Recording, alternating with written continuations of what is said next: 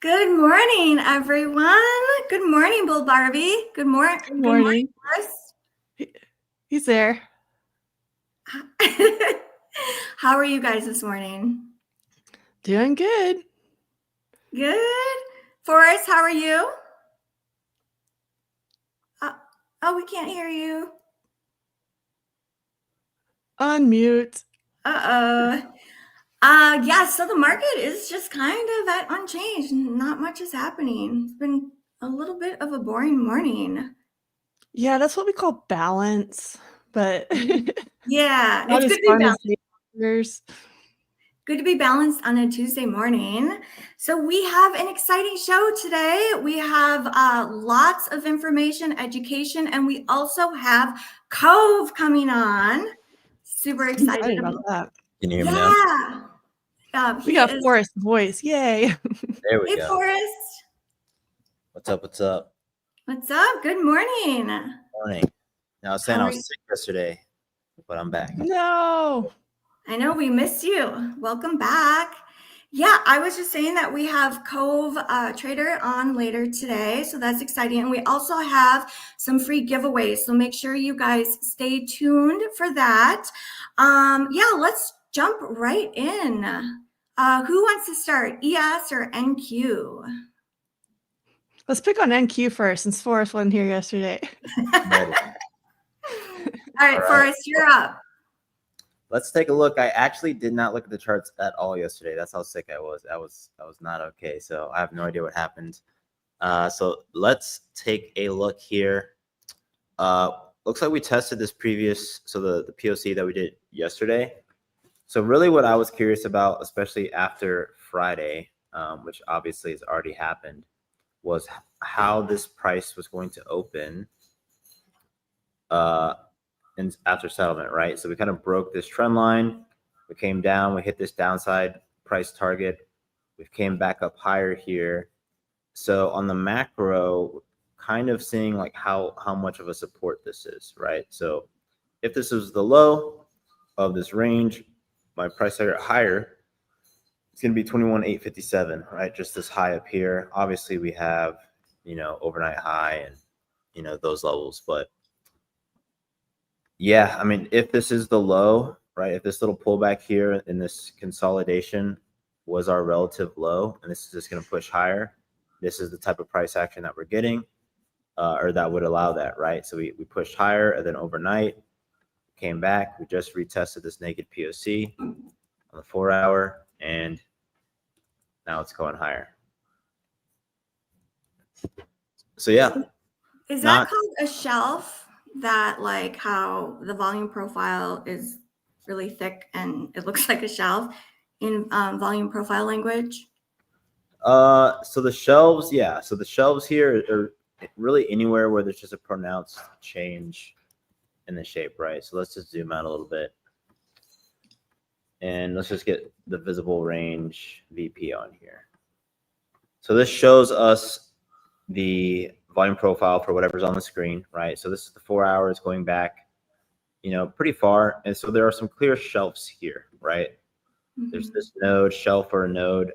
It's the same, different words for the same thing. And then we're ranging inside of this node right here. So we can kind of see how these get built.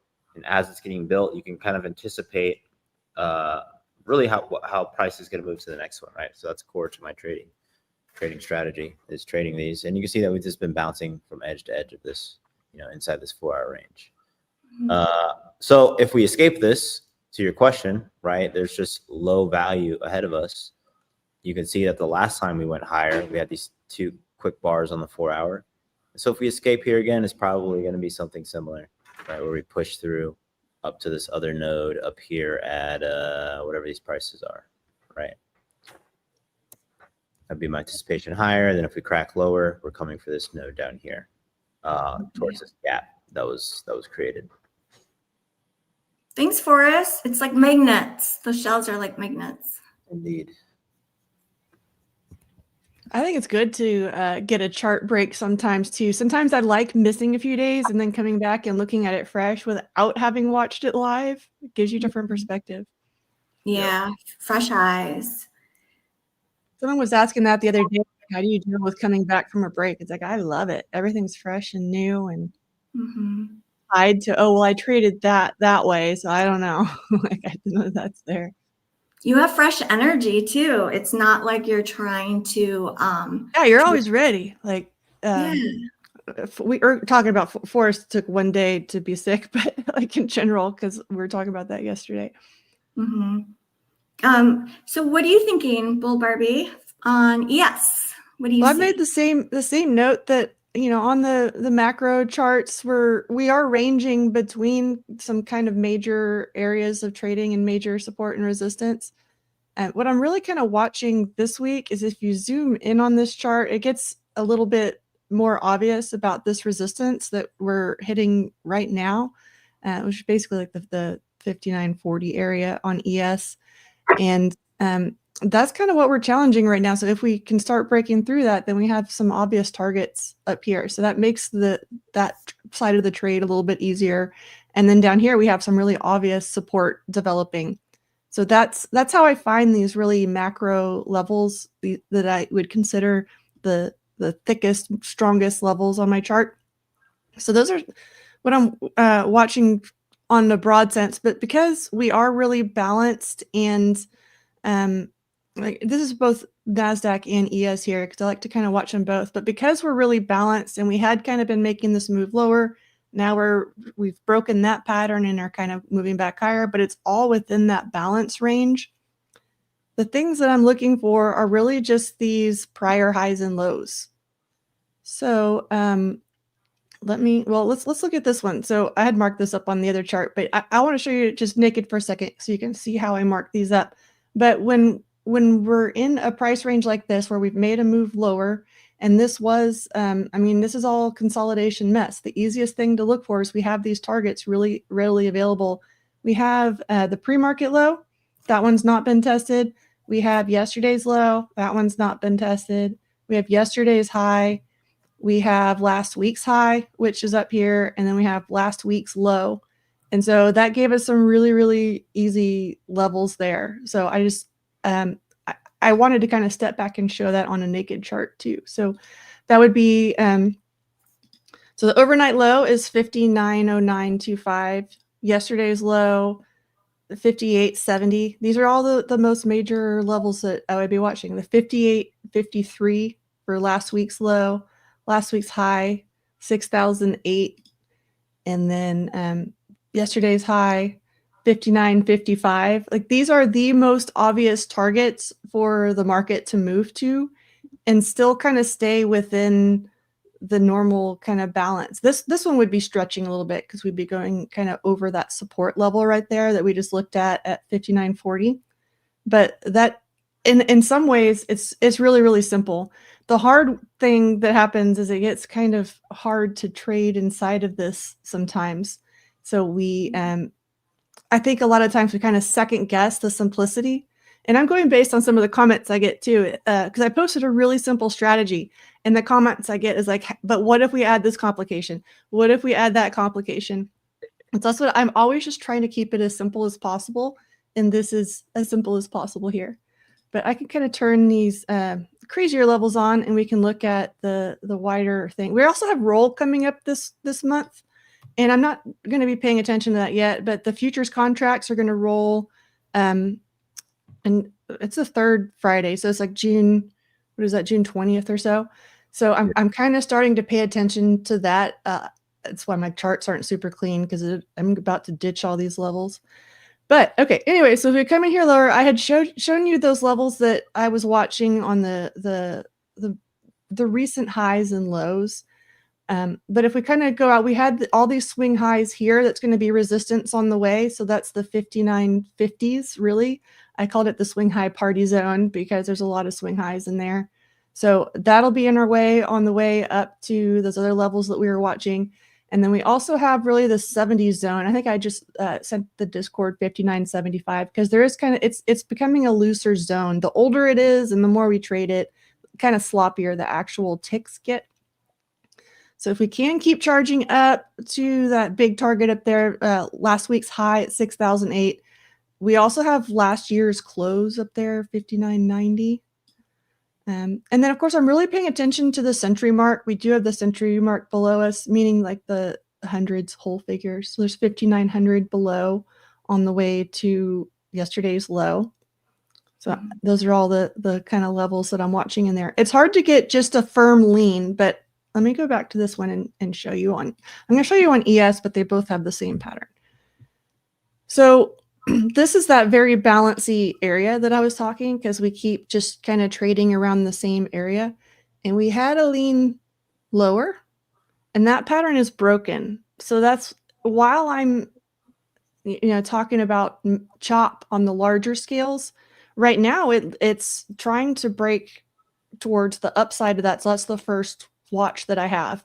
Do y'all see what I mean? Like there's this downward trend here, and then that's been broken. I can draw the line for you. This was really what we were trading since last Wednesday. Kind of we broke it and then headed right back in there, and now we've broken out of that. So that's kind of the more structural thing that I'm looking at this morning. And even though we're in balance, it's giving me a little bit of a bullish lean to look for buys. In fact, I have had some sell orders out already this morning. So, I mean, buy orders that are lower than price. And when you set those buy orders, can you show us kind of what you, like how you determined at what level? Yeah, I mean, this is kind of, that's a little bit of a long topic, possibly because we can get us into some different strategies and things. But one of the first things that I was looking at, and this is the ES 5-minute that I have on the right, is just this basic structure, and NASDAQ was doing it on the left too. But we have this basic structure where overnight and through all of these other sessions, you can, even with these volume spikes, price stayed below VWAP. So when it broke above, this is a little buy here. And then if it had come back down for a retest, I had another order sitting there, but it's still doing nothing. So thank you for showing us that. Yeah. Let me show you this one too. This is like the other kind of thing that I was looking at. Let me show you. There it is. This is my volume profile chart, and this is on the ES, and these are 60-minute candles. So each one of these is representing a day. But this is that volume shelf that I was looking at on ES. I know Forrest will look at it on the higher time frame charts. This is my favorite, but I'll look kind of across each session and see if we have a cluster of these high volume nodes, and we do. And that's, I brought this up yesterday because we were kind of, I think it was yesterday, we were below it, and now we're above it. So I'm kind of watching to see what happens with this structure as well. In the middle of this is where that balance is. And then above it, where, that it's acting like a big level of support. And if we're below it, it's acting like a big level of resistance, but it's also kind of magnetic. So I'm kind of waiting to see if we can break away and start testing some of these extremes that haven't been tested in a while. We'll have things like single prints and that sort of thing up there that make really good targets. Yeah. One of the things I noticed too is when you're looking at the VP stacks like that, right? You want to kind of, typically when we're ranging, price will navigate right, like it'll bob and weave exactly across those shelves. If it starts to get stuck to one side, that's where you can start to anticipate a breakout, especially when it's been ranging for a long time. You'll start which we're doing. So yeah, you'll start to notice it lean or favor a side, and then as more and more volume accumulates there, you can kind of anticipate a breakout. But as we've noted, the range play was, or expecting it to range when it's ranging is always safer. Don't be a breakout trader all the time, guys. That's basically what I'm saying. Well, you wait for the breakout. Yeah. The breakout will have signs. It should have signs. You might miss them, but the breakout will have signs. Like heavy volume is one right. Of the and then there's, everyone always talks about the retest, and aggressive traders may not take the retest, but if an aggressive trader misses the initial play, then they can hop in on the retest and things. So there are different ways to get in. I do plan on, I think we're going to go through a whole bunch of strategies together as we go through our time here. So I'm excited about that. Me too. I'm excited about yesterday. We asked chat to help us fill out a form to determine like what people are most interested in hearing about and learning about. And so risk was a top a hot topic. And then also learning about strategies, that was part of it too. And also trading psychology. So we have lots of adventures to go on together. So for news, what are you guys seeing for news today? Anything sticking out? Jolts is what was sticking out to me. So that's an employment number, and employment numbers are huge, especially Jolts, because that's talking. It's a leading indicator for jobs, or for the well, really for the economy. So Yeah. employment, and as a result, the economy. And what time is Jolts, Barbie? That one's at 10. There are some other speakers, but I wasn't really paying attention to those. Okay, 10 Eastern time, right? 10 Yep. Eastern for Jolts. Are you watching Okay. anything else, Forrest? Not for today. I mean, that's really it. So, I mean, my anticipation, it's Tuesday. Let's look at the weekly really quickly. Actually, this is important. So we're open. We've opened up on the weekly. We have like a flagging maneuver. No, nothing. I'm not really thinking much else. Then I would say, just anytime there's data at 10, if you're going to play the open, just understand that you've got 30 minutes before another kind of possible move comes. So don't get eaten alive. Jolts is one of the bigger ones. It can be muted, but it's one of those that can have a big reaction. It's kind of more during when Pal does interesting things, though, because Jolts is a number that Pal would react to, and Pal's given us nothing. It's like a wait and see mode, it seems like, with the Fed. He don't want to play right now. And yeah, market is still just kind of ranging, not doing much. We're at about 5 points above unchanged in the NASDAQ.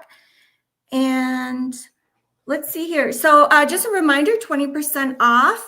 This 20% off resets is the current promo. Use code YouTube. So 20% off. You get 20% off resets, the Starter Plus, and also Expert accounts. I love resets. It feels nice and fresh. New account. They're good for full port Terry, huh? Yes. Don't copy me ever. Yeah, gets me in trouble, definitely, but it helps if you full port. And speaking of trading responsibly, or that we should, make sure you use stops, you guys. Just a reminder. I know sometimes people don't like to use them, but like one headline and your account can be completely wiped out. So just a friendly reminder. Yeah, so what are you guys thinking for today? Any trades you're kind of waiting on taking, or you're just going to kind of wait because it's Tuesday? Yeah, I'm just the regular, the normal stuff. Yeah, just a regular strategy. So the 15-minute, did it work from yesterday, Barbie? Oh, overall, no. So I ended up taking 2. I don't have that screenshot ready, but so the first one did stop out, and because the stop is right at the entry, I had an entry order there, so it re-entered.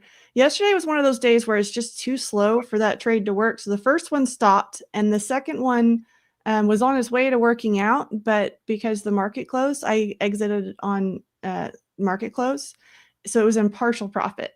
So that trade did end up red on the day yesterday. I think it was down. The cumulative was about $200 down. So we're still up on the strategy overall. So we'll keep going with it.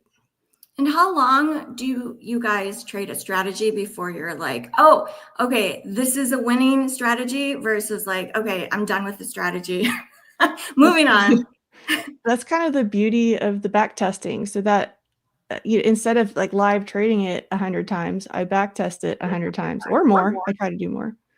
And that works already done. It's not like you would just ditch it either. You would adapt and modify it based on different things that you're seeing, like maybe don't trade it if news is coming up, or like VWAP, that kind of idea based on what you're seeing. Yeah. All right, guys. So the first giveaway, We are going to focus on likes today instead of views. So what should we set the first bounty at, you guys? What do you think, chat? Let me know. What should we set the first bounty at for our very first giveaway? They want where we are presently. Where are we at right now? Oh, not for views, you guys. We're going to focus on likes today. I think mine is showing 123. What is yours showing at for us for your likes?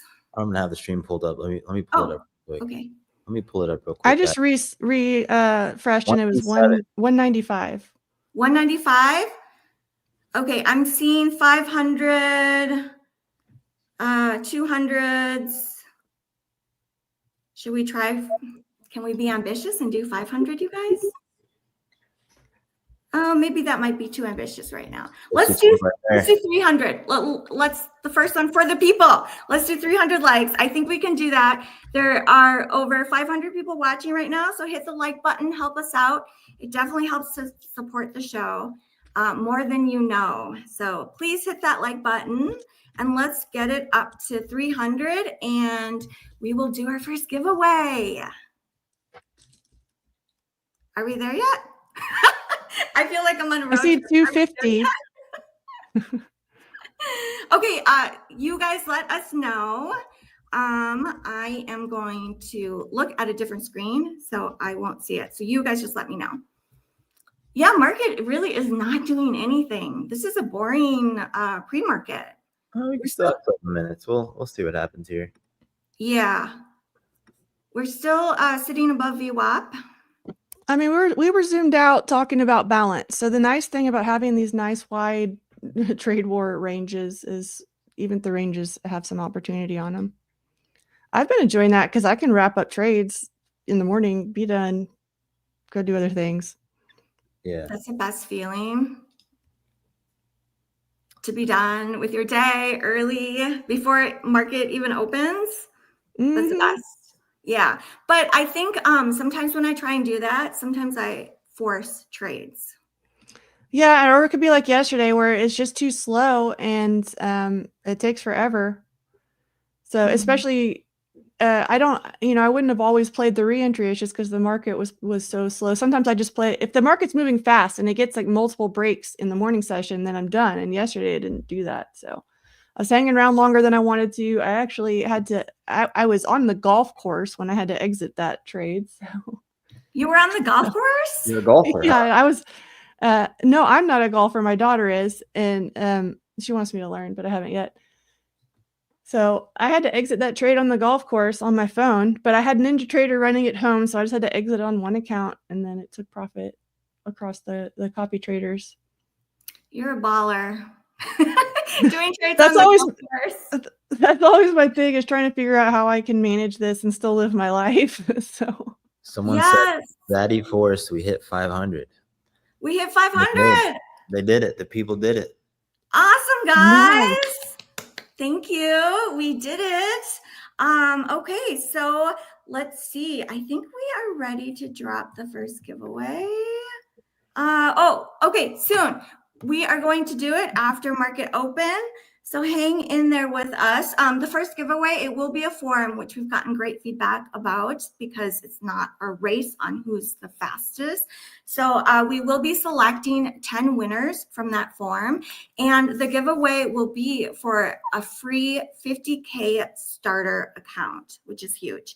Yeah, hit the heart button. I love that. This is exciting. So it will drop soon, and then you will get a chance to win a free account. I love free stuff. Speaking of free stuff, when I was a kid at the library, I used to go to the library before the internet. I feel so old saying before the internet. And back in my day, when we read books on paper. On paper, not on the screen. There was a book called Free Stuff for Kids. I don't know do you remember that book? Did you ever see that book? It was the most checked out book out of the entire library. Like you'd have to get on a list to get this book because every single kid around my age, we wanted that book. And it was just full of free stuff that you could get as a kid. And what you would do is you would write companies and they would like send you free stickers, that kind of thing for kids, which I think is a great idea. Yeah. What was your favorite trading book when you first started, Barbie? I was looking at, it's the one that everyone has, the Andrew Aziz How to Day Trade for a Living, but I think that one was just like a getting my feet wet. The ones that really started making a difference were really the trading psychology, like the Mark Douglas, and we've talked about Tom Hogard on here. His is The Best Loser Wins, I believe. I always say that wrong. Yeah, Best Loser Wins. Mm-hmm. But you can learn all the candlestick stuff and how to read a chart online, but the psychology stuff that works in here. And so I think that's a good place to be away from the screens. So that's worked out for me, is reading more trading psychology books. And they're not always trading books. One of them that I really liked was just called Mindset. So it's not like you can apply it to anything in life. It doesn't have to be trading psychology. It can just be, how to have a good mindset. Yeah, or how to stay positive, how to make changes too, like behavioral changes. I've noticed that with myself and a lot of other traders, beginners, intermediates, and advanced traders too. It's like, how do we change behavior? Because we know what we need to do, most of us. And it's like, okay, how do we actually make those changes and stick with it? It seems like that's such a big piece of it. One of my favorite books is The Market Wizards, like that whole collection. I've read a few of them, and it's so inspiring to hear people's successes. It makes you push through the hard times and the learning curve. Yeah. And speaking of the learning curve, sometimes you hear people say, oh, I've been trading for 2 years or 4 years, but you don't really know how many hours they've been putting into it. So someone trading for it's hours, but like you can sit in front of the screen for hours and do nothing, or you can sit in front of the screens and practice and practice and backtest and study and study. So there's a different amount of effort put in. Yeah, I've had that a little bit. It's like, well, I've sat here all day. I was like, well, what did you do? Yeah. Did you see if you could chart breakouts? Did you see if you could make observations? Like, it's not just sitting there in front of the screen. It is being engaged with it too. And I think you kind of joined trading around the same time I did. And we were during COVID, like, what else are we going to do? Let's go make some money somehow. And we had time. So. Yeah, I think a lot of people got into trading during COVID. Let us know in chat if you got into trading during COVID. Market is about to open in less than 1 minute here. So I am going to put on the 5-minute orb. Yesterday, it did not work, which is fine. 2 days before that, it worked 2 days in a row. Alrighty. All right, here we go. Market is open. We are pushing higher. Yesterday, we pushed higher, that really big green candle. Yeah, okay, you had FOMO yesterday. Don't do that again. Yeah. So we are going to drop the form. Thanks, everyone, for liking and participating. And yes, so fill out the form, and you will get a chance to win a free 50K starter account. You guys are awesome. So there is a poll. What's your bias today? Bullish, bearish, or bias what? Here we go. We're pushing higher. Nice big green candle. Yeah, on the hourly, it did look like it's a bullish type of day. It was definitely trying. I was watching for that structure yesterday that broke, and yeah, there's definitely people looking at buying here. I was also having to manage some stuff here because we're up a little bit higher than I thought, but I was managing my options.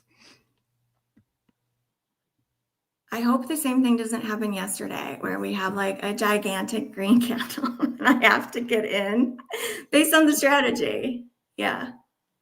Well, I mean, that might be what we're talking about, like adapting your strategy where you can say, well, if the candle is, 0.5% of the current price action, I don't know.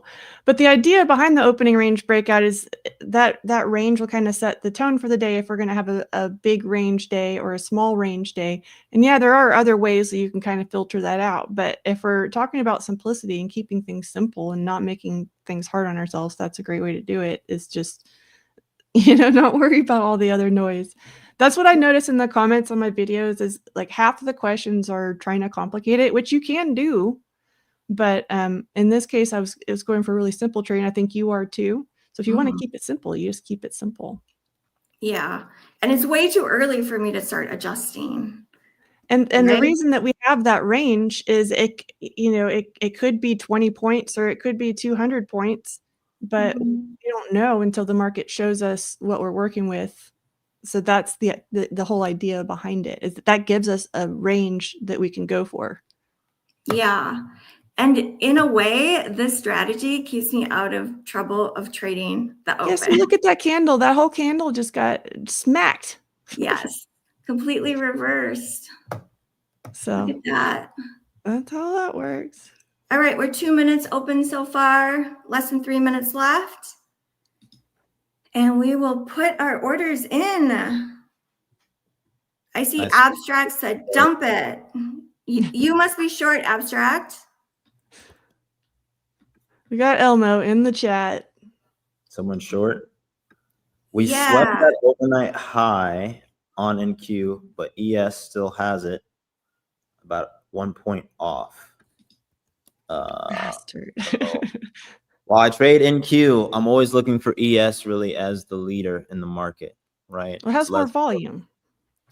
More volume. It's less volatile, coincidentally, as well. But all my A setups, I need ES. But that's why we switch it over to NQ to capture the volatility, right? Like, we see the setup. Well, let's go make more money off of it. That's kind of how I switched to NASDAQ for this other strategy. It's a breakout strategy. I love breakout strategies. Of course, it paid on ES yesterday and not on NASDAQ, but that happens. And the tape's a mess too. I don't like this. This is why we stay out of that first candle. Like, it was pretty yesterday. Today, it's not. No, we are balanced. Still around unchanged, 9-10 points. Not much is happening. But I do see kind of what Forrest is talking about, where ES is still trying to, make that move higher, and NASDAQ is ready to move lower. And it could be just based on, someone still wants that high up there. All right, I am going to start putting in this order because we have less than 1 minute left. It might pull us in short. So that's the fun thing about this trade, is you don't even know which way you're going to go. It's not a full 5 minutes yet. It's going to take me. Okay, I need like a little timer to tell me. You've got 6 seconds. 6 seconds. Thank you. 2, 1. There we go. 0. All right. Yeah. I was going to say, I don't know if you can put the countdown on TradeAvate. I have it. It's on the price quote. I have on Trading View. You can add the countdown. Okay. But I haven't used TradeAvate in a couple of years, to be honest. So I'll have to check and see. You're right. Well, I used the mobile yesterday, but I love just that versatility of being able to trade on our phone and exit trades and run to the grocery store. You don't have to just like sit in front of the screen. On my laptop, because I have it set up to where I can tether to my phone and use a VPN to then log into the PC that I trade on. But I was an idiot and I forgot to charge my laptop. So then I had to switch to my phone, but it worked. Forrest, do you trade from your phone? Pretty often. It's actually easier. The best, this is Trading Nirvana iPad, right? I think trading tactily makes more sense. Yeah, trading View on my iPad is my favorite way to trade. That's why I always have my iPad here. So I'm streaming, and then I literally have TradingView on my iPad, and that's for trading. But just that and the phone, it just feels better. I haven't really messed with the iPad trading. Actually, it changes. It feels like you're like touching the charts because you literally are. You literally are touching the chart. But does it gamify it a little bit too much, where it feels like you're just playing a game? Or no, I mean from like a risk. Yeah, I don't feel like it makes me like any worse with my risk management or anything like that. I trade a very simple system, but it just, in my opinion, like because I'm very much like routine. Like I like to go and like how I journal and how I plan is all part of, you know, the practice of actually doing it. So doing it on the iPad, just like outside, anywhere, it feels good. So highly recommend it. Yeah, I did see that TradingView is one of the platforms that's free for our traders. So I will have to try it. I haven't tried it yet. I've just been trading on Trade-Evade. I have traded one of the really on, cool. Oh, sorry. I was just going to say one of the really cool things about the Trade-Evade accounts is how versatile they are. They're owned by NinjaTrader, so you can use NinjaTrader, you can use Trade-Evade, you can use the Trade-Evade app, you can use TradingView, you can use Sierra charts, Addis, like all kinds of stuff. That's why they're my favorite. You? Yeah, we have lots of options, which is great. Back in the day, there were not that many options. And now that we have the web and the internet, not just books, gosh, when you hear some of these stories of the old timers and how they had to look at prices in the newspaper and the information would be delayed by like a full day. Well, that's why they're on the phone calling their broker, like, what's that up to now? So yeah, and it was expensive to execute a trade. It was like, I don't know, close to $100 or $60 just to call your broker and have your broker do it. I mean, when I started, it was like $10 each way to do it online yourself. It wasn't that expensive. It was in 1999.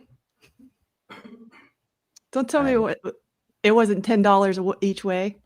Did you see the? Were you walking uphill when you were doing it at the same time? Was I what? So were you also walking uphill? Yes, both ways in the snow. Carried a fishing pole to go catch my own lunch and all that. Yes, always. That's why we're so resilient. We walk uphill both ways, Forrest. It looks like we're going to get tagged into this trade on the sell side. So I do have two orders. I have the buy market order and then the sell market order stop orders. So once price hits 515, it will tag me in. It'll tag me in 2 micros. I do think we're going to retest 21,449, which is the 2-hour POC lower. Nice. On NQ. Okay. What level, Forrest? 21,449, 75. 149. There's a 2-hour POC. So we have like this bimodal distribution right now. We have data at 10 though as well. So in my opinion, it's probably going to range down here at some point today. Just this previous node is currently the value area low. Alternatively, you got to ask yourself, okay, knowing that we have data at 10, that's the hard thing. What are the odds, right? And this, like, what are the odds that this thing just does this at 10 and just keeps going? Doesn't look crazy, right? That's pretty probable. But given that ES hasn't swept this level yet, I'm not too keen to see that, because it's possible that, but then we'd probably have like today would be the beginning of like this move, you know, coming all the way down, in my opinion. So Forrest, I don't know what your target would be down there. Someone recently turned me on to this like multi-year cumulative VPOC, and I'm kind of loving it. So we have that below us a little bit right now. I didn't run it on NASDAQ, but on ES, it was like 58.20s. They're just the big old, like, it's ongoing, a massive, like as far as you can zoom out kind of deal. Yeah, I mean, I would surmise it's probably pretty close if we go to the monthly. Like, it's kind of like, you know, the average is like, without even doing the math, like, you know, the average is in there, right? And so the average volume is going to be, you know, you zoom out far enough, it's just one fat node. but it's going to be somewhere in this trend, I imagine. Very interesting. Do you guys have to pay extra for the market profile? No. The one that Forrest is showing is just on TradingView. Actually, I might be paying for it on NinjaTrader. I'm not sure. They have the order flow suite, and it comes with the lifetime, or you can pay a monthly. It is kind of expensive. So mine might be paid, but Forrest is on TradingView. I don't know what I pay for anymore. I know I pay for TradingView Premium, but I don't know. But it doesn't cost extra to have volume profile. Like on NinjaTrader, you pay for NinjaTrader, but then they have a volume data suite that's more expensive. It's a premium deal. Okay, should we jump into the chart of the day? So you guys, I am in short. It tagged me in, and it is underwater, just to give you an update. And our stop is in at 5.99. So we'll just see what happens. Yeah, let's see the. We got like 2.5 minutes left, so I'm watching that on the 15-minute. Okay. But the chart of the day, and I actually found one we haven't talked about yet that I was interested in. I was reading about some stuff last night, and oh, that's not it. Where am I? We're on Forest chart anyway. But this, I was looking at super micro. So what I was thinking is, what can we look at that's AI that's kind of down right now? And for that, I was looking at super micro. So this is the daily. So this is how beaten up they are. They had this major surge last year, and then they had another uptick this February, and they just keep getting beaten down. However, they have a lot going on with, well, I mean, they're a semiconductor, so they're using NVIDIA's chips. So there is a problem of the problem here is that anytime a company has problems and they're on NVIDIA's vendor list, NVIDIA's trying to send them chips, they have more clients than they have chips. So they have to kind of prioritize, and they're going to prioritize clients that are making things easier on them. And SMCI has had some kind of issues with they've had a lot of bad news on let's see, where did I find it? I printed out some of them. Now I can't find it. But NVIDIA creates a bottleneck on them getting things made. So what they do is they make computers that include the NVIDIA chip. So you can see how that would be a bottleneck. So that's what they've been dealing with. So the speculative idea would be if they are able to start getting the chips, if NVIDIA is able to start getting the chips out to people. I mean, they're also sending them to Twitter and Dell and all kinds of other places. So they need these things in order to compete, but NVIDIA has been prioritizing. I mean, they have clients like Microsoft and Amazon, and it is hard to compete if you're not like a top priority customer. Same thing we did with like in luxury shopping or whatever. You can't get a Birkin unless you're on the special client list. And that's kind of how the chips are. So I'm interested to see if when that sort of starts shaking out and these chips can start coming out, if SMCI can start making a move higher. So this is what I'm kind of looking at for a long-term play. But I am still watching this. We are about to have the 15-minute range formed, so I can start getting some orders in. That was it. What am I doing? I'm getting my orders in. 15-minute range, opening range trade. All right, let me get that pulled up. So we got the orders there. Friday and on ES, just waiting for it to get tapped here. 59, 55, 25.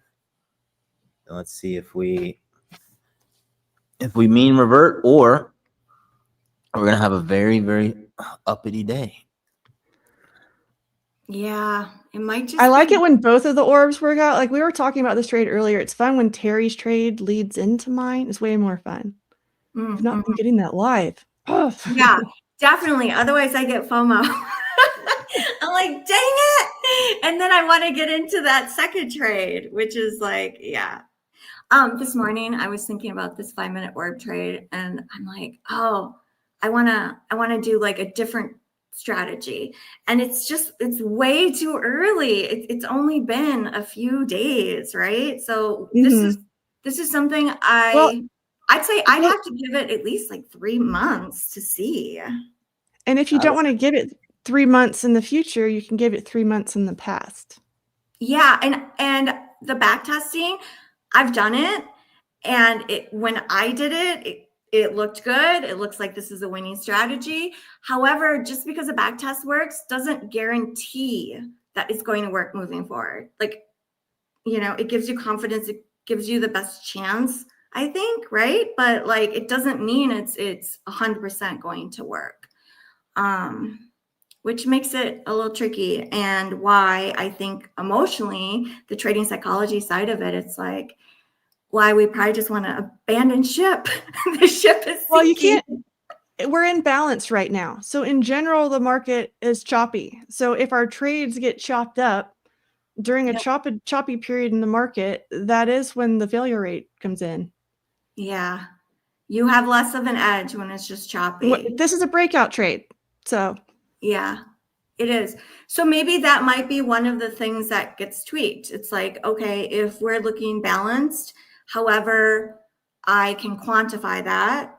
I Like, will say then when it looks balanced and it breaks out, you're going to be kicking yourself again. So oh, man. this is what I'm talking about. This is the same thing I've been talking to everybody about. This is like when we run a really simple set of rules and then change it, we shouldn't expect the same thing we got on our back test. It's going Yeah. to be different. Yep. I did see on NinjaTrader, you can have AI like do the strategy. Have you ever tried that?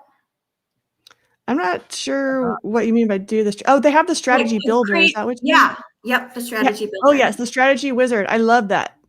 Oh, yeah, there we go. Oh, So, I'm gonna get rid all right. of the I'm sell out and order Barbie's in. because that's where the stop loss goes. And I was about to talk about the strategy wizard.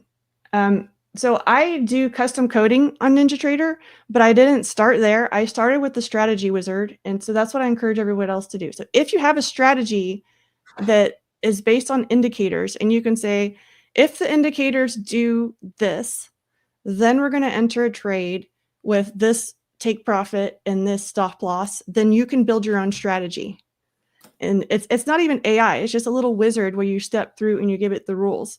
Then if you want to learn the code, you can unlock the code and go look at it and edit it. And that's exactly how I started. I just created a really, really simple strategy to see how the code worked. And then I complicated it because I was using I had multiple take profits, and it was getting too complicated for the wizard, but anyone can use that. And it works really good with simple strategies. Very nice. Very nice. It looks like, so this is another day where the 5-minute orb lost, and then it tagged in the 15 in the opposite direction. Hasn't won yet, though, so we'll see. Yes. The thing I worry about on these choppy days is having it take a really long time too. So if I'm looking for a little intraday trade like this, ideally it's going to be more scalpy than day trading. I don't like what happened yesterday where it was taking hours and hours and hours to play out because I didn't really get a good chance to move my stop either. Like I had to push the rules a little bit and not follow it exactly in order to get my stop moved before I had to leave and go do stuff. So that happens. I'm just waiting to see probably 10:15 because after this 10 o'clock candle is not going to do much for me, but the 15-minute close right after that is going to be probably the soonest that I look to get tagged in today. We'll see. Yeah, and we have news soon in 10 minutes. We do. And what I've noticed is news either makes this trade happen real fast or kills it real fast. So ideally, we would like to get that stop over break even. I don't know if market's going to give us that in 10 minutes, though. Kind of judging by the size of these candles so far. Yeah. JOLTS data. I'm excited. Maybe it'll be a little surprise. I've noticed whenever news is a big surprise, like let's say expectations was positive, so many, and then if the number comes in and it's like massive negative, we can get such a big move. Yeah. I've been unimpressed with a lot of these jobs numbers, but maybe we have a good one coming. There's supposed to be fewer job openings than there were last time. So we'll see if that's true. So when I was first learning how to trade, I would look at the fundamental news and think, okay, if they're expecting a positive number and the number comes out and it's positive, I thought, well, that's good news, right? So the market should go higher. And that is just not, that is just not how it works. That's a lesson I learned really quick is even if you know what the number is going to be, you don't know the market's reaction. So yeah, you don't. Sometimes good news is good news. Sometimes good news is bad news.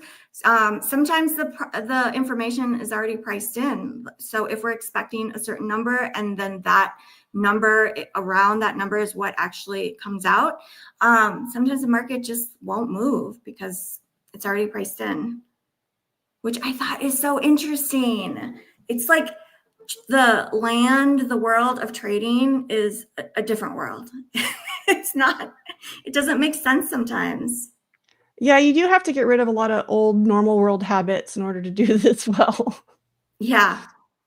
Yeah, I don't watch the news at all, as I've said. Like I don't look at the numbers. The only thing I care about with news is the time. I just know the market's gonna move at this time, probably to whatever the charts say. But I think the charts, it always moves to the levels. Yeah. Yeah, the charts is literally all you need. Everything is right there. The entire market, everybody's positions, like it's all right there. So that's kind of my philosophy nowadays. Now there are news traders that make money doing that. That's fine. Well, I think that as a new trader, you're trying to find that like magical edge that no one's really, taken advantage of yet. And a lot of new traders kind of go, well, somebody's got to know the news before. But to that point, and I just went through this with a trader a couple of months ago. Every day he's like, but don't we know like it could lean this way? And I'm like, yes, but that doesn't mean that the market's going to react in the way that you think it's going to react. So what we're going to do is we're going to watch the time and we're going to watch the level. We're going to see what level it goes to and play our plan there. That's how it works, no matter what. No matter if it's data or anything else or a normal move. But you got to stay out of the way of some of those candles sometimes. Like a smart trader might be getting out of the trade here. So where are we at with our likes? 559? That's what I'm seeing, Barbie. Is that what you see? I'm going to refresh it because my thing lags. Yep, we're about there. Let's get it. Can we get it to 600, you guys? And then we will we'll do the wheel and pick our winners for the free 50K starter from the form. 40 more. I think we can do it before Cove comes on. He's going to come on soon. Let's do it. Tell your friends. Yes. In your Discord. It looks like 670 people are watching. Thank you all for tuning in. I know you have lots of options, so we definitely appreciate you spending that morning with us. Aren't this fun though. Come on. All right, we're at let's see, 592. We're almost there. 8 more, and then we'll do the wheel. I'm so excited. I haven't done the wheel yet. I saw Luke doing it yesterday. It looked like so much fun. Yeah, because at first she's like, "Oh, this is going to take too long," but it's fun because it's got the sound effects and all that. I like it. Yeah, I love it. It's a little more exciting than watching the chat and say, "I got one, I didn't. I got one, I didn't." Okay, so while we're waiting, you guys let me know when we hit our bounty. I am going to share the top answers. Okay, so the question was, if you could, what would you change in our flagship segment? And the top 3 answers. I love the flagship content. Thank you. That's awesome. The second one is less ICT. And then the third is more gold and oil analysis. Sounds I good. know they like oil. Yeah, I used to trade CL. That was my bay. I Okay. was actually trading the heck out of oil for a little bit there, and I guess I got overwhelmed by the drama that was on it. You know, when it moved from 90 to 50. So Yeah, that was a it bit was much for me. like heart attack every day. Like, 'Cause it panic. has beautiful breakouts. So it trades well normally. Normally I would wait, it consolidates and then it breaks. So you just like that's the play that I was looking for on those, and Mhm. It's in a it pretty was good just range. getting too scary. Yeah, and the contract sizes, they're big. Like if They you're are trading, big. So I accidentally took the regular CL the first time and learned my lesson on that one and found the micros real quick. thank God for the micros. Yeah. Yeah, I think CL was one of the first that came out with the micros. Was it? So, awesome job, guys. Are we at 611? Let's do the wheel. Let's pick our Let's winners. go.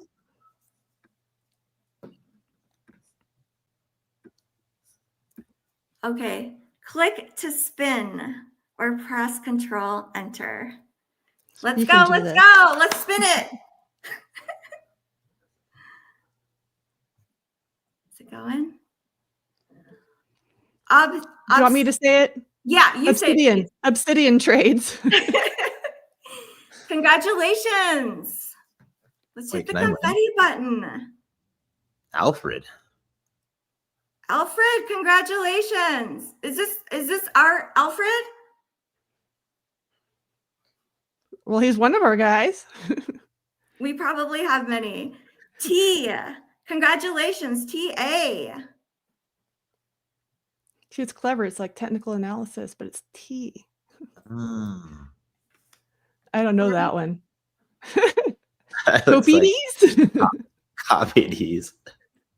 So that's 4, 6 more. At Maluk, congratulations. That's 5. 5 more. Let's see it. Mo Trader. Congratulations. Everyone hit the confetti button. Free accounts. TJ. Let's go, TJ. Congratulations, TJ. I'm not going to keep track, and maybe they'll give away extra. I don't know. That's Roman Arts. He's here every day, y'all. Congratulations, Roman Arts. I feel like that's how many you're supposed to do? 10? 10. Did we get 10? I think we're close. Meow. Meow? Okay. Congratulations. Please give us grace if we mispronounce your name. Tau Trades. Congratulations. That one should be 10. They want 10 more, but we'll pick. I'm sure they're going to pick it up again later. Yes, that was fun. I like the wheel, That was but fun with the wheel. we didn't have the sound effects. Next time. I love the sound effects. It's like my favorite. Yeah, we just sold them on the sound effects and then we didn't have it, but we'll get it. Yes, we will get it. So your trade is looking okay. It's looking boring, but yeah, we're coming into that data 10 seconds. So All right. data's either going to make it good or bad. Let's see what happens with the, here we go. It's pushing higher. It's looking good. I'm getting ready to move the stop if I need to. So just to let people know who might not know your strategy, Barbie, once you get to about 50%, you move your stop to break even. Yeah, so 50%, that's what this little green mark is too. It's letting me know that that's halfway to my trade. I programmed that on there so that I can trade a little bit lazier. I programmed an indicator to put the strategy on the screen for me so I could just sit here and do it. Have you heard of vibe coding? Is that what it is? Apparently I've learned of this term, which is just using AI to code, but I went down the rabbit hole a few days ago. I just have a bunch of agents rolling around in the background building stuff. It's pretty crazy stuff. It's crazy stuff. It is. Sounds cool. I'm trying to learn how to use AI. It's been kind of slow. I'm learning how to do the commands right, but it would help to have a background in programming because then I'd know what to ask it for. But we're getting there. Maybe we can do a segment on how to use AI in our trading. It is something that's new to everyone, and it seems like if we don't keep up, we will get left behind. So let's like all stay together and learn together and stay up to date. So Cove is here. Let's bring on Cove. Cove Trader. Welcome to the show. What up? What There up? he is. Are you in the code? What's How going are on? Nice you? meeting you guys. Nice to meet you. Yeah, I was watching for a bit. I see you're in long right now. We are in a small long. We were working on a really simple trade setup that everyone can make their own. So we're working on the 15-minute orb. So that just triggered long with the really simple rules that we've laid out. So that's what we're working on here. Nice. Have you taken any trades, Cove? I did. I've taken quite a bit. I am up, and now I have this brand new MyFundedFutures account to maybe rip some while we're on the live stream. Yes. You know, I mean, that's what it's about, right? It is, exactly. So you can share your screen if you hit that present button. I'm not sure if you've already hit it. It's Let's see. towards the bottom. There you go. So for people who don't know you, Cove, can you tell us a little bit about your, you're in a trade, or is this? This is mine. Okay. Cove is loading. I'm loading. Yeah. Y'all be right there.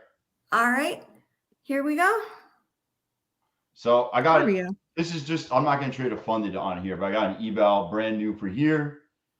And man, the news is just ripping this thing. It's pushing. I'm moving my stop. It triggered. So stop is commissions above break even. Nice.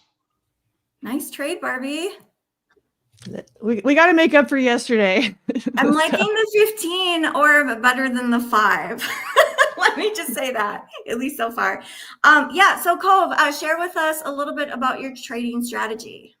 So, I mean, I use quite a bit. I mean, I'll use the 15-minute orb, the initial imbalance. I'm looking for swing points, fair value gaps when we sweep previous levels on the higher time frames. And then sometimes I'm just gonna degen some trades off the moving averages. You know, where I'll go smaller, but we'll have some fun, and it still kind of works out. You know, just playing the retracements back to like the 34, you know, or the 21 on the 5, and that will be my pullback zone for a trend continuation. So, you know, something like this, as you can see on my screen, we got the green line right here. You know, normally play the pullback and just keep it rolling until, you know, it breaks, and then you know, you're kind of looking for a trend reversal after that.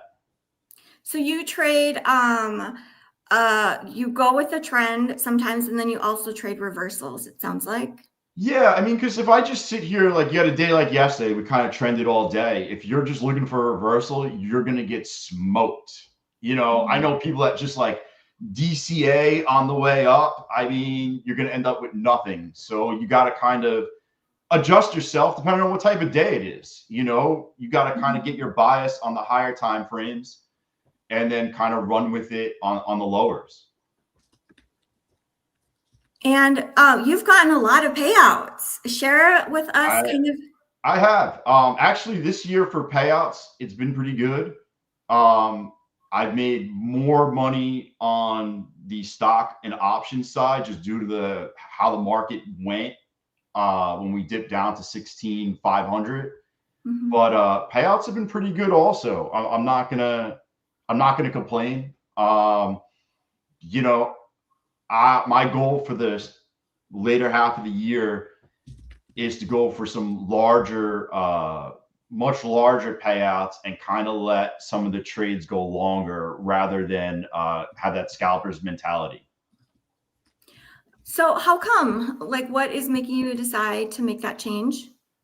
Because a lot of times I grab the bottom. I mean, literally, I was in the trade right down here off of a reversal and just sold out. Like, yeah, I grabbed the bottoms and, I just want to start holding and going heavier and going for larger payouts because I know I can. Yeah, it's less stress too. I think scalping is very stressful. Yeah, the win rate's high, so I kind of like that. I'm not sitting in the trade very long. Um, if I was here off the stream, I probably would have grabbed this right off this green line. I would have been out, probably grabbed 1 or 2 minis, would have been out 5 to 8 points. And, you're up, what, 150, $200 real quick. Yep. And, then you can just kind of sit around and wait a little bit until more of a structure creates itself.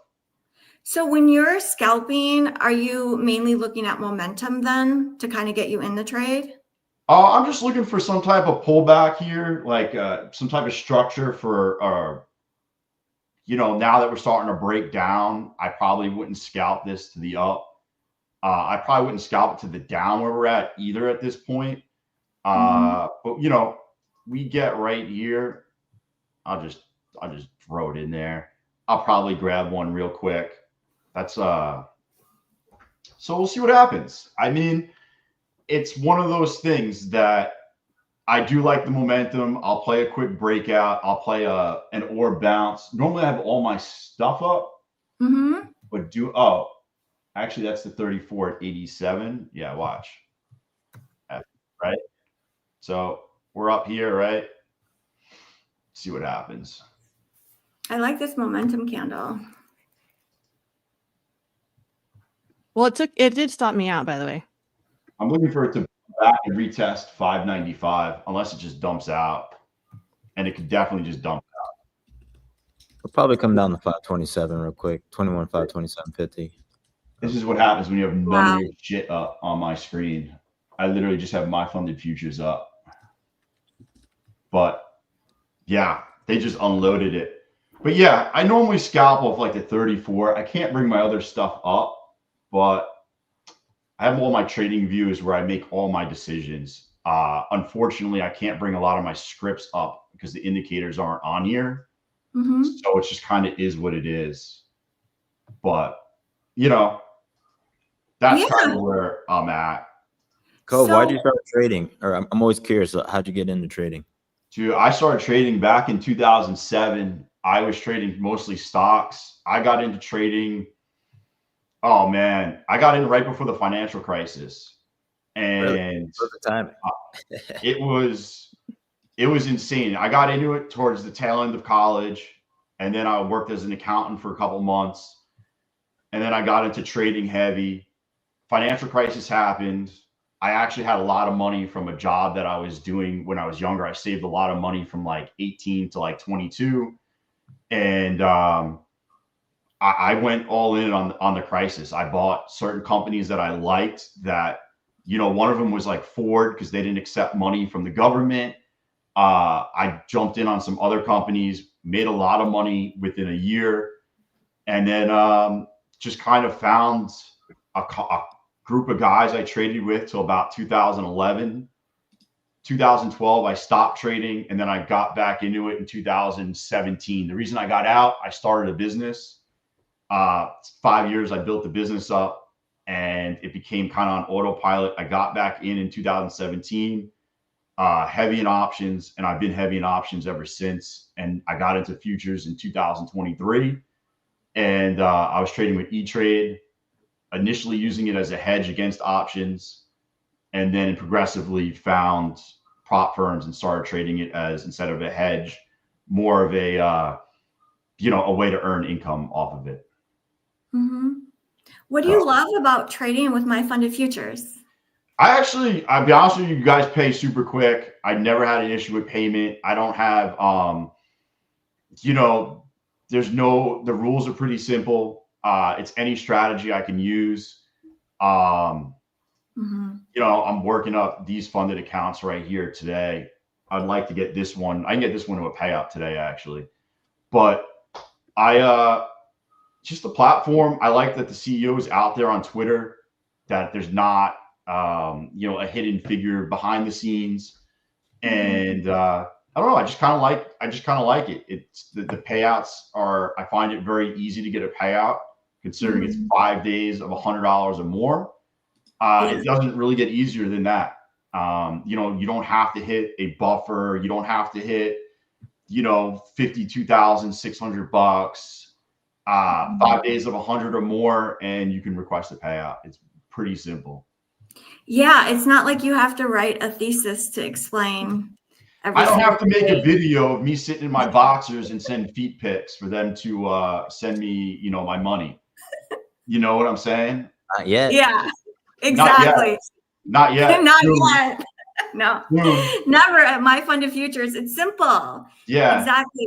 I mean, that's I had to make one of those videos one time. It was crazy, but yeah. No, I like that. I know I'm getting paid when I hit that level. I know I'm getting my money, and I know that money is going to be in my account.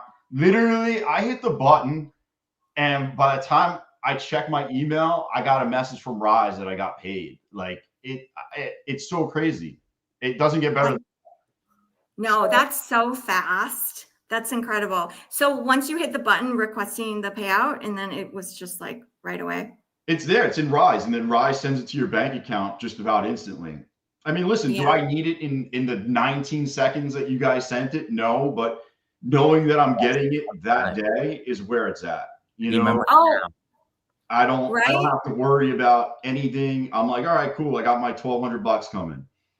Yeah. And like, you don't even have to wait days to see if it's under review, and you don't have to wait days for it to see if it's approved, and then wonder. Yeah, I tell everybody. Also, you guys have no activation fee. I trade mostly starter pluses, no activation fee. Cost of funding is right there.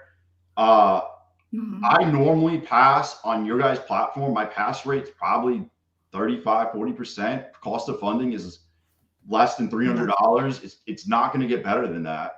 No, that's awesome.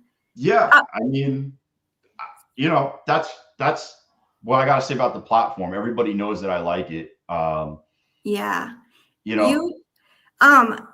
as far as passing, I know people who are listening and watching are probably trying to pass to become funded. What's some helpful tips that you can share with everyone? I think you're typically an aggressive trader, right, on evals? Yeah. So listen, I would say this: if you're not getting payouts, treat the evals like real money. Okay, treat it like real money. If you are getting payouts and you're profitable, then I'm just trying to get to a funded account as fast as possible, and then I treat the funded account like real money.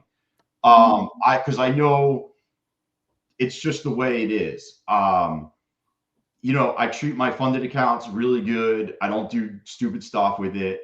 I do like that you guys, like, for argument's sake, this just dumped out real quick on me, right? That account's not blown. I have that account tomorrow. I hit a soft limit. The account's not blown.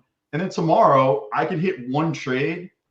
I'll do like these lunchtime trades. I'll hit these lunchtime trade. I'll make the whole thing up in one trade. I mean, it's, I kind of like the soft breach. It saves the accounts. But yeah, I would definitely say backtest a lot. And then after you backtest, forward test with a small amount. So if you have a 50K account, hey man, trade 1 or 2 micros. You don't have to trade minis. Stop looking at Twitter and seeing the massive payouts. Everybody's on a different path here, right? I didn't yesterday. I'll be honest with you, futures was a nightmare in the beginning because I am a super profitable options trader. And when I got into prop firms, I was not profitable. And it was the most frustrating thing to me personally that happened trading related. So that was really frustrating. So I had to take a step back. I blew a ton of accounts early on thinking it was this, I was going to have the same success that I've been having for so many years. And it wasn't that way. Look at this piece of shit. Look, it came all the way back. I know, it's terrible. Are we gonna get I don't know if we're up there. Are we going to get an orb rejection back to the downside? Well, the 15-minute orb trade that I do just re-triggered, so I'm back in long. But you know, the way that I think Forrest and I were both kind of looking at it, like the market is in kind of a nice little balance, and it would be nice if it breaks out, but it may not be ready yet. So I'm just here for it if it does. Are you looking for a breakout here? Well, it's the opening range break, so we're still in it. I don't have all my stuff up. That's why I'm asking.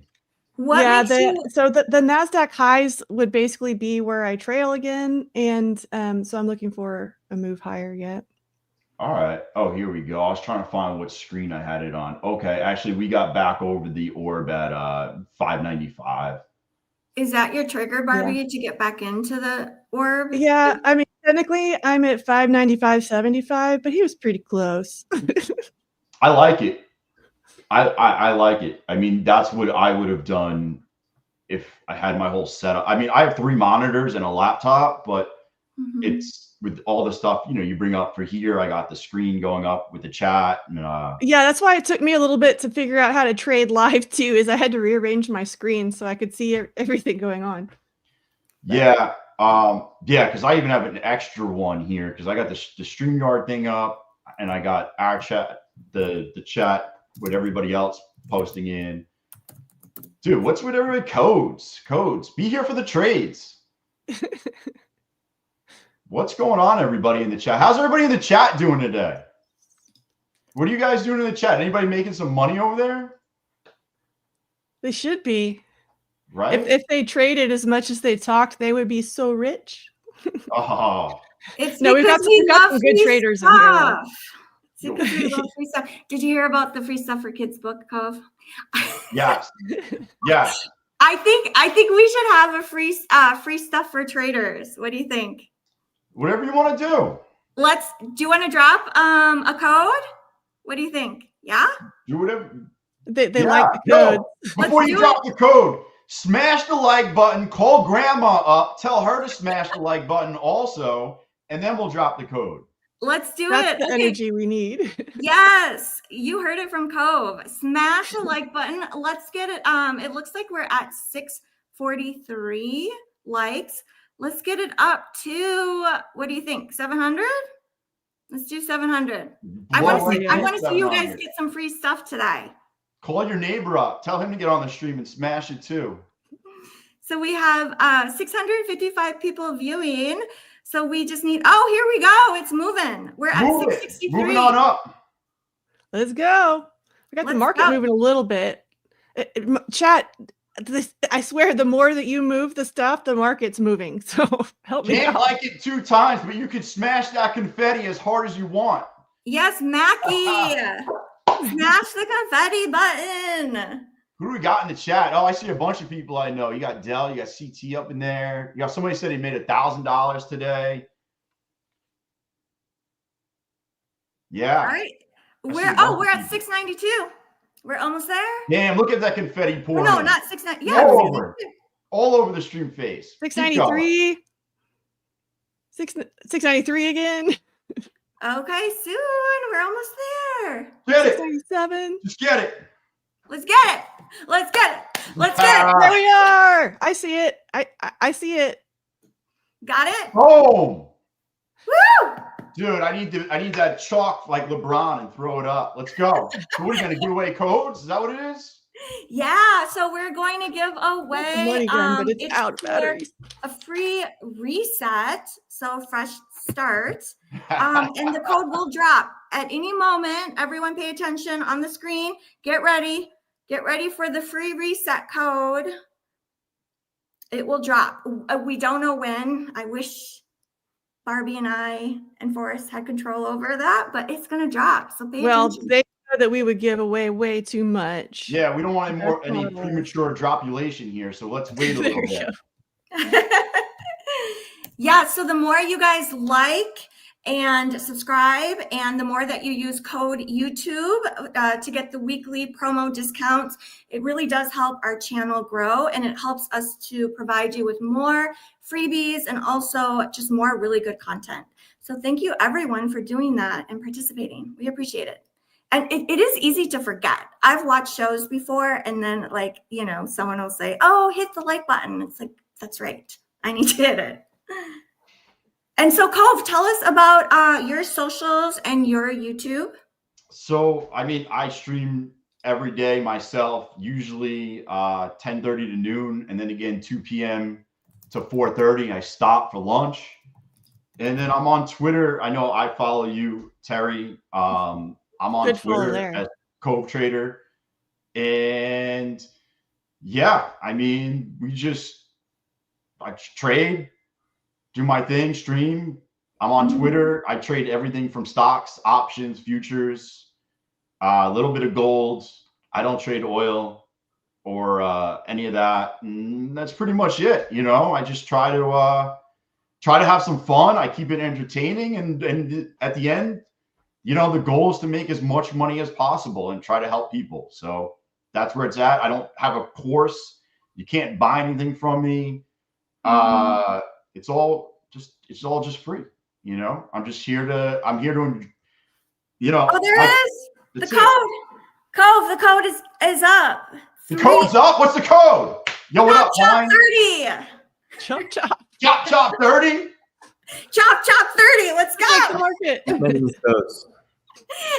Better hurry up with that code. Gotta hurry. 30, it's for 30 free resets total. Let us know in chat if you were able to get one. Boom. Yo, Oh, I Jason forgot it. Pong got one.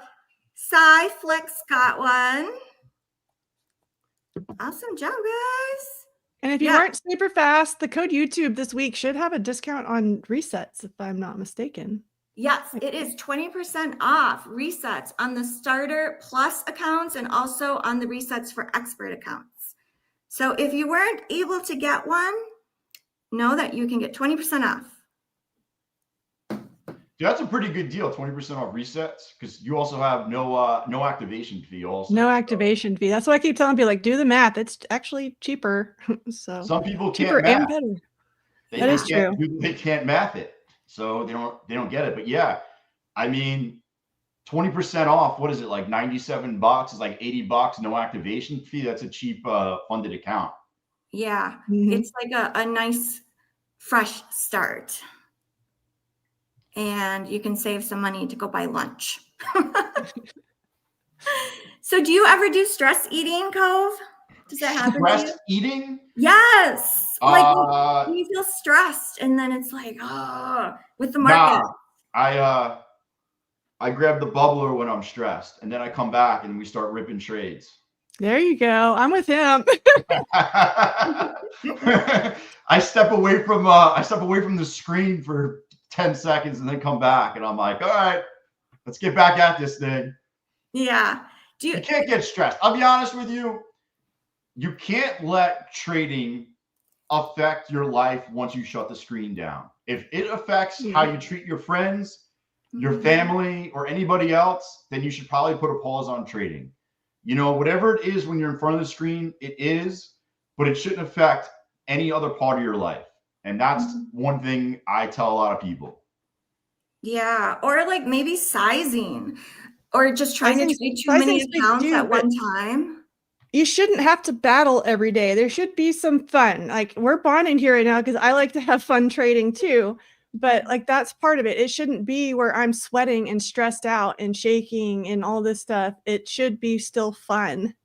Even when I lose, it's like I still have to be able to keep a good attitude because, you know, this is my life I'm talking about here. I want it to be fun. Yeah, if you're stressed out all day, it's probably not good for your health. No. So, you know, have fun with it, learn, and it could be one of the greatest things ever. It has been for me. You know, it allows you to do a lot of different things. I don't miss any of my kids' things at school. The flexibility is great, and I met a ton of great people along the way. Yeah, that is one of the biggest, coolest surprises. It's like the people that you get to meet and how strong of people you get to meet. Because if you're a trader, you are effing strong. and you're a risk taker, which I just think it's so cool. Like it's exciting. And if you're not strong yet, you figure out how to be strong. That is the psychology of it. Yeah. Definitely. Any words of encouragement that you would like to share with? I'll be honest with you. I mean, everyone's going to go through difficulties when they first start out. Even me, that was super profitable with options, had difficulties. I mean, so somebody coming into this that's never traded before, you're not going to just get it right away. You got to treat it like a business. You know, you got to come in and say, listen, I'm putting my hard-earned money at risk. Treat it like a business. And then once you become profitable, you can start doing some other things and like, you know, being more aggressive and things like that. But your goal should be treat it like a business. On Saturday, you know, study. Go look at backtest indicators. Go do work outside of just the trading hours, because that's where you really go ahead and really gain traction is doing that. Talk to as many people as you can. Watch a lot of free content on YouTube and just keep learning. Even myself, I keep learning constantly. Somebody's like, hey, check out this indicator. I'm like, cool, man. I'm going to check that out. I'll back test it. And maybe it's something, you know, that I can just add to my setup I have now. You never know what you're going to come across from whoever you end up meeting, you know? So just be open-minded about everything. You know, open-minded and like interact with people, go follow other traders. Don't ever think you're better than another trader, because somebody that just started might find a diamond and you don't even realize it. Yeah. I did make a post on trading etiquette. One time I did that. It's on my X. Like don't kick someone when they're down. It's like so basic, right? Like if someone is losing, don't like go and say mean things to them. Yeah. Unless he's one of your good friends, then you can mess around. You have to do that in Discord. Like, yeah, we had a bunch of new people, and I'm like, do they know how much? Like, I've known him for like 5 years. We play. It's fine. Yeah, I mean that's part of trading. Also, is when you know you got friends that trade and you get smoked, and then they just give you shit all day about it, and you know. They show you, you know, they'll text you their P&Ls at night and be like, oh, look how much I made today. You're like, I get it, man. I get it. And they just roast you until the next day. Yeah. Doesn't that make you be more like competitive, and it drives you more when you see other people winning? Is that your This whole thing is competitive. Yeah, I mean, because you're constantly trying to win. I mean, you're not trying to lose. The whole thing is competitive to me. I played Division I sports, so I'm an ultra competitive person, and this is right in line for what I like. You know, super competitive all day. What's up? What'd you play? I played baseball. Oh, nice. I was a runner. I think this is cool. We have a lot of athletes in trading that are successful. So I think that says a lot. Like whatever discipline you can get to become that great athlete is the same discipline you need to be a great trader. Yeah, I agree. If you have it, it definitely carries over without a shadow of a doubt. And the sports analogy is easy. Run, by the way, I don't have my stuff up, but yeah, I'm ready for it. Let's do it. Mark it. You owe me today. So thanks so much, Cove, for coming on and chatting with us. Love to have you back and see more of you trade live. I like your trading style. I support sometimes. I like his whole style. I like his break style. Yeah.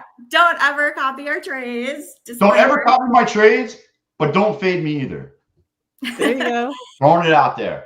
But yeah, hey, listen, if you guys want to have me back, I'd be happy to come back. I liked hanging out with you guys. It was a pleasure meeting everybody on the stream. I hope you guys in the chat win today. That's what it's about. Yeah. And yeah, it's been fun. Yeah, everyone go follow Cove Trader on YouTube and also on X. Thanks, Cove. See you guys later. Bye. We will welcome Ash. We're dancing around the screen. Onto the show. Oh, Forrest, your screen is dark. I think my camera died. but I'm Oh here. no. Where did Forrest go? We just have the voice of Forrest. My camera died. I forgot to plug it in, but I'm here. But we're also leaving. So just imagine me. Just imagine a really good looking trader right there. Oh, I'm imagining. That's me. But no, good stuff today. Ash, welcome to the party. Hi, Ash. Good morning. Good morning. How's everybody doing today? Good. Very good. That was fun to have Cove Trader on. He was a very good guest. It's very incredible how many different perspectives and different traders we get on here. It's very good to see that we're all seeing the same thing, just in our own viewpoint or perspective. Mm-hmm. How's your morning so far? I did take a loss this morning. It's something I'm going to review during my segment, but the risk was accepted, the trade was taken, and now here we are. Congratulations on your live account. I think I saw MyFundedFutures retweeted that you had, is it 2 weeks now in the live account? I'm finishing up my third week in the live account. Very happy to say that I'm nicely profitable in it. So even with today's loss, that was going to be part of the conversation, is that there's some really unrealistic win rates that are shown on social media. So it seems like a little bit of misinformation. I was going to go over my win rate, which is just barely at 50% at this point. And it's still at the point in which I could be taking a withdrawal. So I just wanted to go over the fact that losses are inevitable in this business. That, you know, even with That's a 50% win rate, something that's realistic, you can still be hitting, you know, your payouts and your withdrawals. Oh, It's this more sounds than just good. entering the market. It's the whole management and everything that goes into play. So that'll be good. Yeah. Have a great show, Ash, and we will see you tomorrow. Hope you guys have a good day. Thank you. You too.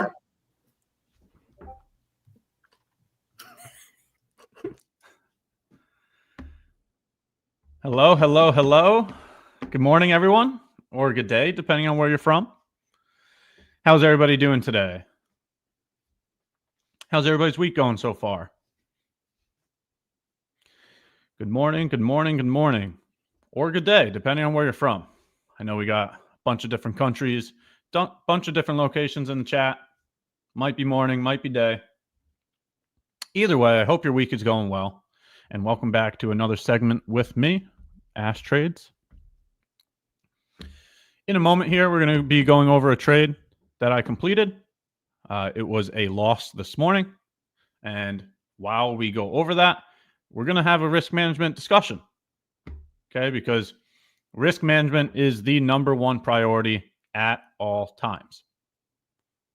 If you can get a clear, concise risk management strategy, that is going to be the backbone in you making progress in this business. Doesn't matter what type of model you trade. Doesn't matter, you know, if you're using moving averages, if you're using inversions, if you're using unicorns, if you're using volume profile. Truly doesn't matter how you trade. What does matter is risk management. Okay. I've spoke about it before. I'll speak about it again.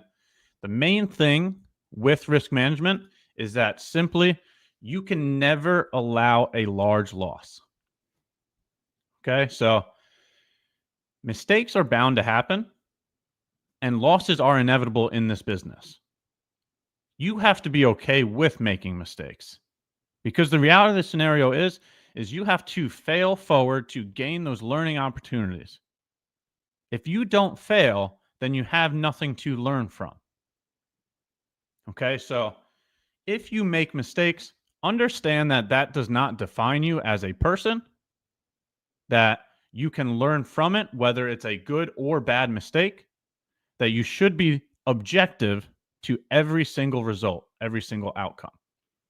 And objective means without influence. Okay, so being subjective means you're probably influenced by some kind of emotion, right? So when you have a loss and you make a mistake, you probably get a little bit of a tilt going on. You might get a little angry. You might feel like you need to make that money back. Well, those are the things that will actually burn accounts. If you cannot accept making mistakes, if you cannot accept having losses, then you might need to change that mindset. The way that you can accept having losses is confirming that your losses will be smaller than your winners. On average, your losses must be smaller than your winners to make progress in this business. I know that there's a lot of different misinformation that's out there on social media, and that's why I wanted to talk about this today. The people screaming that they have 90% win rates, 80% win rates, in my opinion, that's misinformation. The reality of the situation is a 40% win rate, a 50% win rate, that's a realistic win rate. Okay?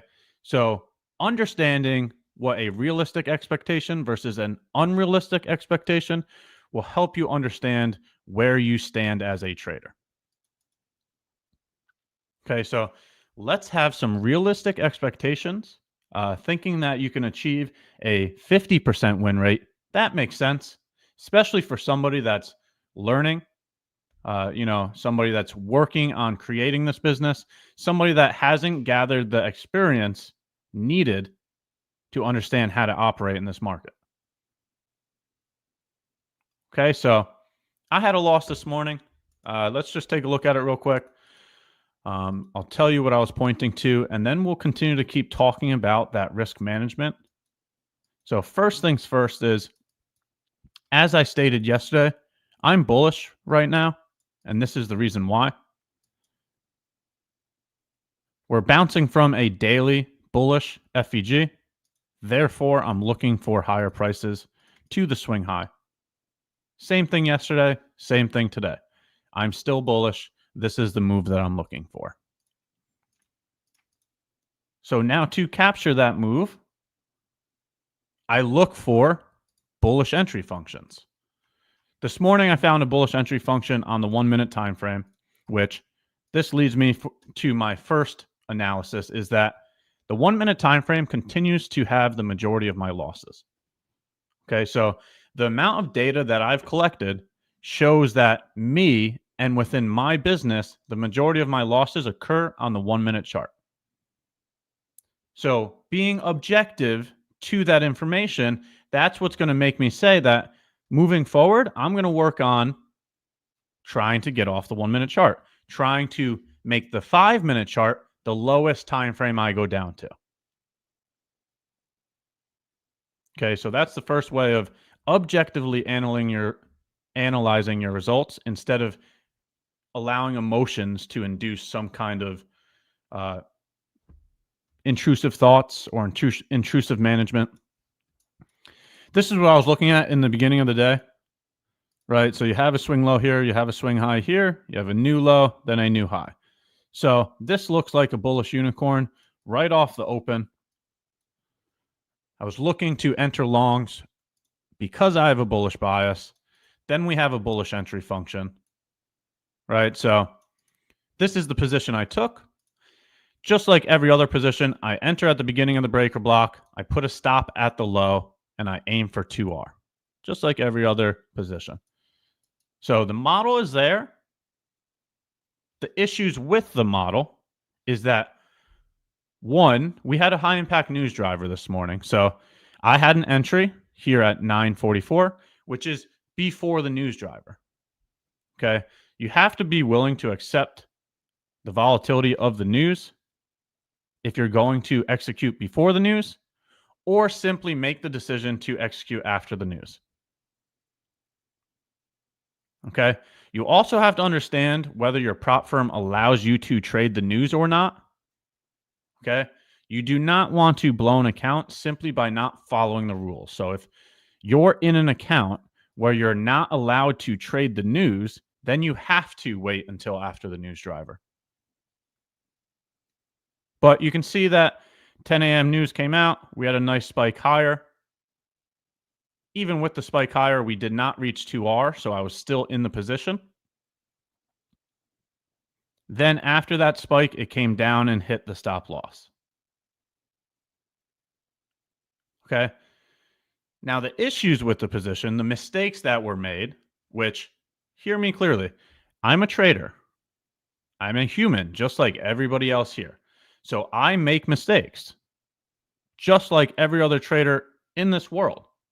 So if you're following somebody that, is showing some form of perfection, or, is the number one trader and he never makes mistakes, or she never ever has any, losing trades, once again, I highly suggest you do some due diligence in understanding what's realistic versus what's not realistic. Everyone makes mistakes. Everyone has losing trades. If they're not showing you those losing trades, then what are you learning from? Because those losses, those mistakes, are the failures we need to learn from. Okay, so this is me reviewing that loss I had so that I can learn from it moving forward. Okay, got taken out here. Okay, and the next thing that I would have to point to is higher time frame points of interest. This is something that we've talked about multiple times. I want to be positioning at a higher time frame point of interest. There's no FEGs in this leg here. There's no swing lows here. So that stop hunt that occurred did not happen into a higher time frame point of interest. That would be the second mistake. So in terms of rating this type of position, I would call this like a B- rating, a C rating. This was not a good position. Okay. There's also no SMT here, right? You can see that both of these took out the lows. Maybe there was SMT there, so I take that part back. Okay, so at least we do have some form of SMT, but it did not happen at a higher time frame point of interest. Notice how we're above a swing high here. We're not below a swing low. So the thing that I always state is that when you're looking for longs, you should look for longs below old swing lows. When you're looking for longs, you should look for longs within FVGs, bullish FVGs. That didn't happen this morning, right? So the fact that the trade was taken before the news, the fact that the trade was taken without a higher time frame point of interest, those are the mistakes that were made. And I'm okay with analyzing that. I'm okay with making mistakes. And I'll continue to keep sharing that with everyone here because I'm a trader just like all of you. So, whether people enjoy that, that's not really why I'm doing it. Opinions are not going to stop me from continuing to keep working and learning every single week. I'm a trader. I will be gathering data. I will be executing. I will be going over this information every single week regardless. You have to be willing to make mistakes. You have to be capable of learning from them objectively. Don't get so down on yourself after making a mistake to the point where you go in and now you over leverage yourself by going to a bigger position size in hopes of getting that money back. If you have any kind of feeling of needing to make that money back, that's going to be the over trading that burns your account.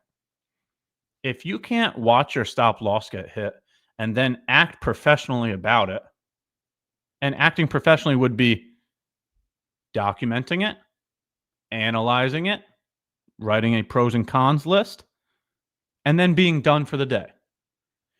Going back in to overtrade and oversize is the thing that will burn the accounts. Okay, so doesn't really matter the opinion in terms of me being a trader. I'm going to keep documenting. I'm going to keep sharing my experience. For people that want to use that as a learning opportunity, feel free to follow along with this live stream or any of the socials. Today was a loss. I just pointed out the reasons why it was a loss and the mistakes that I made. Also stating that I'm a human just like everybody else. So I experience lapses in judgment. I experience lapses in discipline. I experience lapses in patience. But what I'm trying to say is one experience does not define you as a person. Focus on the present. Forget about the past. Don't worry about the future. Focus on right now. And right now, that would mean I had a loss. I need to document it, which we're doing now over the live stream. I've also done it in my communities. I'm pointing out the pros and the cons so I can learn from it at another point in time. And I'm having the emotional control to not go back in trying to or needing to make that money back. I'm okay because now the second portion of the conversation is accepting the risk. Okay?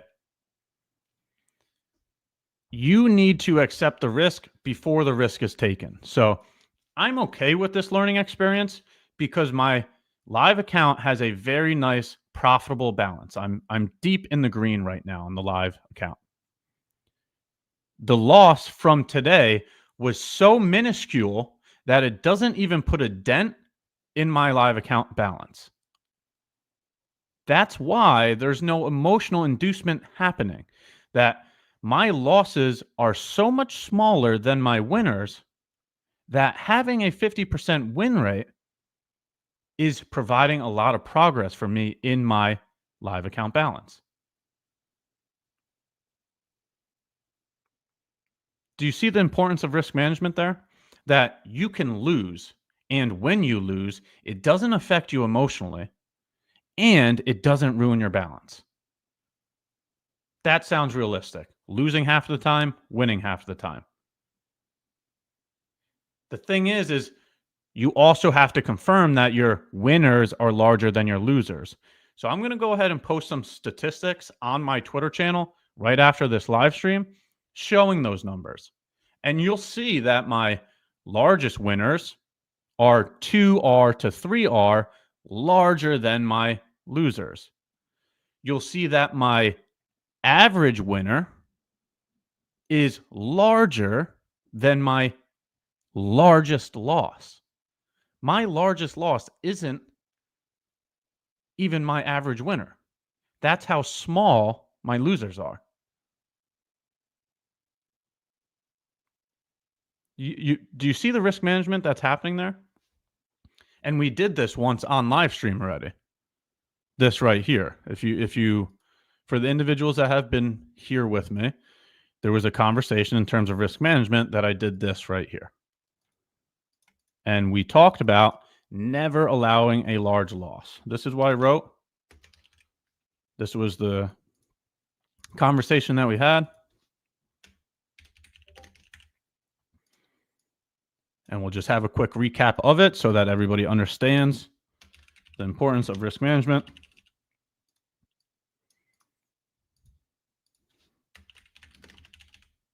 Right. So we went over this very quickly. In that conversation, I was stating that you can never have a large loss. Okay. You do not want to hit the daily loss limit. You do not want to hit the maximum loss limit. How do you do that? By not overtrading, by not oversizing, by emotionally handling losses. Right? These are the aspects, the logic that I'm going over with today's loss so that you understand how to not have a large loss. It's by emotional control. It's by taking less trades. It's by not oversizing. It's by not revenge trading. The moment you can get rid of this and never have a large loss, you have better chances of success than a lot of other people. Now, these two things are going to cancel each other out. When you have an average win, it's going to be the same size as your average loss. So these cancel each other out. This is where progress is made.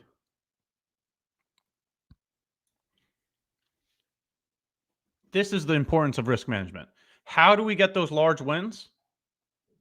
We get those large wins by completely understanding what a loss is, right? So if you have set a maximum loss limit per day for yourself, let's just use random numbers. Let's say your maximum loss limit per day is $200. Now you know what a large loss would be and a small loss would be because you've set a limit for yourself. If you have a larger loss than $200, you've done something outside of your model, outside of your risk management, and that's going to ruin an account. Every time you have a loss and it's less than $200, then you're doing something that is positively reinforcing good risk management strategies. So setting that loss limit for yourself and then strictly adhering to it is going to be the thing that makes the progress for you. Because these are going to cancel each other out. And now we can also define what a large win would be. If we know that our losses should be $200, every time we hold a position into $400 of profit or more, that's a large win. That's 2R or more, what we should be aiming for. Now we know what a large win is. So in terms of expectancies, you have clear, concise information, knowing what is large and small, knowing how to put risk management in your favor.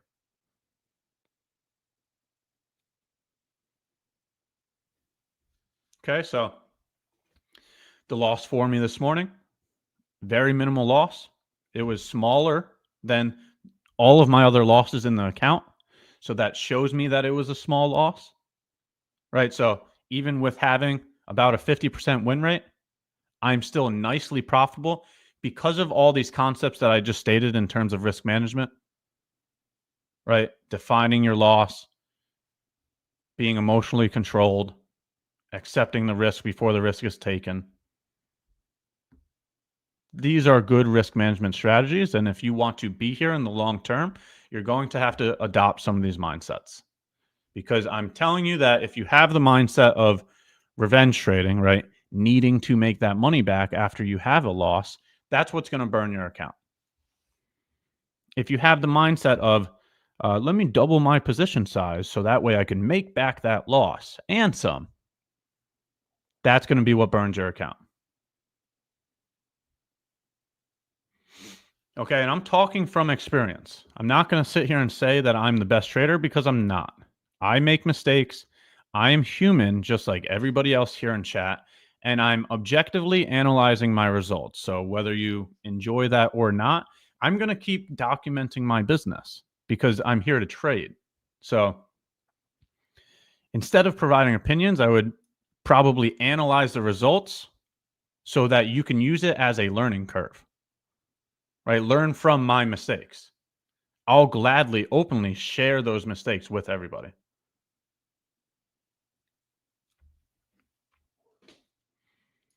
So that was my educational segment for today. I wanted to make sure we talked about risk management. I bet half a chat is, ready for a code. I know that's why a lot of people are here. So let me take a look to see where we're at with that.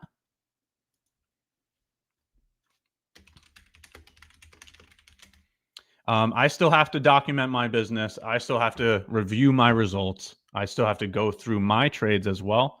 So that was a great educational segment on having a loss. We need to talk about losses just as much as we talk about wins. You have to realize what is realistic versus what's not realistic, right? I have just about a 50% win rate, and I'm more than okay with that for all of the reasons that I just stated there, right? All of those risk management reasons has allowed me to make progress in my live account.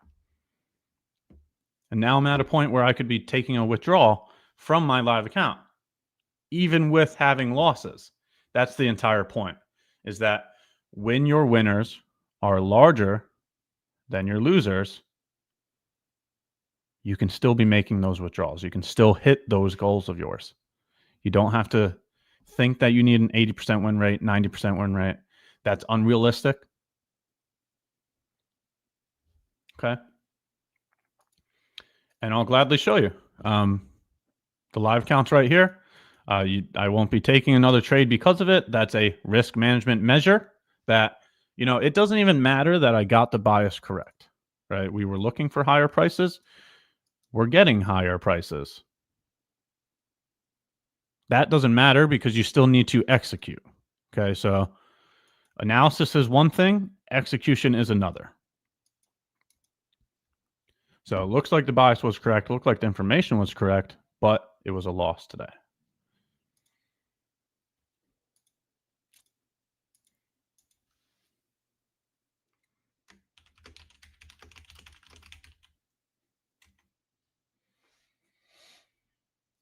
Very good information.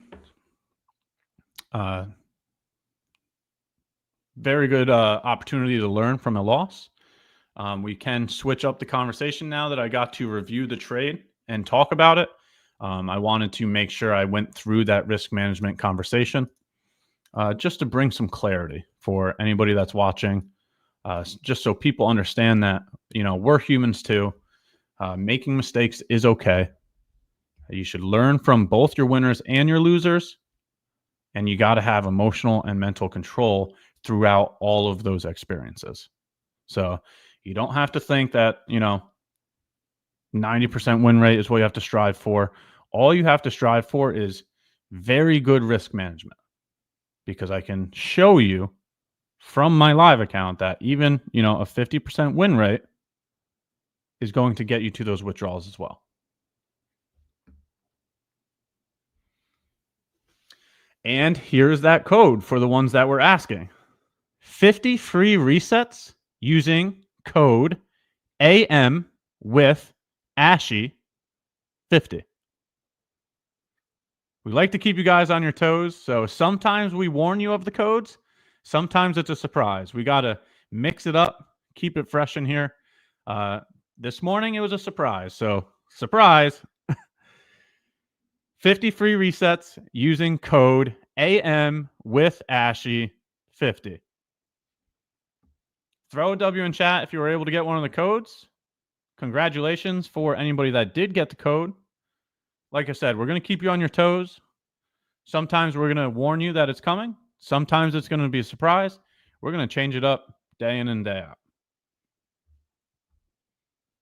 Bunch of W's. There you go. Some more W's. There you go. So a handful of people were able to get the code.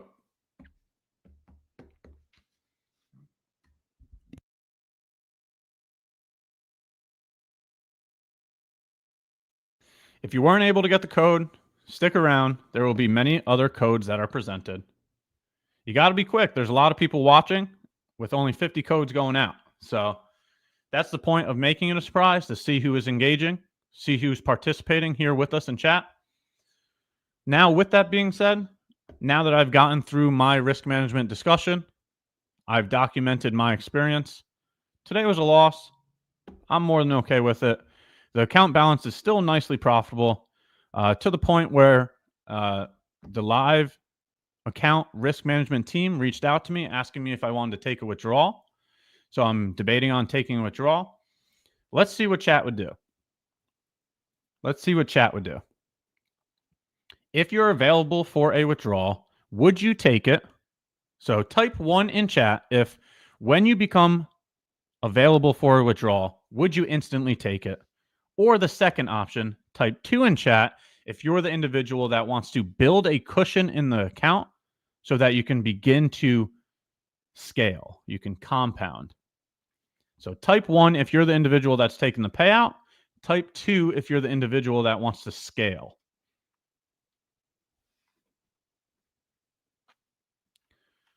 Trying to see if I should take the payout or scale. Let's see what chat thinks.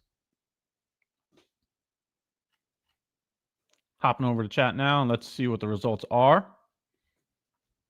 All right, some ones, some more ones. Here comes a couple twos. Some more twos. Okay, some more ones as well.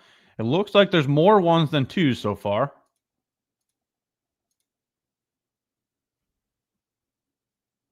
Okay. Still looks like there's more ones than twos.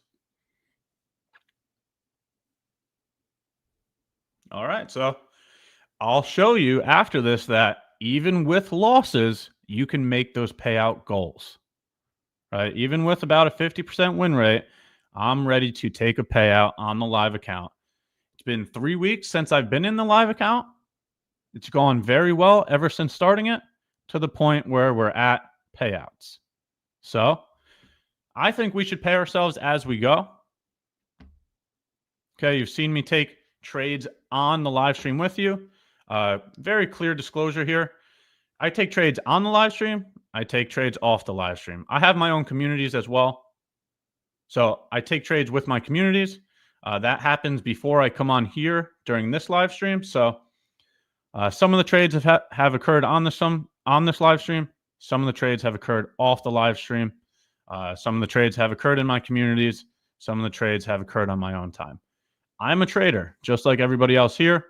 I'm gladly sharing my experience with everyone. If you're able to get some value from it, that's the reason for me publicly documenting. So now that we got through my risk management conversation, we do look like we're getting those higher prices. So unfortunate for me, I was able to get into a long, except they wanted to stop me out before moving higher. So the long would have worked out if I waited until after the news. That is something that we talk about. Post news is what took me out here. If I waited for after the news, you have a very clear position here. Swing low, swing high, new low, new high. Right, so breaker is in here. There's an FVG in here as well. So if I waited until after the news, excuse me, that is the wrong breaker. It would be this one because this is the swing high. If I wait until after the news, it would be nicely profitable. So again, something to document moving forward.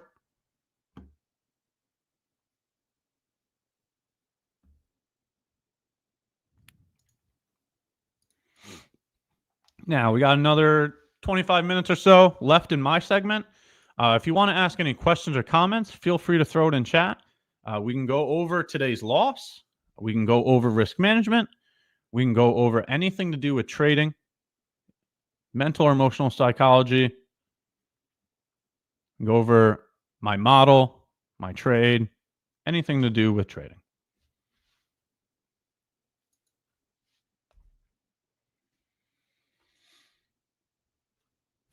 So throw any questions or comments in chat. I can head over to chat now and we can do questions and answers for the rest of the segment.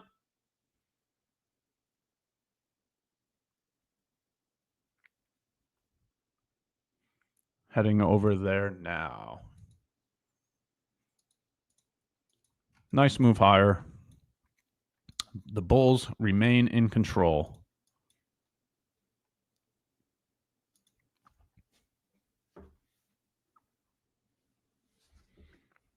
How much should I win if I lose $200? You should be aiming for a 1 to 2 risk to reward, right? So if your average risk is $200, then you want your winners to be around $400. You want your winners to be larger than your losers. So if your average risk is $200, you want to be aiming for profits of $400. 1 to 2 risk to reward.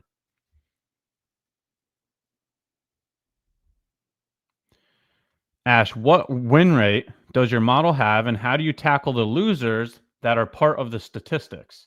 So a win rate for the model is contingent upon the operator. I could give you the same exact model that I'm trading, and we would have different win rates. So there is no defined win rate for a model. So anybody that gives you an exact win rate, I would be very cautious of that because you still have to click the buttons. It's not you take every single model that appears because you're not staring at the screen 24 hours a day. You're not taking every single model. So it's unique to the individual. Okay. You have to click the buttons. You have to make those decisions. So having a model win rate doesn't make sense. A individual will have a win rate. And I'm saying, even if I gave you the same exact model that I use, we're not going to have the same win rates because we make our own decisions, right? We're independent thinkers. Right now in my live account, I'm sitting just about 50% win rate. So in terms of the model and my trading, I'm sitting at about 50% win rate. Second portion of that question, how do you tackle losers that are part of the statistics? I'm not going to go back to the beginning of the conversation. We just talked about how I tackled today's loser. within the first 30 minutes of my segment. Just rewatched the beginning of this segment. I just talked about everything that I'm doing in terms of the loser that I had today. So moving forward, I'm going to look to just a quick recap to answer the question. Moving forward, I'm going to try to stay off the 1 minute chart. The 1 minute chart has had the majority of my losses. So I'm going to try to find discipline in only allowing the 5 minute chart to be my smallest time frame.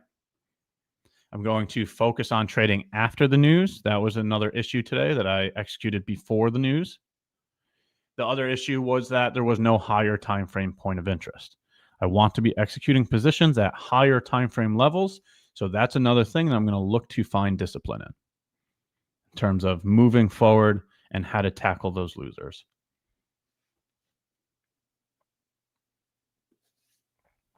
What advice would you give to a beginner trader trying to master ICT concepts like fair value gaps and order blocks without getting overwhelmed by the complexity? That is the issue, is too much information. In my opinion, less is more, quality over quantity. Don't attempt to understand every single concept. Just pick 1 or 2 concepts and focus on that.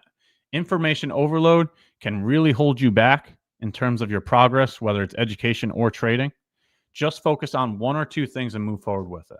So those 1 or 2 things that I move forward with was the breaker block and the FVG. I execute breaker blocks plus FVGs, which is the unicorn model. Those are the 2 concepts that I focus on. So less is more would be the answer to that question. Quality over quantity. Don't attempt to learn every single concept. Just pick 1 or 2 and move forward with it.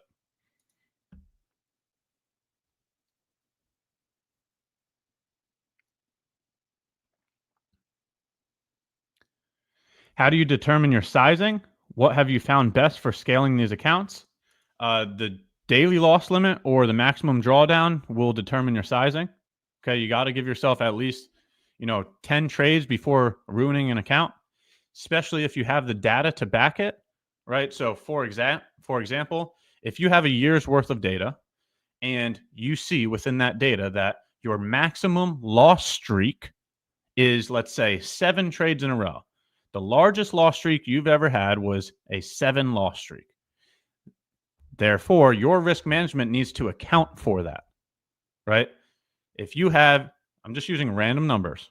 If you have a $2,000 maximum drawdown limit, right? So if you lose $2,000, you lose the account. You need to divide that drawdown limit by 10 because you know that your maximum loss streak is 7. So even when you have the worst of your worst, you're still not blowing the account, right? So dividing the drawdown by 10, that means your maximum risk per trade would be $200 per trade. If you know that your maximum losses should be $200 or less, then you can go into the market understanding the position size, right? So for example, this morning, this was the trade that I lost on.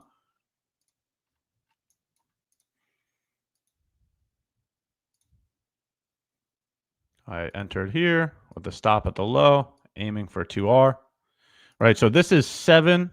Let's just round up and say 8 points.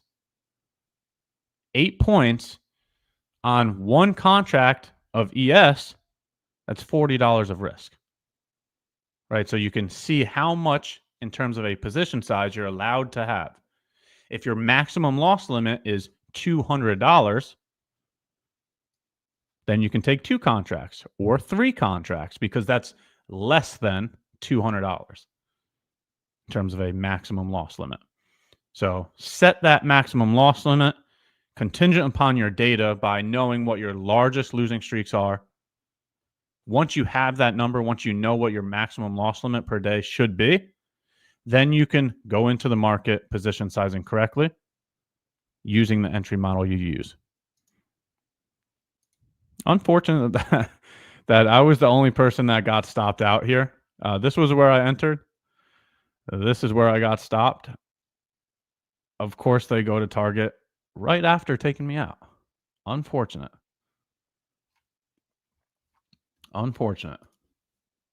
That's trading in a nutshell right there.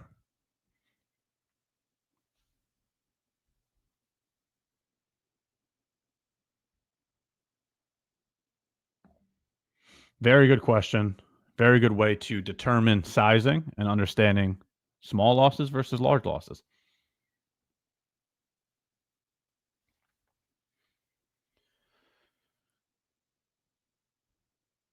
How to calculate risk to ensure whether mini or micros get chosen based on stop loss. Well, my stop loss is mechanical. So I use the unicorn model. I enter at the beginning of the breaker. My stop loss goes at the low. I'm showing you a bullish entry function right now. This would be a bullish breaker. I also want to see an FEG aligned with it. That would make it a bullish unicorn. So mechanically, I always enter at the beginning of the breaker with a stop loss at the low. So the market determines my entry. The market determines my stop loss. Depending on that amount of points is how I know whether to position with micros or minis. Right? If your maximum loss limit is $200, then clearly in this position that I'm showing here, you cannot use a mini because one mini on ES is a $50 change in your P&L for every point. This is 18 points here. You see what I'm saying? So 18 points at $50 per point, that's $900 of risk. It's very clear if you have a $200 maximum loss limit, you cannot use a mini on this position. Therefore, go down to the micros, right? One micro is $5 change in P&L per point. Okay. $5 at 18 points is only $90 of risk. So you could go in with 2 micros here. So the point being, to answer the question, is the market determines the entry, the market determines the stop, you determine your risk, right? If we know that we're supposed to enter at the beginning of the breaker with a stop at the low, we then measure the amount of points there are, and depending on how many points there are, you know whether to use micros or minis. Okay, so that's how you understand position sizing.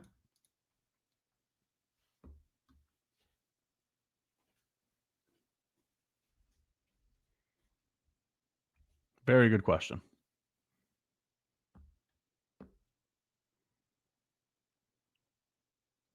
Ash, what sport did you play in college? I played lacrosse. I didn't get to play for long because I tore my ACL. After I tore my ACL, unfortunately, I didn't recover to the point where I was before that torn ACL. So I stopped playing sports at that point in time.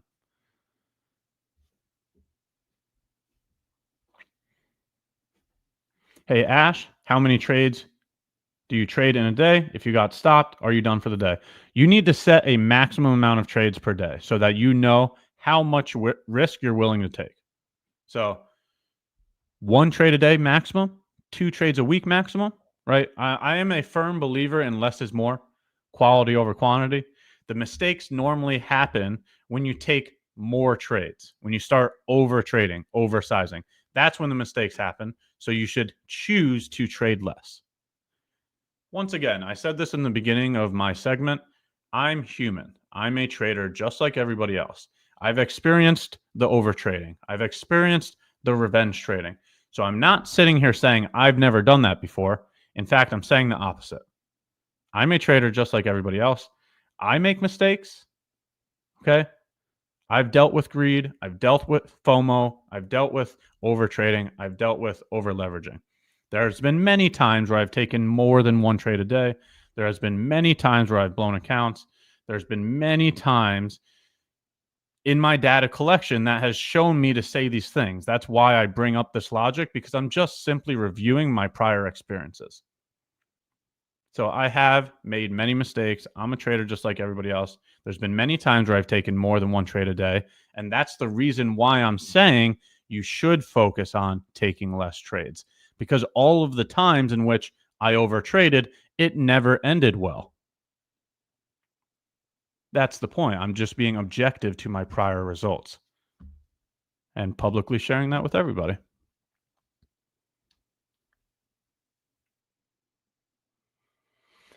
What is a breaker block? If you want, I have an entire playlist on my YouTube. You can see my name right below my picture here, @_Ash_trades_, both on YouTube, Twitter, Discord, Instagram. All of my socials, I document my trading business. There's many different locations with free content in which I go over what breaker blocks are, what FEGs are, what the unicorn model is, how I conduct my model. Feel free to check out my pages to get that information.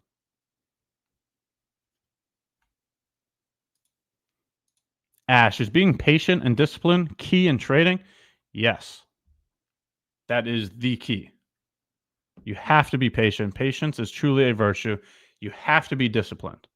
The moment you lose your discipline in your risk management is the moment you blow your account, right? So an example of that this morning is I took a loss at New York Open. I have not taken another trade today. I'm still sitting here and reviewing price and talking with everybody, but I'm being disciplined in my risk management. I'm accepting the fact that I had a loss, and I will not take another position because of it. That goes back to the conversation of taking one trade a day. Okay? So, yes, patience is truly a virtue, and discipline is key.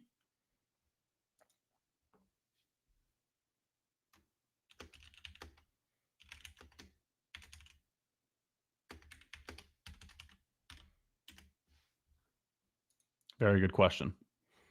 We got another 13 minutes here before our next host, Tom, gets the stage. Tom has been doing a phenomenal job, so definitely stick around to watch Tom's segment as well, along with Matt. The hosts have been providing a lot of value, sharing their experiences in the marketplace. You should definitely stick around for the other hosts. They will be coming up after my segment finishes.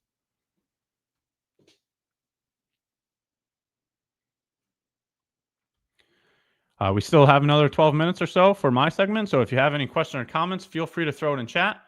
While you're at it, if you're wondering why you can't communicate with us here in chat, it's because you have to sub to the channel. So sub to the channel, like the video while you're at it, turn the notifications on. That way you can be notified for when we go live again. Ash, piano lessons? We're going to have to start doing polls. We're going to have to start doing over or unders on piano comments in chat, because I'm pretty sure we're like 10 for 10. Every time I've used this background, somebody's asked about the piano. So we're going to have to start doing over and unders on piano comments.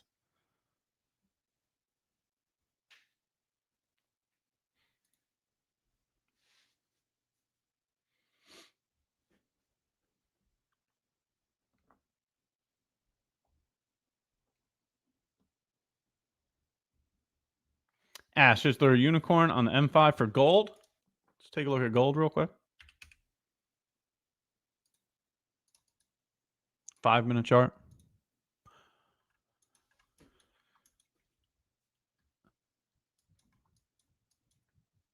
Yeah, I would call this. You have a swing low here. You have a swing high here. You have a new low here and a new high here. Highest up close candle before the leg down that took liquidity. You have the up close candle here. FVG aligned with the up close candle. So yes, I would call this a bullish unicorn. Very good job for pointing that out. You have some low resistance liquidity there to aim at. Right, so this is what I would be looking at here. Very good job for pointing that out. This would be what I'm looking at here. Right, that would be a bullish setup.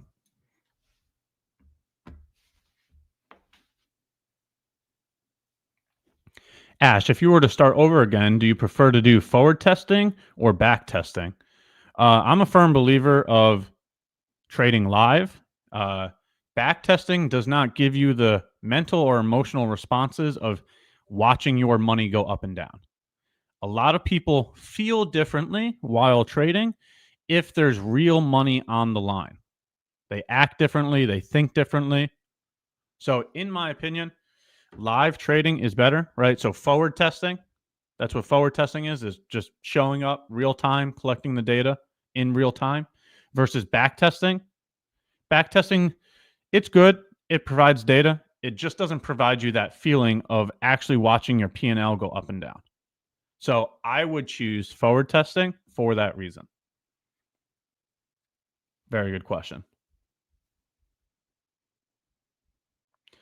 Ash, when are times that you don't trade and what conditions? I don't trade CPI. I don't trade FOMC. I don't trade NFP. I don't trade bank holidays. Those are times or conditions that I don't trade. In my opinion, you need to have scheduled breaks. That is my way of creating scheduled breaks. It's very good for your mental health, your physical health, and your long-term ability to stay in this business. Ash, do you have a video yourself explaining the unicorn model? Yes. Once again, I have my own socials. You can see my name right under my screen. It's @_Ash_trades_. If you go and look on YouTube, Instagram, Twitter, Discord, that is my @ across all of the socials. And on my YouTube, you can see the unicorn model playlist.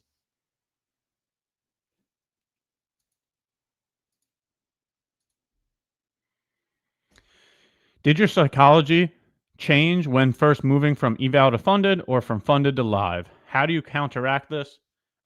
Yes, it definitely did change, right? Because eval, you can't take any withdrawals. So a lot of people get a little bit different psychology or emotional response to being in a funded account or in a live account because now it's time to make withdrawals. So there's a little bit more seriousness in terms of eval to funded or funded to live because now you actually have that opportunity to be making payouts.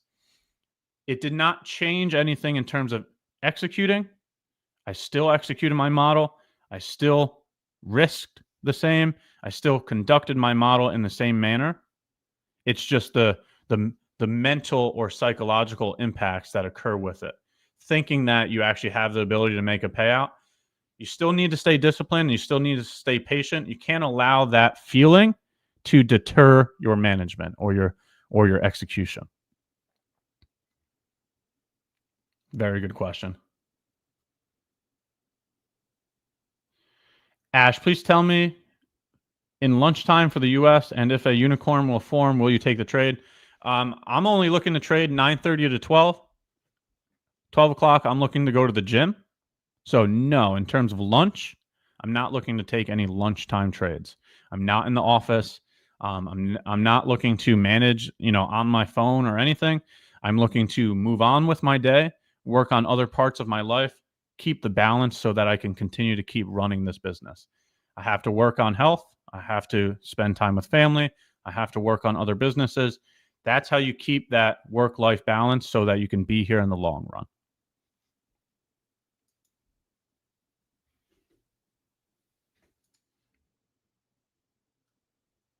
Ash, how is your partials and what's your RR? I don't partial. I accept the risk before the risk is taken. I put a stop at the low. I enter at the beginning of the breaker. I aim for 2R. Once I'm in a position, there's only two results that can happen. -1R, right? My stop loss being hit, or +2R, my take profit being hit. I'm not the individual to partial. I'm not the individual to raise my stop loss to break even. I accept the risk before the risk is taken. Then I allow the probabilities to play out.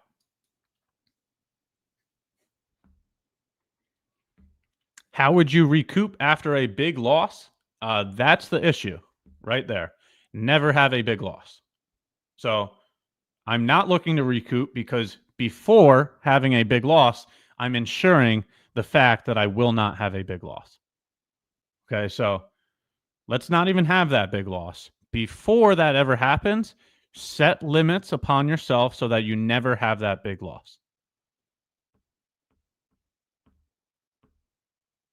Okay. So you're saying you never go on tilt? Nope, that's not what I'm saying. I've said it many times during this live stream. I'm human, just like everybody else. I've dealt with over trading. I've dealt with revenge trading. I've dealt with oversizing.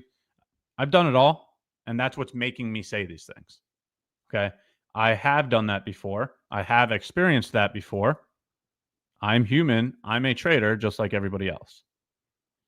Since I've experienced that before, now that I'm reviewing those results, that leads me to say these things.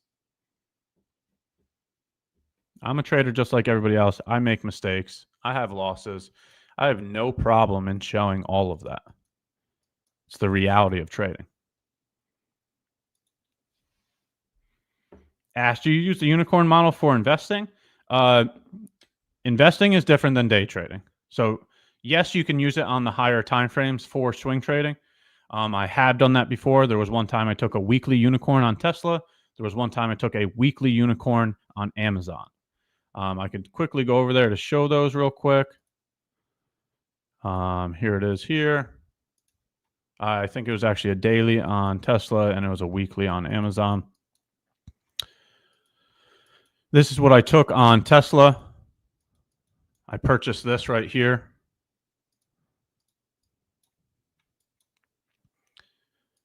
So this is a daily unicorn, right? You have the swing low, you have the swing high, you have the new low, then you have the new high. Very clear displacement. Look at this gap here. Aligned with the breaker. So this was one of the long-term purchases I made.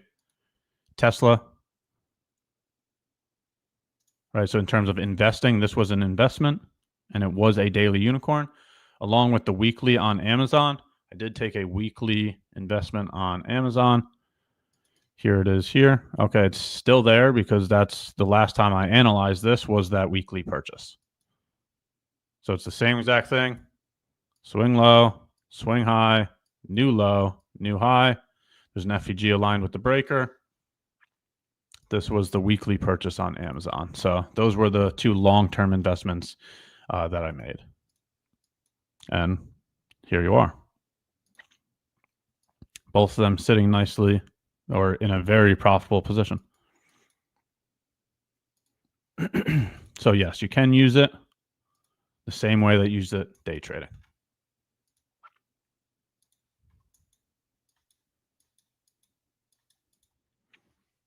Very good question.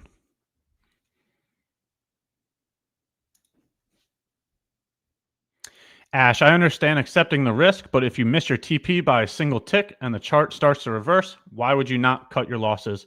So we've spoken about that before, and you've watched me execute that here on live stream.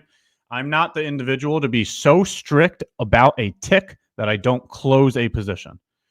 The long position that I had as a winner on this live stream, I closed it 1 point before the take profit.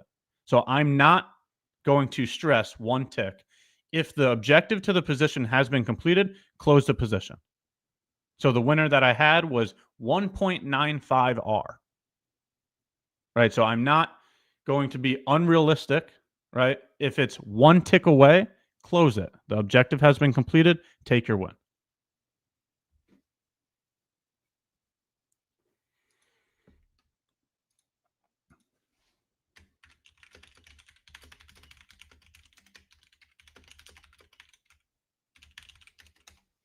So very good questions today. I do want to take a moment and say thank you for everybody that was here. All of the questions and comments are very valuable.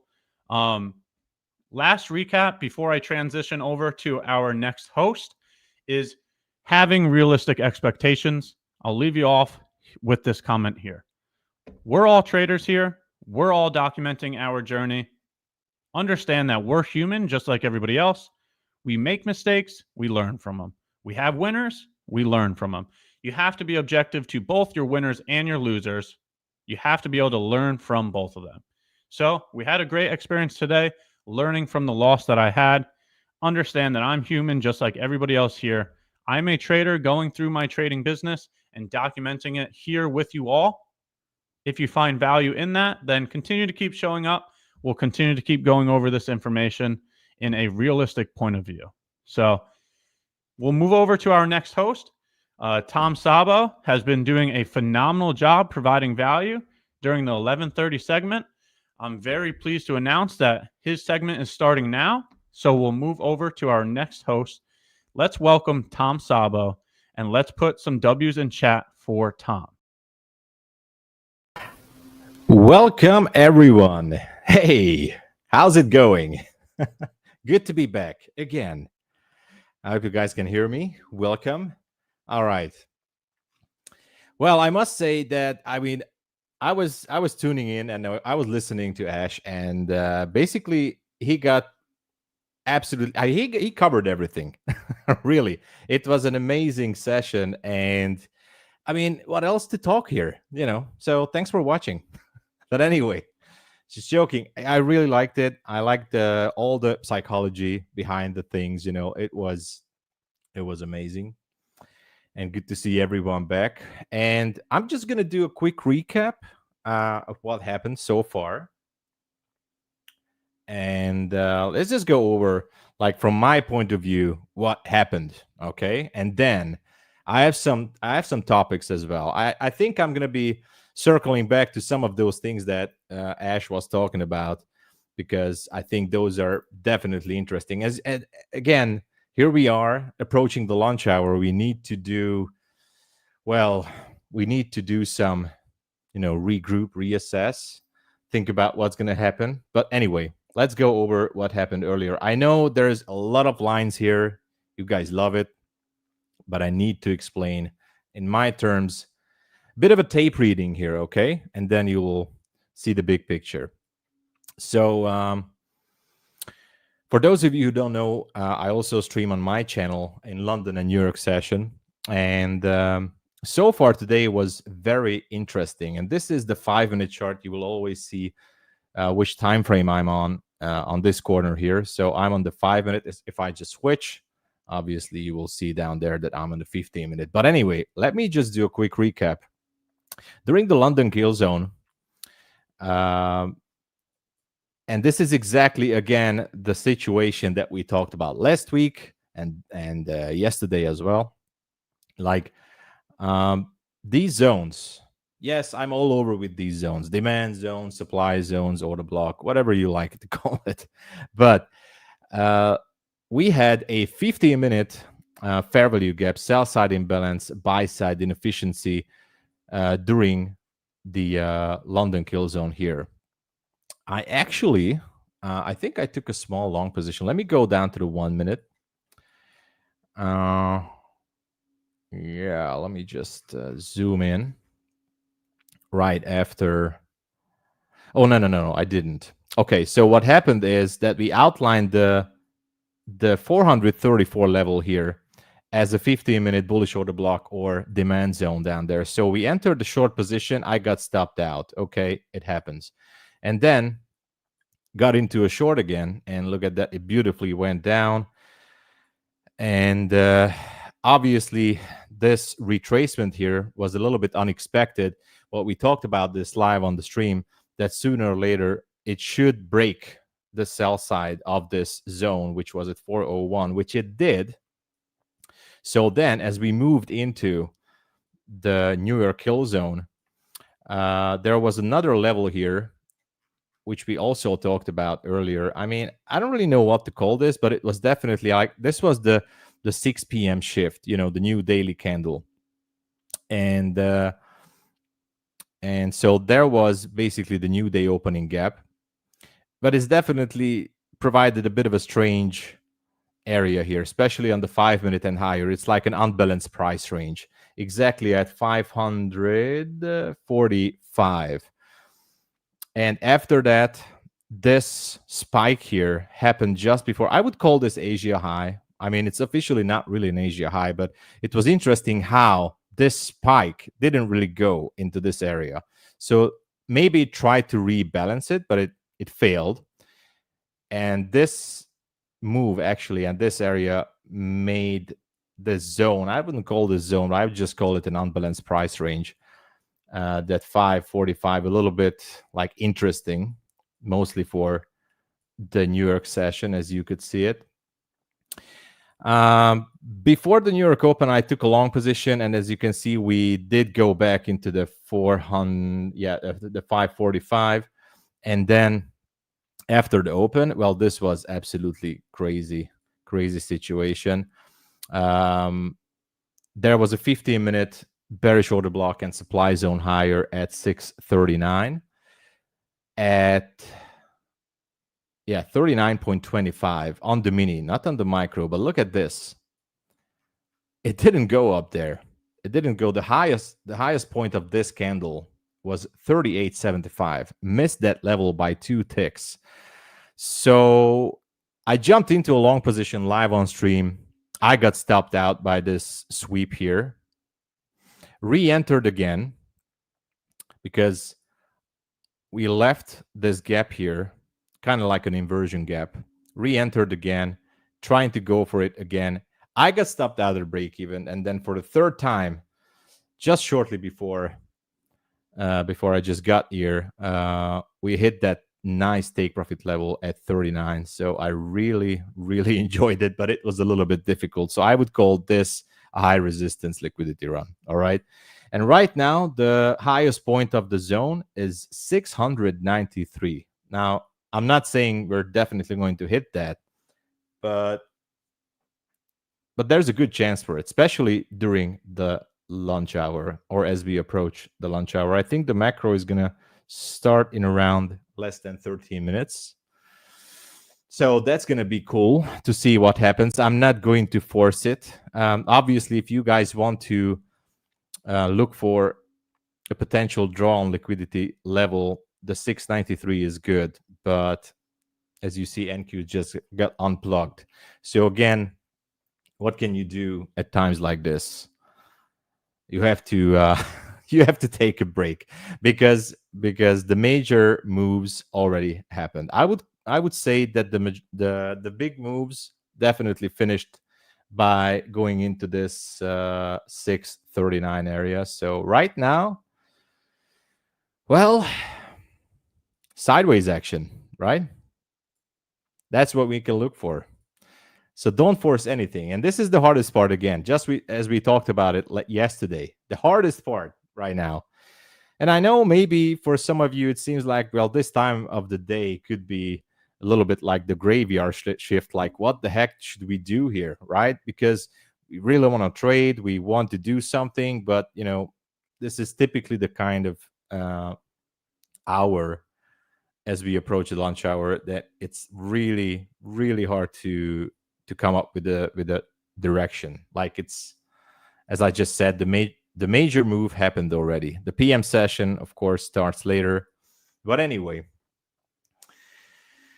yeah, Roman, I'm just reading the chat. The trade yesterday worked out. So I hit the TP. I called it here at MyFunded TV. It did work out nicely, but it was a high resistance liquidity run. So almost like this. But it was good. I must say that so far the levels that that we talk about here and also in my streams, that those zones are playing out nicely. And so I do like it. Absolutely, Roman. So as Ash was talking about some really interesting stuff about, you know, going on tilt or not, or the psychological aspects of things. I think we have to use that time to think about what we did wrong or what we did right throughout the day. And Alcy, hello, good to see you. Yeah, yesterday's TP was nice. So time for some good giveaways. It's not my department, but I will put in the good word. Mohit was I tried to do it. So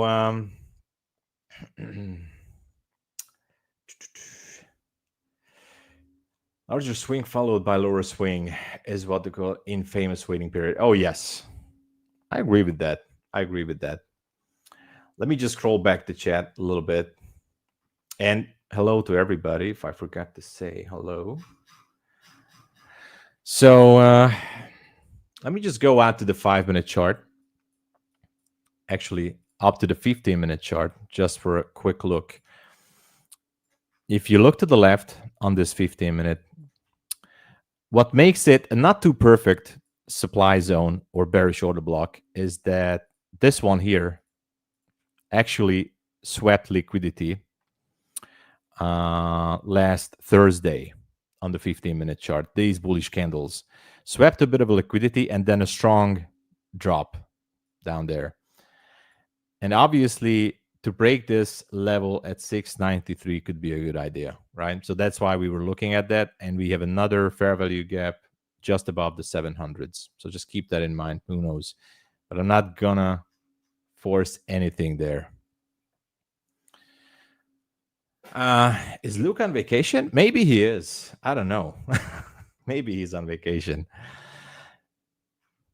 So,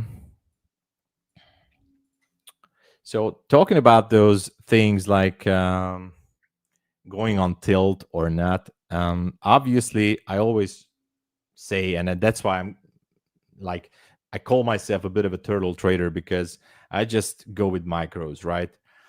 So especially at this time of the day, I think you have to slow down. In the PM session, there might not be enough time to hold bigger swings, especially if you need to close down the trades before 4 p.m. I think it's 4:10 at MyFundedFutures. So,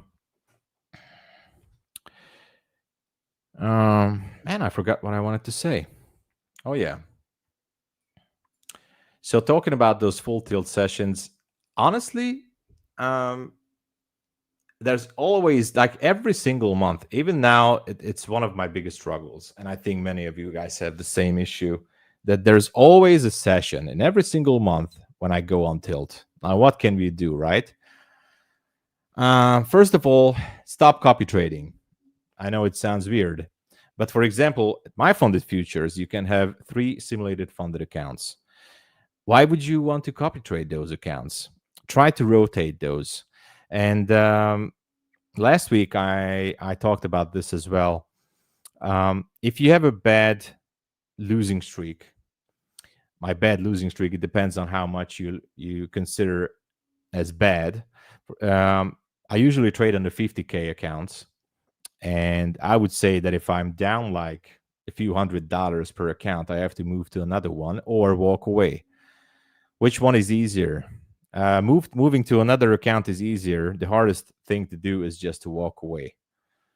And, you know, that is something that really puts you in a dangerous position. If you can just walk away from the computer or lock yourself out, or even just if you're down on a funded account and you really feel the urge to trade, I'm just saying go switch to an evaluation account. And talking about, as Ash was talking about, backtesting too, just like I did a few days before, I would like to say that if you backtest and demo trade, first of all, don't do demo trading, all right? So demo trading is good to practice your entries or maybe practice on your platform which you're trading on. But in my personal opinion, demo trading is not gonna do you too much good, like really. You have to put some skin in the game, and that's why evaluation accounts are good. So backtesting also is good for collecting data, but mainly that's it. Backtesting, when you have an exact entry model, it can be whatever you like. It can be trend lines, ICT, whatever. But backtesting is going to do you only good in terms of collecting that data. But the entry, and just like Ash said, forward testing is the best thing to do. And that's the only thing when you can maybe go on a demo account just to test your entries. But using an evaluation account for that is actually, you need that extra feeling, when you go into the market. For example, right now, you can get a 50K starter account for $92, right, with discounts. So you put in that $92, that is gonna actually make you feel that pressure in the markets. And without that certain pressure, like on a demo account, it's not gonna get you anywhere, basically. So, and by the way, if you guys have questions about the mental aspects of this or anything, I'd be happy to answer. I'd be happy to answer. Yeah, definitely 1 or 2 trades per trades per session. That's, by the way, more than enough. More than enough.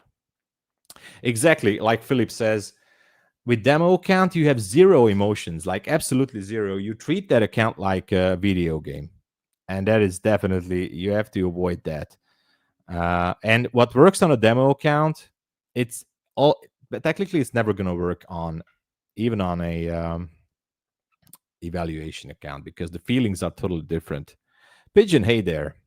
Oh, definitely, I can explain my setup. So basically the core entry which I use is the ICT 2022 entry model, but I always use it in confluence with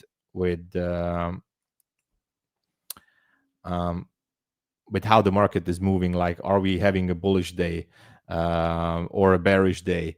Do we have some trending moves? Where is the drawn liquidity? Once you determine where is the drawn liquidity, you can not just use it for reversals, but you can use it as confluence with the trade as the trade goes on. For example, let me just go down to the 1 minute, because I think we had something here. Maybe not the best example, but here's the liquidity sweep after the market open. Here's a fair value gap. Orders being picked up here and here.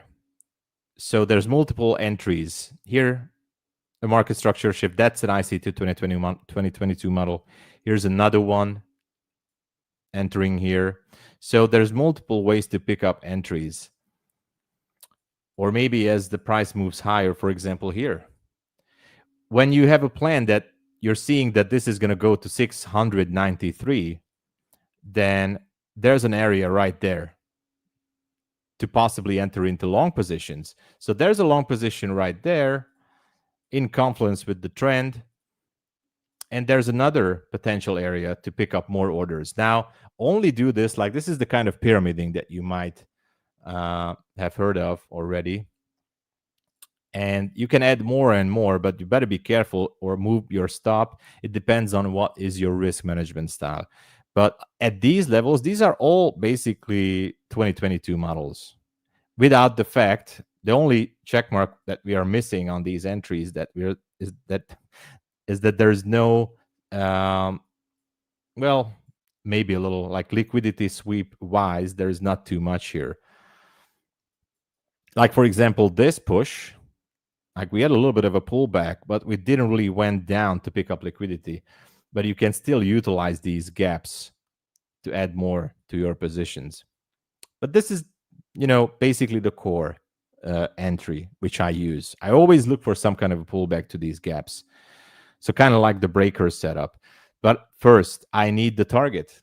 And so the targets I explained to you guys are these zones. These kind of zones that you guys hear me talk about left and right, and I will repeat myself 1,000 times about this. These zones are the ones that are actually making me money. These are the ones that actually helping me get payouts, because these are the levels that I'm looking for. Now, obviously, there's many levels that you can look for. For me, it turned out very good. So,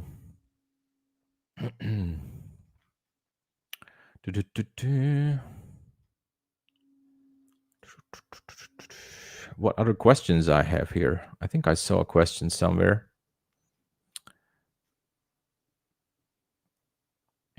Have you ever taken big losses? And how did that affect your mental? And what did you do to fix? Oh my gosh. That's that question. Yeah. So I love that question. Of course, I've taken big losses, Jason. Oh my gosh, the dark times. I must say that, like, on my first day here at MyFunded TV, I told you guys that I started to pretend trading in 2018, and up until the pandemic, I traded my own personal money without prop firms. I just deposited money to a Forex account and a Forex brokerage, and I was trading Forex. So yes, I had a bunch of losses. I suffered. That was the dark times. Restarted trading in 2022, late 21. And so I wasn't trading futures back then. I was basically with another prop firm. I was trading CFDs. It took me first time 8 months to get funded. And I blow my first funded account in 3 days after 8 months. That was real hard. And still after that, like, I had times when I had funded accounts in a nice, healthy, positive balance, some good buffer. And I was so much on tilt that I just basically drained everything. And the worst thing is that I did it one by one, not even copy trading. So how did that affect my mental? And what did I do? Well, first of all, I had to step away for a day or two. It was a little bit hard because I was also streaming since late 22, early 23. And I'm always on the channel. And when I had those days, the way I, quote unquote, stepped back is that maybe I went to an evaluation account if I really wanted to push the button, but most likely I just did tape reading and just went back to learning. It sounds maybe crazy, but I just looked at what is the thing that I messed up otherwise, that I was on tilt. What is the thing that I could do better? So I started to read. I always have some books around about trading, and once you go back to learn and read, that actually helps you a lot to reassess your thoughts and your mental awareness. But and also, as I said it last week too, one thing you can do is just do something useful around the house. Maybe and wash the dishes, clean the house, wash the car, whatever. Just do something useful. That's gonna help, at least for the day. If you're really in a big loss for the day, then just go out, step away, and do something useful. Really, something useful. Something, but it can be a small thing too. That's gonna help. Small steps. So, and how did I fix those mental health issues? Well, it sounds a little bit weird to say it like that, but more learning and back to learning again. Like I'm old school, so even right now on my desk, I have like books here, like multiple books. This one, and this big one, actually. So I always learn and write down new stuff that I learn from the market, and that's what you should do. Like, it's a forever learning curve, right? And that's also helping a lot.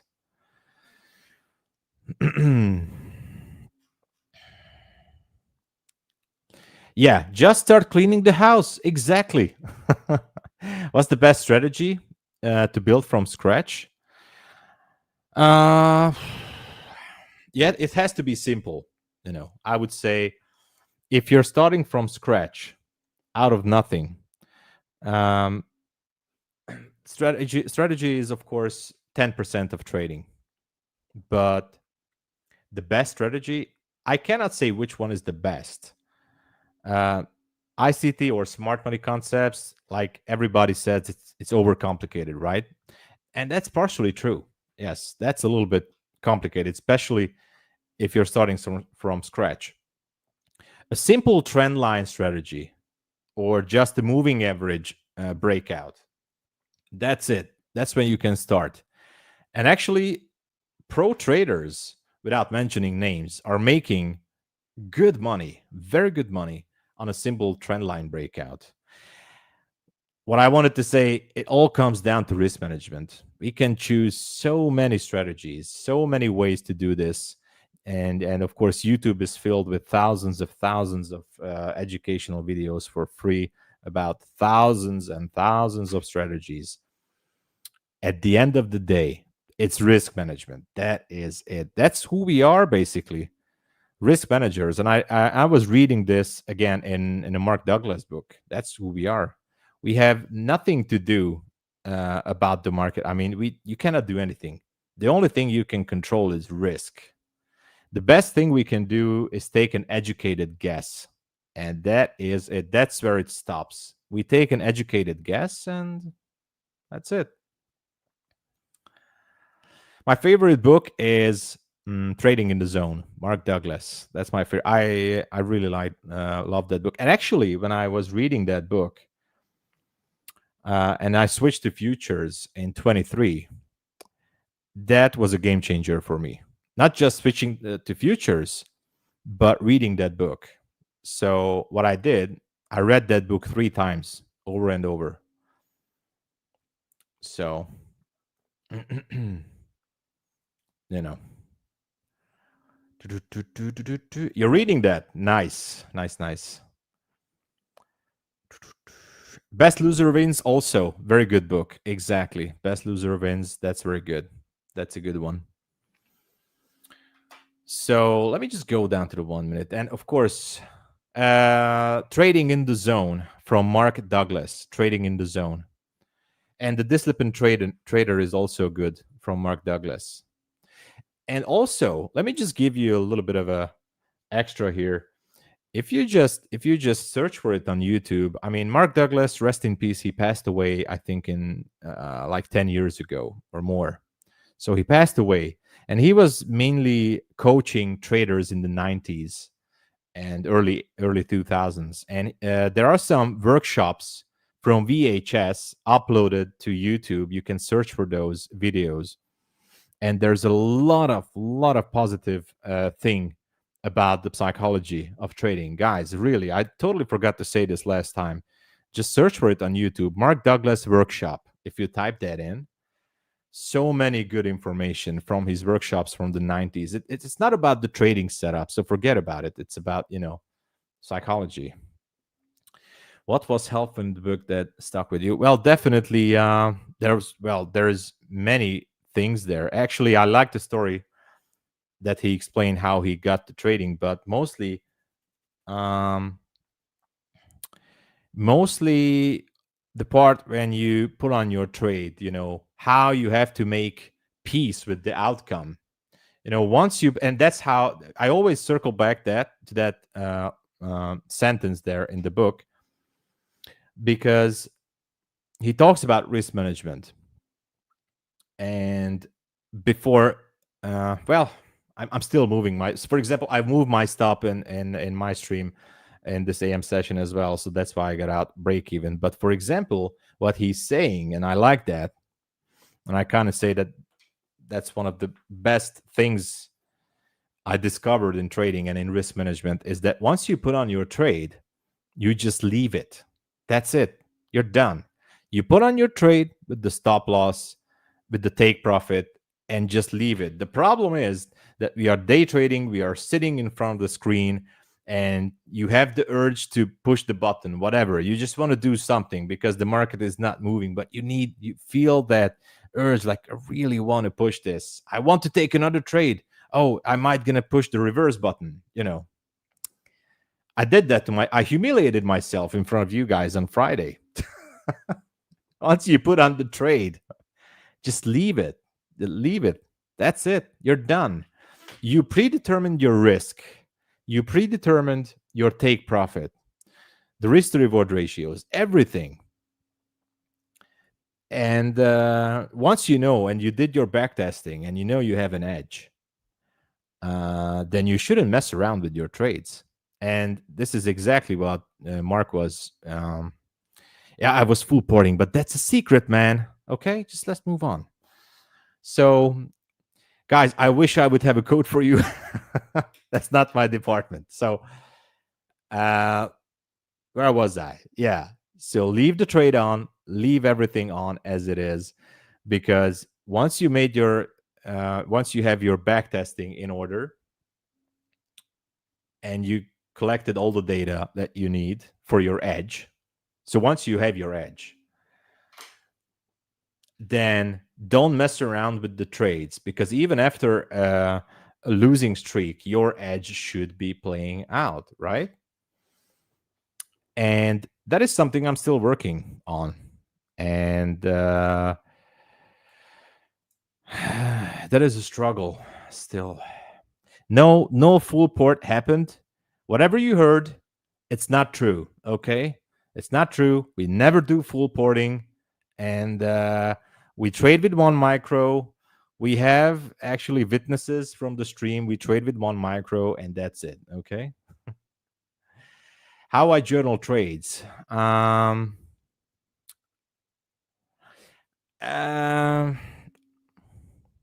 There's a short answer and a long answer.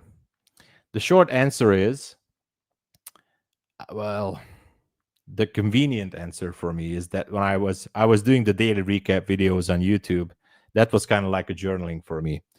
But otherwise, I use the software called Notion. You guys might notice it's a free software.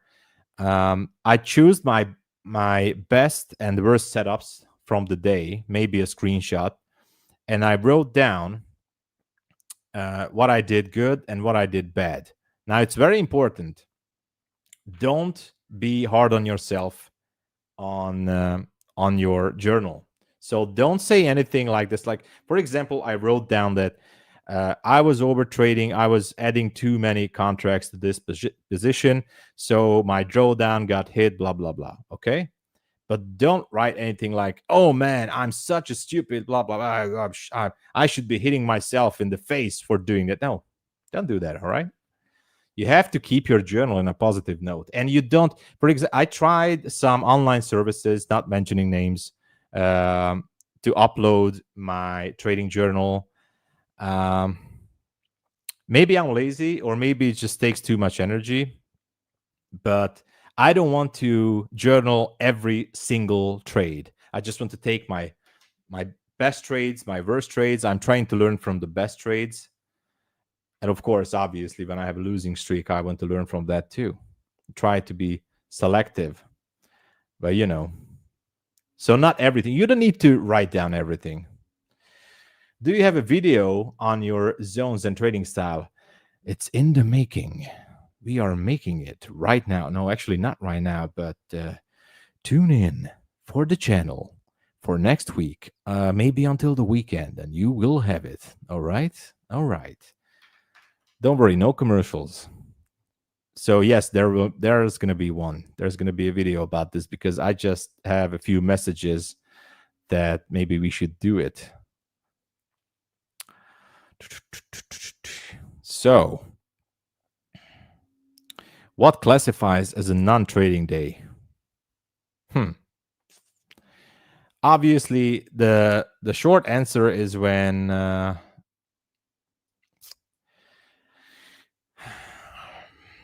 and the market is definitely sideways. So, for example, if I start in the London session, and so like now, no, today was actually good. Today's price action was actually quite good. I know you guys maybe, what is he saying? It was, trust me, we've seen very bad days this year and last year too. This was considerably good. A bad day, a non-trading day. You know, when I start in London session and I see that the Asia range is at 15 to 20 points on NASDAQ, then I just don't want to engage. So if I see that the next level is only like 10 to 15 points away, especially in London, it's better to not do anything. And that's it. So just skip the London session.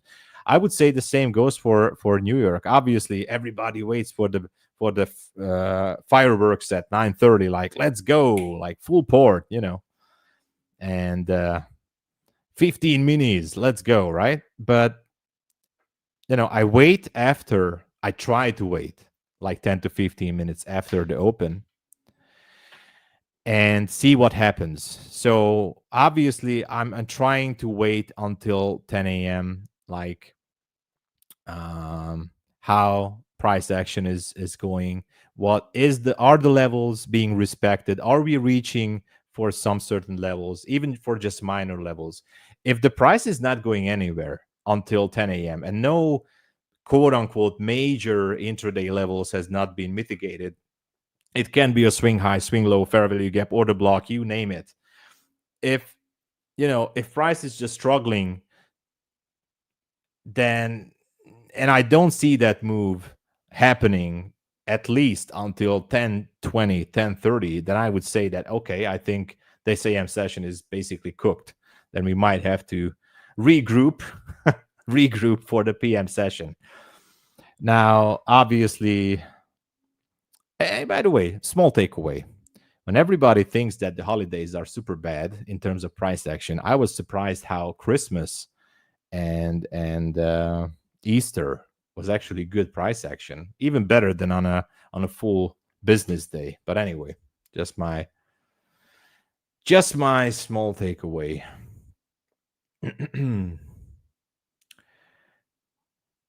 Can you teach us how to rug bull meme coins? I can, but it takes a private mentorship, and it's going to cost you about $2,000. But hit me up on my channel. I can teach you.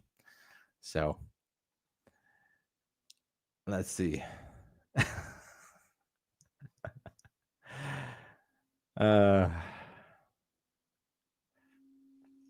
don't know about the code, by the way. You guys asking about the code? I know. It's not my department. Luke is on honeymoon. I did decide to stream on MyFundedFutures, MyFunded TV. Well, you guys want me to be real honest? Partially because I'm building a very good community on my YouTube channel, and I'm very passionate for trading. I think we have great people here as well, of course, on this stream, and I really like to do this. I consider my channel also as a business, and so back in the days I was reading like Grant Cardone books as well, like 10x, the 10x rule, sell or be sold, or stuff like that. And I just think, because I want to build my own brand as well, and I really want to push this in the long term, I was actually honored for the opportunity that I can be here. And I see some new faces on my channel too. New names. I always say faces. And I kind of like that. So why not do it together? I have my motivation, and I like to share my information. And I actually very proud to share how I got out from that ditch I got myself into years ago, and how I moved to prop firms. And finally, after all those years in struggle, we're just here and making profits. So that's why we do it. Guys, why are we here? Honestly, ask yourself, why are we here? I know, for me, to see me, because I'm handsome, I'm good looking. I try to be funny, but sometimes it's super hard because English is not my native language. So I know, first of all, you're here to watch me because I'm pretty, I'm good looking, right? Next to that, the reason why we're here is for the money. That's why we are here. Everybody is here to make millions of dollars for next week, right? That's why we're here. We want to get that Lambo. I'm not a Lambo person, but congratulations to everyone. So to learn, but why do we want to learn? The money. So the cause and causality, but maybe that's a different stuff. But for the money, So that's why we're all here, because we want to make it. So for the yachts, yeah, BMW, yeah.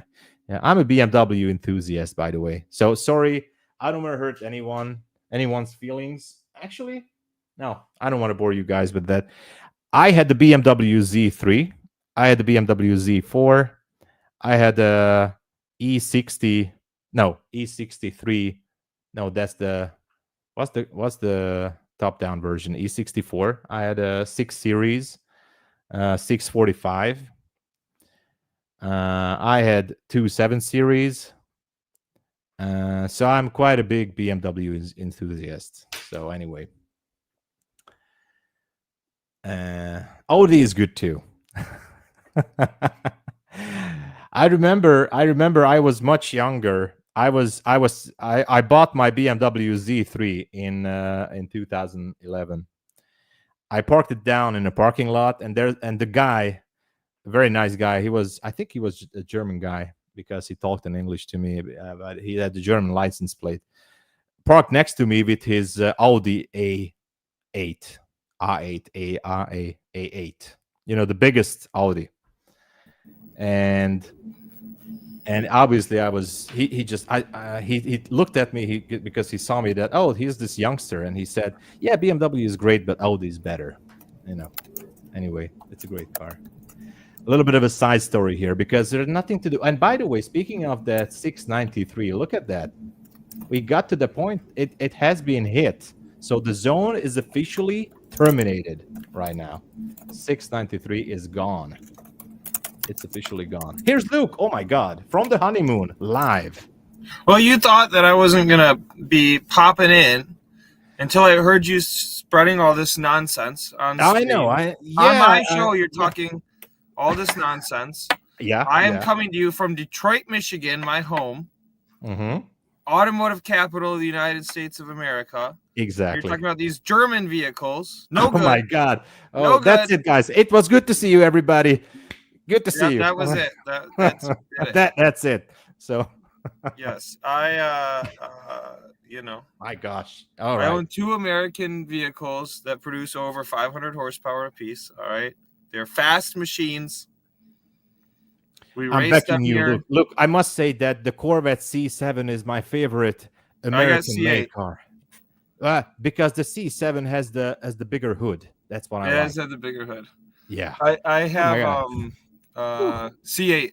And that's what we wrote the "Just Married" on for after my wedding and all that. It was really cute. Ooh, nice. We put cans behind it, and then they start bumping the bumper, and I'm like, yeah, it's gotta go. That's good. That's good. Okay. Awesome. But Tom, have you ever been to Europe? I've been to Europe once or twice. So yeah. No American cars there. What, in Europe? Yeah, guys. By the way, real story. American cars, very rare, but I must tell you, my neighbor has a Corvette C7 as well. That's why I said that. It's an amazing car. It's an amazing car. I love it. Okay, good. Well, thank you for the comment. I saved it, guys. Hey, I saved it.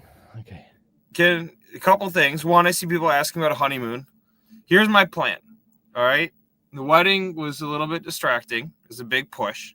So I'm like, I need to come back to work. I need to hit it hard. I need to deliver for MyFunded TV for 3 weeks.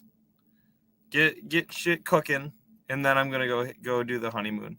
And if requested by the group, I will join from Europe during the honeymoon. I'm going to a city that's about an hour south of Budapest. So okay, all right, that's where I'll be. Kidding. Okay, I make a few phone calls. All right, let me know about the time and date. Okay, we're gonna make this happen, guys. This is gonna be awesome. All right. Yes. Tom, you know what would be really fun? Okay. Don't say a word. I promised to a few people here that you're gonna give away at least 200 accounts, but the minimum is 20. So you can start with 20 and go up to 200. I told you guys, I did my part, so that would be really fun. Do it. All right, then I'm gonna do a form fill. How's that? Okay, starts good. Okay, let's see. Okay. So all you have to do is fill out this link. You have to give us the name. You have to answer one question to help us build this company together. So we want to be the trustworthy, transparent prop firm. We're not doing this just to amuse ourselves. We are doing it to build with you. Link is in the chat. I will fill your form if you fill my form. I see you asking for codes. Should we just pop a code on screen in a little bit too, Tom, for our loyal listeners? Sorry? Should we just pop a code on screen as well? Please, please. All So right, they the will form stop is out. asking. Let's The go, form is guys. going, okay? There's no stopping the form. You launch the form, you can't stop the form. It's out there. Oh my gosh. Okay. But so look at that. And then also, please, for the love of God, click the link in chat with code YouTube to get 20% off Starter Plus and Expert Resets. Do it. Okay? Yeah. Exactly. All right. That was my interruption about your German cars. No, we're talking about trading. No German cars here. Just trading strictly. Okay, got it. Yeah. So guys, it seems like we went higher. And by the way, Methodical Man is in the chat here. He told me I have to wear my penguin suit. That's only for the OnlyFans page. Okay, so let's move on. We just broke higher to 697, and at this point, I don't see anything up here happening. If you guys want to force it even more, well, what's the time? We can go higher. I would say 739. How far are we got from the market open here? Let's see. I don't even know. 100. That's not too bad. I mean, the road is clear. 739 until the next fair value gap. I'm not chasing it, so be careful. I have zero filter. Yeah. Let's go. Richard the Beast is here. Welcome. So everybody, I need more questions. I just lost track about this. We still have 13 minutes. We need to talk about trading because who knows? No, obviously, I told you guys, trying to be serious a little bit here, but I can't. But there's no other level here that I would like to take. If you're having a runner here, I would say that until 739, but that's it. No trades for me. I'm going to stay flat. I made my profit for today, but yeah. Let's see. What's the fair value gap? Oh my gosh. Yeah, we're going to go into that right now. Yeah, fair value gap. For those of you who don't know, do you know anyone who trades 1 second chart? ICT trades the 1 second chart, maybe. Oh no, he was using the 5 second chart. That's what I saw. So fair value gap is basically a bullish or bearish up close candle. For example, here, obviously there are so many videos about this, like this, where the third candle after the gap and after those candles has not came back into this gap and picked up orders. So buyers have been offered. I mean the fair value or price has been offered to buyers. I'm sorry, yeah, buyers. But sellers, buy side imbalance, sell side inefficiency, as we call it. So buyers came into the market, but sellers has not been able to get a fair price, a fair value, a fair price basically on this. So sell side is inefficient on these gaps. So fair value gap. And if we see this, then we will know that it is that until it has not been at least repriced, for example, up here on this example, you will know that fair price has not been offered to sellers. And there you go. In this fair value gap has been not just repriced by the wick, but completely rebalanced. Rebalancing means like a down close candle in this case. So down close candle we need that is when we can say rebalanced. But if it only has a wick, it's just repriced. Anyway, this gap has been rebalanced completely. So I guess this accumulation phase here is, I mean, this is one of the reasons why it just pushed higher. But anyways, let's talk about cars then. This is you know, this is not the thing that you guys want to talk about, right? I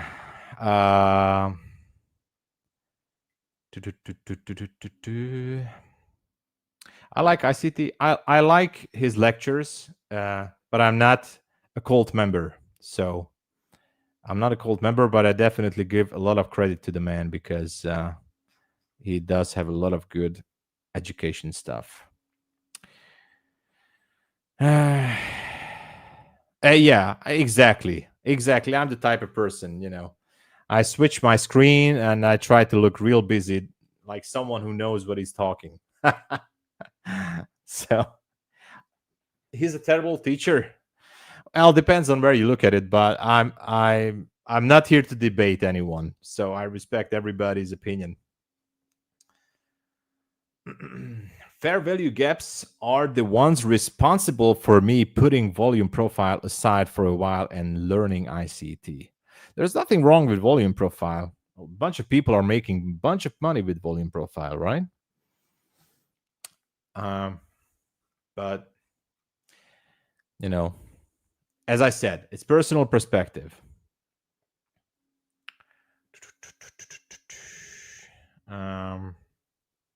I saw a question somewhere. I think I forgot to answer it.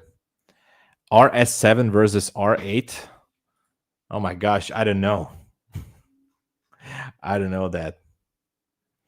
But anyway, as we approach these levels, I mean, these are the times and levels when I try to look for some kind of a reversal.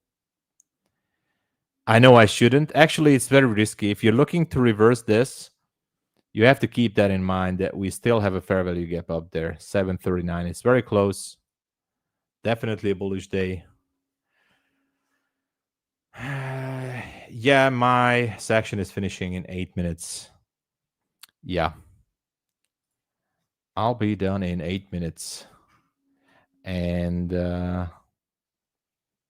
think Matt is going to be the next one, right? I think he had an awesome session yesterday. I was listening. Can you show where the buy sell liquidity you have marked? Yeah, sure. So that's 739.50 on the 1 hour chart. Scroll to the left and you go to last Thursday, right, on the 1 hour. So this is the 1 hour time frame. I zoom in to last Thursday, actually right before the New York kill zone started. And here's that sell side imbalance, buy side inefficiency right there. And that's actually like a 1 hour fair value. Now, 1 hour fair value gaps are quite strong and good levels to pick up orders. So that's it. That's what we're looking for. I mean, I'm not going to take a long position, that's for sure. But before you jump into a short, just, you know, maybe the best thing to wait until at least the end of lunch hour. Okay. PM session is starting officially. Like I mean, I hear people saying that 1 p.m. or 1:30. I would go with 1 p.m., you know, for the PM session. So do we have the winners?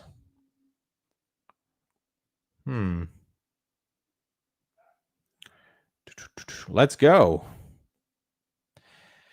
RS7 versus BMW M4 competition.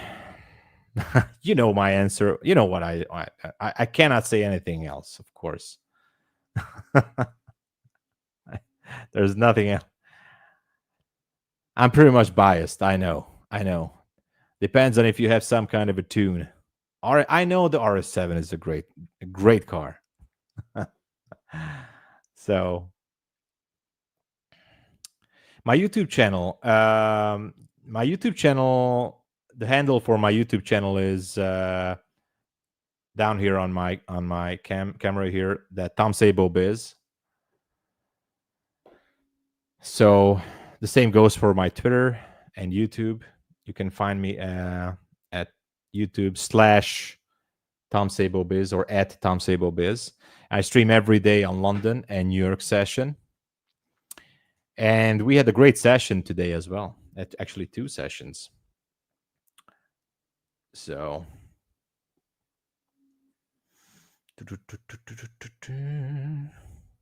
I don't know. I'm just checking myself as well. Yeah, it seems like we have winners. That's the YouTube user. Okay, then just type in Tom Sabo. You should find it like that. CLA 63. Those are good cars. Those are good cars. But I stay loyal, you know. Anyway, back to trading, guys. Before I get kicked out from here. But anyway, I'm looking for some levels on the downside here as well. But speaking of zones and order blocks, there's nothing really here that I like. There is one zone, actually, but it's way down there at 486 on the 1 minute. But there is no reason for me to look for any kind of short entries in this market. Actually, I think there's like an 80% chance that we're going to hit that 739. And if you guys made some profit today in the AM session, then, well, you can walk away or switch to another account, you know.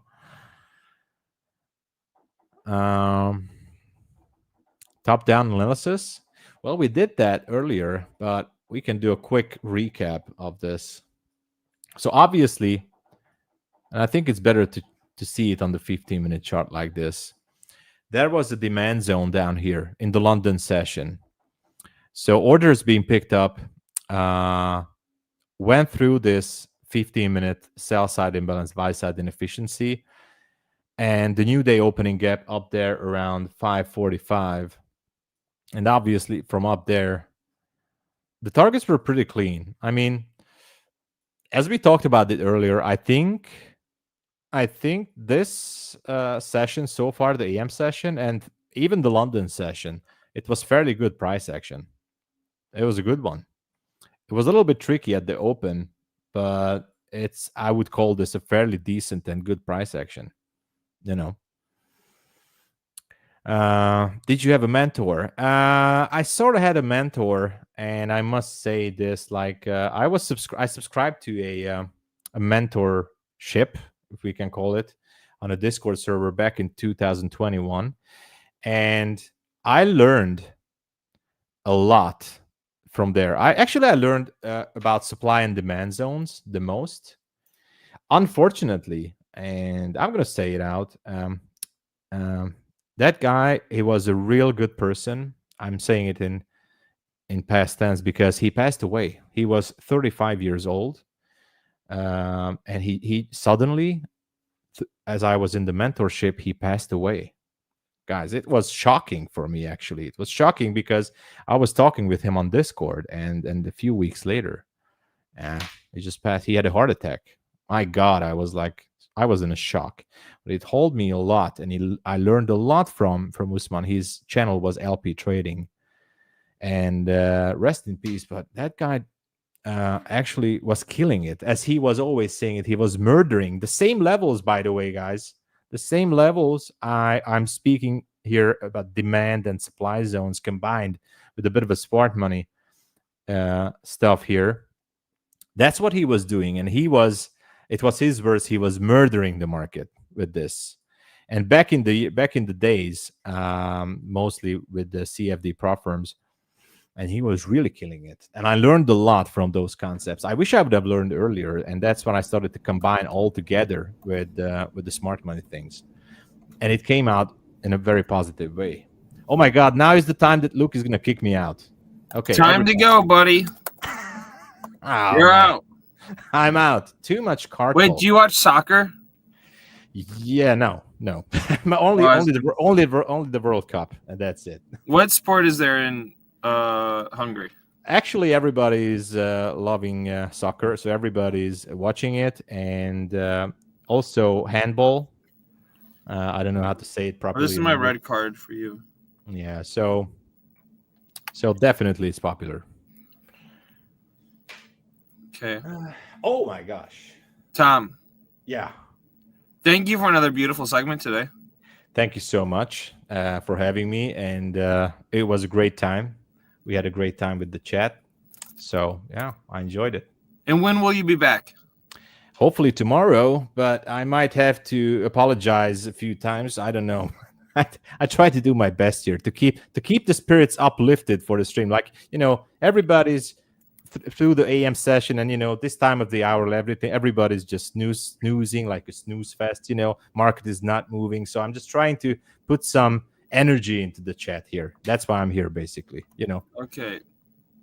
Anybody who has never been a customer of MyFundedFutures before and owns an American car can click the link and the code I just put in chat to get 50% off of any plan. You heard the Okay. man. And you have to send the title and the copy of a title and everything that you own an American car. Yeah. A lot of, Otherwise, part of the KYC process. it's not gonna. Yeah, it's not gonna work. Otherwise, yeah. Yes. All right. Well, Tom, we will see you back in 23 hours, my friend. Definitely. Thank you so much. Thank you. I would like to say hello to our new friend, Mr. Matt Coward, Rocket Scooter himself. He's got something in his hands. I'm in the process of loading my money shooting gun. This is 100% legitimate, real fake money that I got from Amazon. We have contests on our stream we have the money printing machine that tends to throw fake $100 bills every time. I think those are real. Yeah. So you just don't want to get robbed. I know the drill.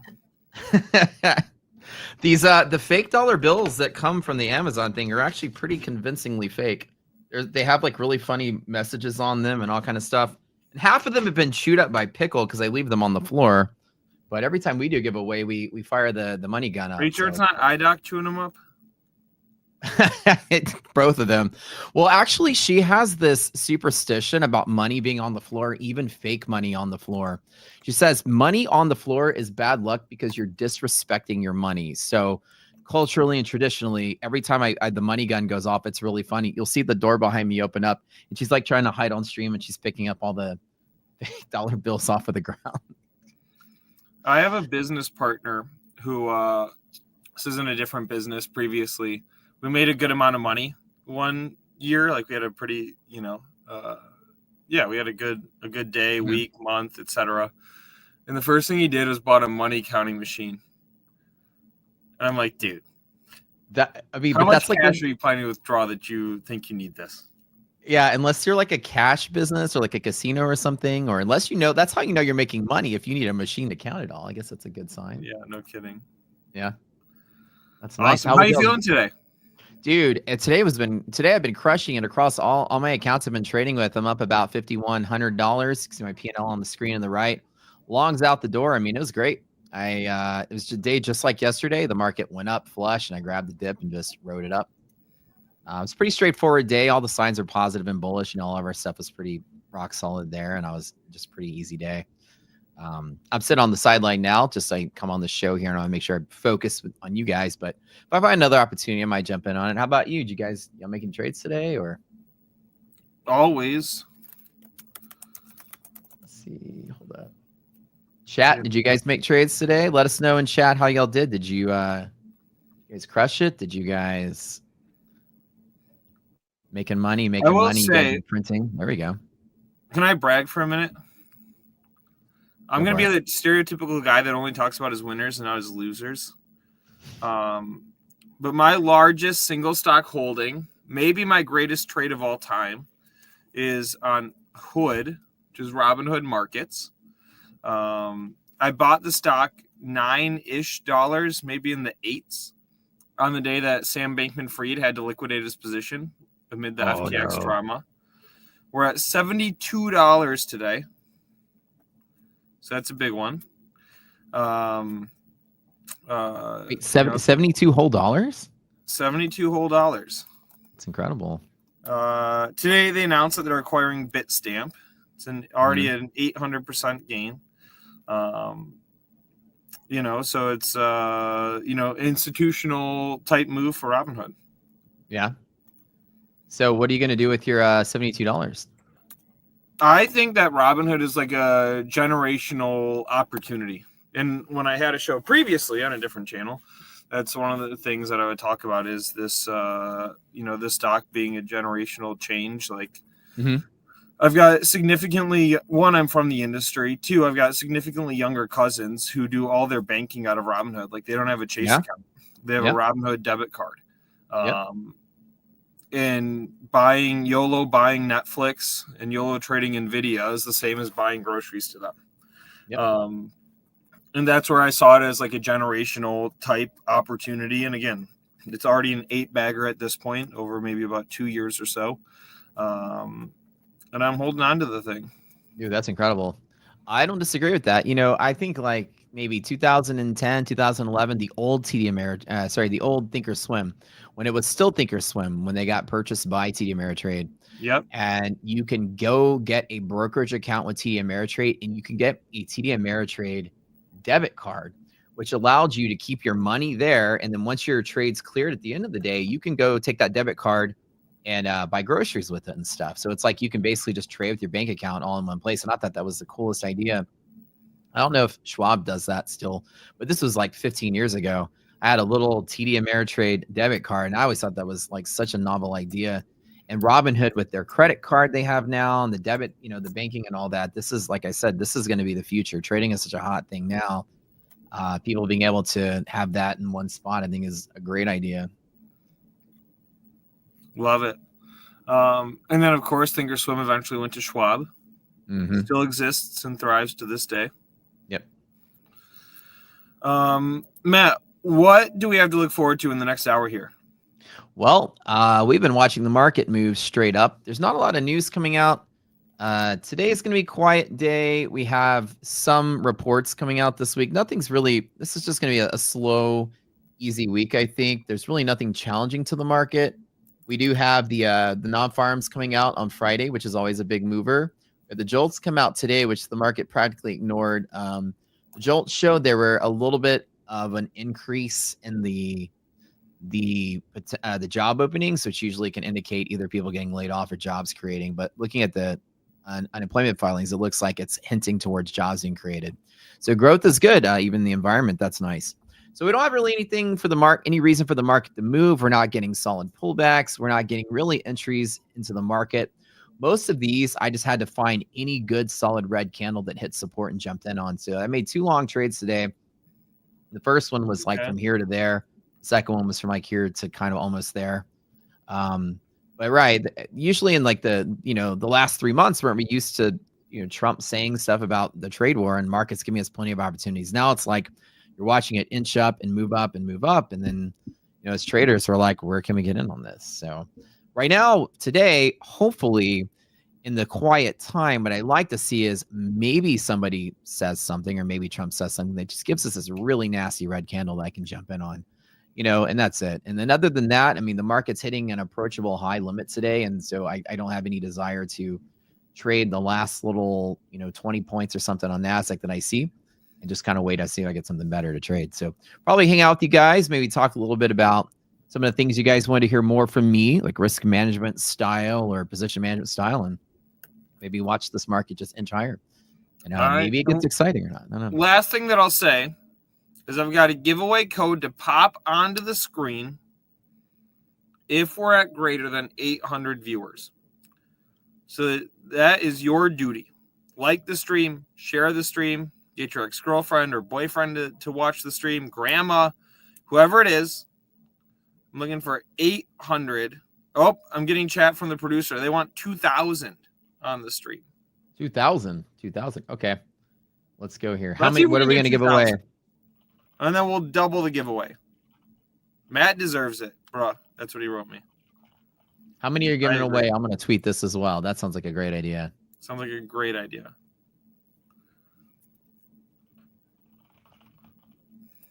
All right, cool. All right, I'm going to tweet this as well.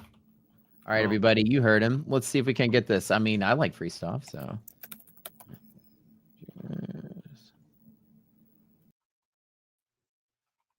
Okay.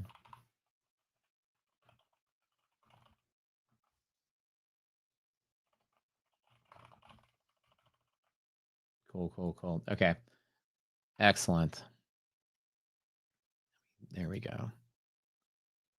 Let's do. Oops. Okay. All right, guys. Did y'all chat? Have you guys been making any good trades today? Is anybody here looking to fade this? Anybody bearish? I want to hear a thesis from the bears in the room. There's a lot of bull thesis floating around, but I want to see, is anybody here bearish in the immediate time? This is kind of one of the things I'm curious about. Not to argue, not to debate, not to say anybody's right or wrong. I just want to know sentiment as to what a bear thesis for some people would be for now in this environment that we have now. Not just that the market is bad or this and that, but like now. Like, yes, it can be bearish because of certain factors A, B, and C, but now, is there a thing now that you guys are seeing? Or is everybody just thinking bull, straight up? This is my thought. I always want to see if there's something I'm overlooking. That's why I like to challenge yours. How can you follow me? Oh, well, let me give you guys my socials. Since somebody just asked, hold up. I have two cool places you can follow me. I do my live trading every day. After this segment, you guys are all welcome to follow or come over there because I'll be live when we close our show down here at MyFunded. We will be over here. There's my YouTube channel. I'm spamming it in chat a couple times. Also, Twitter. Traders Paradise. That's me. So you guys feel free to, feel free to follow my socials, follow my YouTube, and follow me on Twitter. I'll be there after. So when we roll out of here, usually everybody rolls over to my YouTube channel and we hang out and close out the afternoon and trade together on my stream. So we're not trade together, but hang out together while I trade on my stream. So you'd love to see a rug pull so you get long. I kind of do as well. We walked up to some of our really strong pivots called these illiquidity pivots. 719 was S&P NASDAQ's pivot today. S&P was right at this 59.95 level, which hasn't achieved yet. Like I said, I'm up over $5,000 in profit. These are all my funded accounts and stuff that I'm trading with. So this is real money off to the right. That's just the screenshot of my accounts today. I'm doing pretty all right there. And I'm not looking to risk losing much of this to try to inch the last little bit of profit out of this.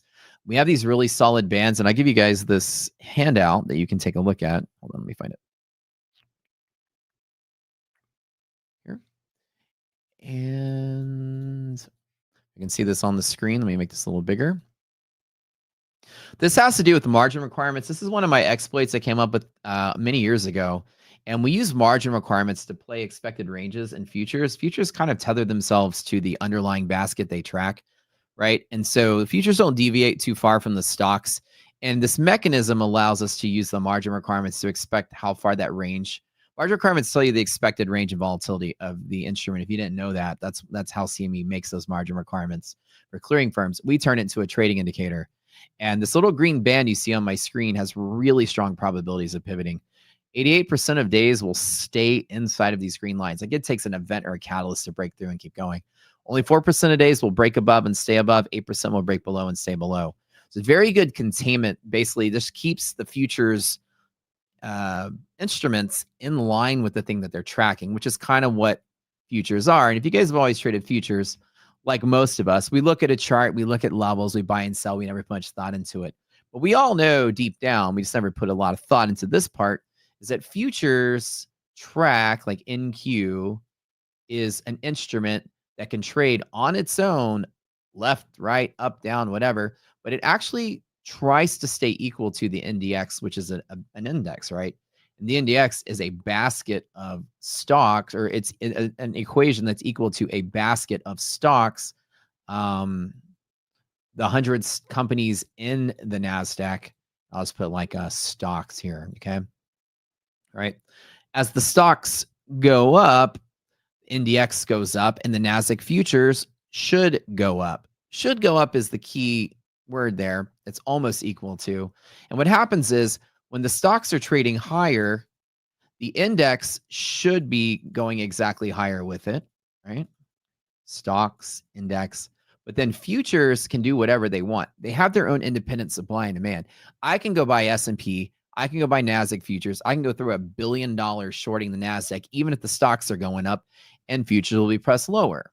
But the minute I stop pushing the futures lower, what happens is the futures kind of like snap back up into place and get right back on path with the stocks that they're tracking, right? The index is tracking. And so what most of my strategy does is exploits that idea that we can see when the futures and stocks have deviated from each other. That's what this indicator is. And it's really good at that. And I look for a lot of little extra clues in the market just to see where I should trade. Now, NASDAQ is moving up because the stocks are moving up, but sometimes you'll see the NASDAQ dip into a certain amount of range. And usually inside of those green bands I told you, this has everything to do with that whole tracking process in the overnight session and the daytime session. Very rarely, and I mean rarely, will you see price hit one of these green bands and not pivot the other direction really hard. Doesn't mean it reverses, but it means it pivots. When we're inside of the bands, I usually trade up to that level and pull back. 96% of days will close below the separate green band, by the way. So when I'm making my long trades, I always tell myself that's likely the containment we have unless there is a catalyst or an event or news to push us higher. And with the slow news day today, I look at this market and say, we're getting close to the top, right? The opportunity is really small for me to try to squeeze a little bit of pennies out in front of this big old fat steamroller. And that's kind of the saying I've always used, is that a lot of times I don't like to pick up pennies in front of the steamroller. I can go grab a couple extra bucks. I could turn 5,000 whatever dollars I made today into 7,000 or 8,000, but I could also lose it all and go red. So, I try to not do a lot of trades up near the top here by longing into it. And also with a strong resistance pivot, this is a whole nother technique I have. 59.95 is kind of like an intermediate limit that might give me a pullback that I want, so I can take a second trade up out of there. So when we've moved up like this without any significant pullback, I usually get a little excited to see, okay, finally we're going to get some action and activity. And while NASDAQ is the one that's kind of worth watching, it's the one that busted through its pivot. And if you want to know something cool about my pivots, is that most of them predict volume. We use math to predict where volume will be. And that pivot, which I've had on the screen for a week now, is actually the highest volume of the session for NASDAQ futures. That's how cool some of these pivots can be. Again, these are all exploits of like margin requirements and things. It's kind of a neat thing that we do. And the margin requirement is part of like the system of the Globex. There's this giant, I don't know, video poker machine that we all trade futures on. It's a computer that takes the futures. It's like an autopilot for an airplane. Futures trade up and down, stocks trade up and down, but it's kind of trying to steer the futures to match the stocks it should be tracking. That whole autopilot directs the bid and ask price, and the market makers line up behind it. And that's what we're trying to trade as futures traders. And you guys might just have thought, I look at the support, resistance, trend lines, VWAPs, whatever.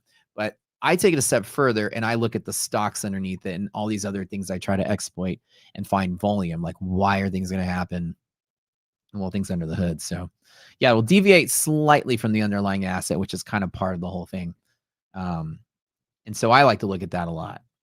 And today I'm sitting here staring at this inching towards my upper limit.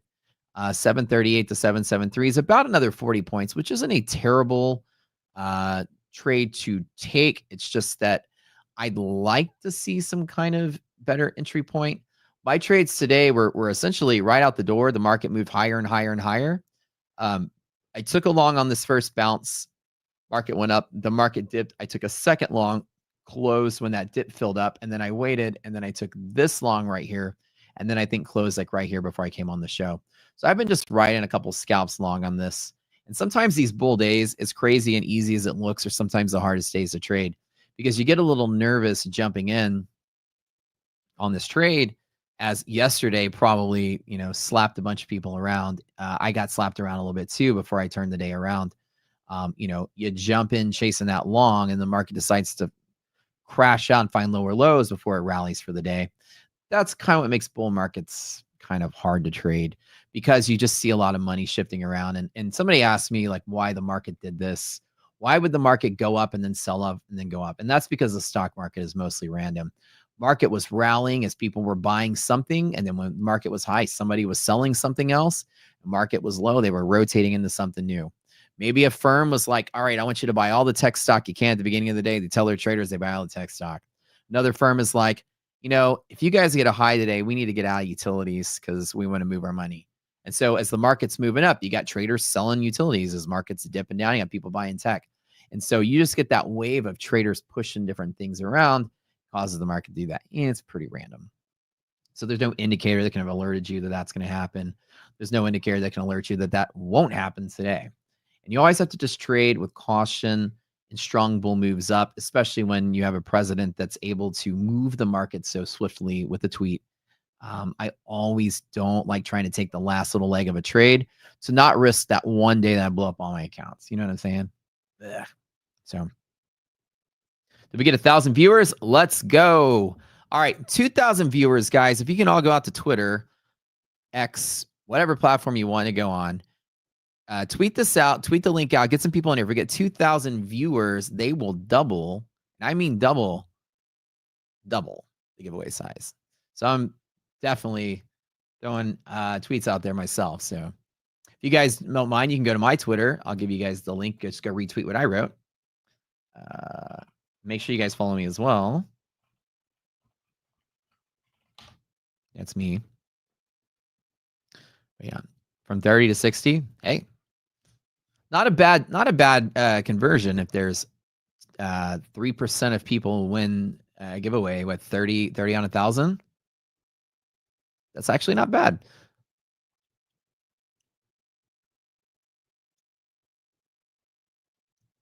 Trades of Jazz, really enjoying our segments. Oh, thank you. Appreciate it. Double Google form winners, yeah. All right, so questions. You guys, it's a slow market. Market's moving up, nothing exciting happening. I'm waiting to get a dip, something good to buy on. I don't really have a good pivot to trade from. This 719 can be a long pivot if I want to really commit to like the 60 points. It's about a 1.5 to trade with a 40-point stop on NASDAQ. I might take it. But what do you guys want to ask me about? Any techniques, any tricks, how I pass, trader funding programs, how I beat different types of accounts? I have a strategy for each one. End of the day accounts, I have a strategy for trailing drawdown accounts. I have a strategy for static accounts. I got a strategy for everything. What do you guys want to learn? What do you want to know? I will answer. I want to answer any question you guys have. Have I ever full ported YOLO 0 DTEs? Not full ported, but I've definitely YOLO'd 0 DTEs before. It's actually as hard as it sounds and weird as it sounds. It's actually one of the most risk management forced, or sorry, let me tell you. It's the one strategy that forces risk management onto you. If you have $100,000 in an account and you decide you want to trade a 0 DTE and you say, I'm going to put $1,000 into this trade, and then you make the trade, at worst, as long as you're longing the option and not selling it, you just lose $1,000. You literally have a fixed stop loss trading those 0 DTEs. Now you lose it all that day if it doesn't win, but in that instance, it actually forces risk management onto you. Because if you have $100,000 in a futures account and you long a futures contract and it goes against you, you can watch yourself lose much more than $1,000. You can watch yourself lose the whole account. So the neat thing about options is it's naturally built in with like a safety mechanism that forces your loss to be limited to just what you bought. It's kind of neat. But I don't really 0 DT options a lot. Options are taxed at your short-term capital gains if you're day trading them, which is essentially tacked on top of your income. So if you're already maxed out, it's taxes in marginal brackets. You have, your 37% if you're making like the max or whatever it is. Your options or short-term capital gains are added to that, just like your prop payouts are added to that. So it's taxed very heavily. The goal in life as a futures trader or a trader of the index is to trade futures, because in a live futures account or a real account, you're taxed at the 60-40 rule, which is 60% of your gains are taxed at long-term, effective 15%. And then overall effective tax rate is roughly like 23, 25%. So you're saving about like I think it's 23%, something like that. You're saving about 15-ish% on your taxes, dollar for dollar in gains. So day trading options, as fun as it is, Uncle Sam really puts his hand in your pocket. And so I don't really do it that much. I only use options if I do the swing trade where I'm trying to like catch a bigger move up and I don't need to be so accurate. I'd rather swing and hold on to it for the long haul. Then I'll plant some money in options. But yeah, these days, I don't really do any options day trading because I would just be doing the index and I'd rather make more money and the government make less money. But yeah. Good question. Some other questions you guys have. Expert accounts, end of the day drawdown. Okay, so here's a rule of thumb. Okay.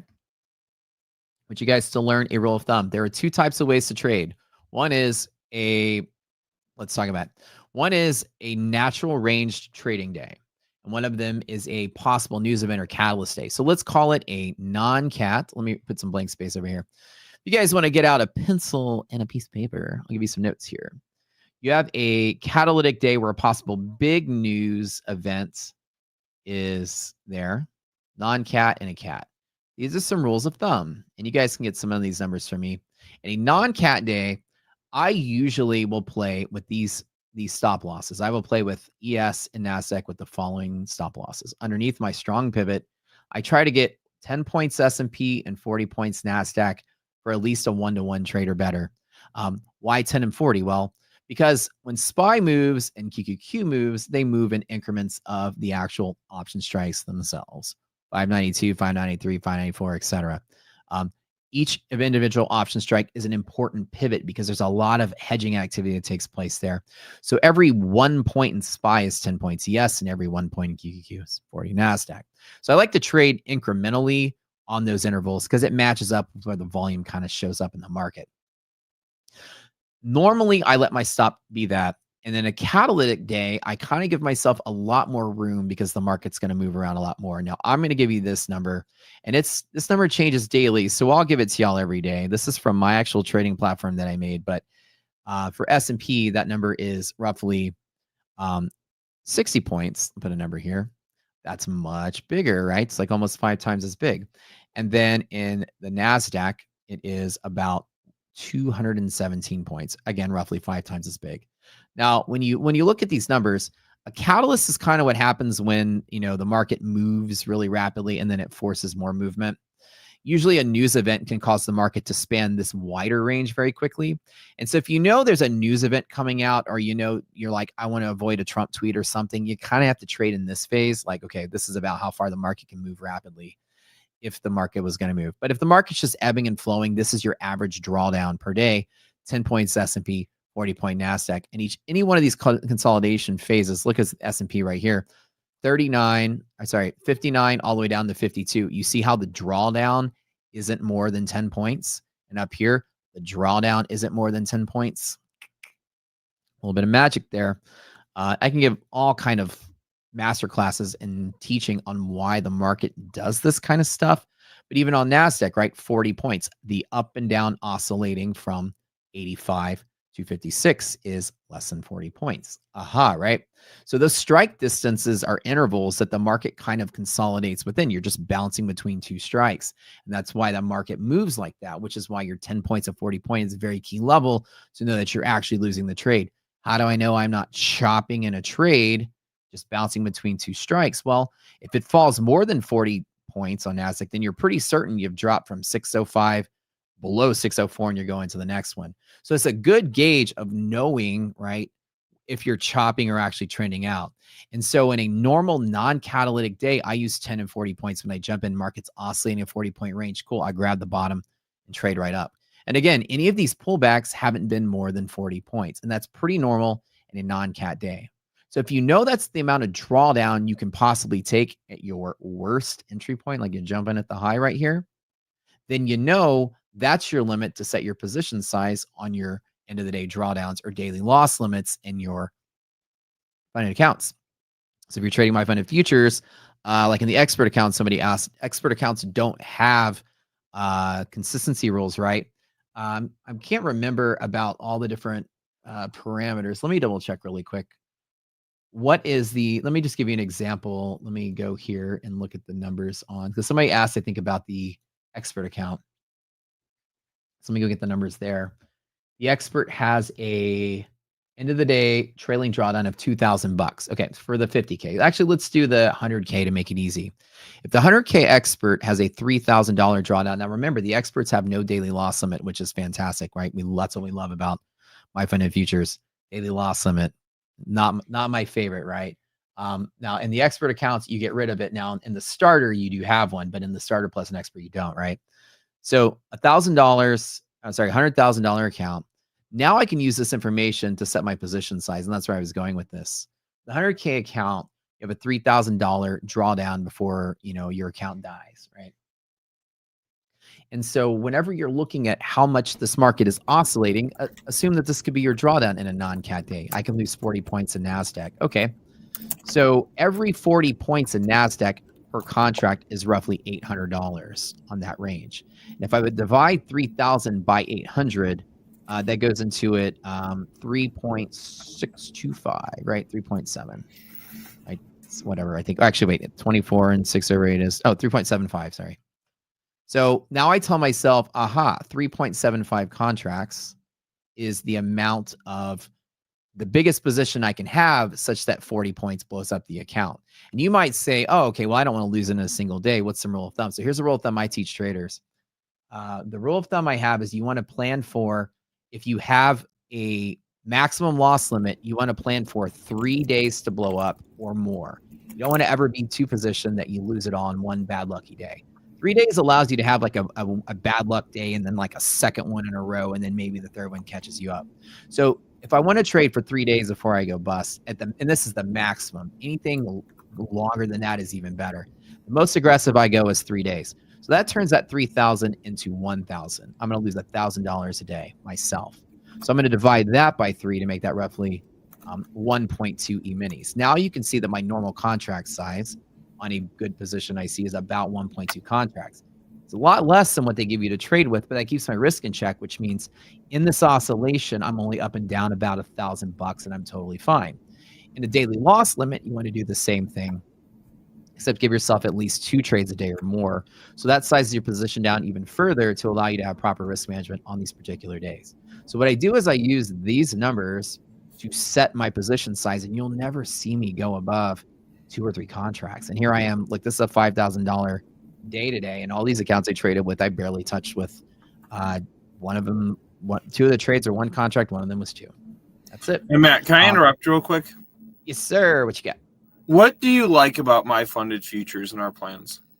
I love, okay, so let me give you like all the pieces I love about it. So the idea that you have a no activation fee, number one, that's perfect. The expert accounts, I will tell you guys, and not because they're telling me to do this, because they aren't telling me this, he just put me on the spot, but I love 2 things.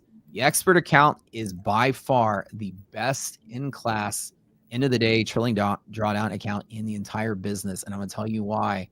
The value is really good. There's 3 things that I actually look at, but when it comes to value, you divide the actual drawdown max you get by the actual cost of the account, and any drawdown to cost ratio that's above 9 is great. This one that they have is roughly, I think, 10 or give or take, somewhere like that. So it's really, really high. I think, what is it? Let me see. It's 344 for 3,000. It's almost 10. And then when they have a sale or use an affiliate code, you get even less. It's roughly close to 10. So anything 10 or better is a fantastic value. That's number one. Number 2 is no consistency rule on eval and funded. Consistency rule forces you to trade longer and increases the odds of you actually blowing up the account the longer you're in market. The biggest failure points in trader funding programs is time in market. The longer you're in the market, the higher probability to fail. If you have to trade 5 extra days because you busted consistency, well, then that kind of sucks. So no consistency rule by far is one of the best values there, and no daily loss limit. That allows you to scale further. Daily loss limit limits your scaling. Say an example, an account that has $1,000 daily loss limit, and you take 1-to-1 trades. Well, you can only make 1,000 to lose 1,000, so you can only inch up 1,000 at a time. When you get rid of daily loss limit, you literally get infinite scalability to your maximum drawdown. So if your maximum drawdown is 3,000 to blow up the account, then you can scale up 3,000 a day for every day that you want to risk it all to blow up the account. So you your scalability goes up faster, so you can scale harder and faster. You don't have the daily loss limits to stop you on the day. You get multiple attempts in a day to trade. Consistency rule. I mean, it's like all the rules that you want. So let me sweeten it for you all. If you've never been a customer before, never been with us, we would like to welcome you to the family. Thank you for watching the show.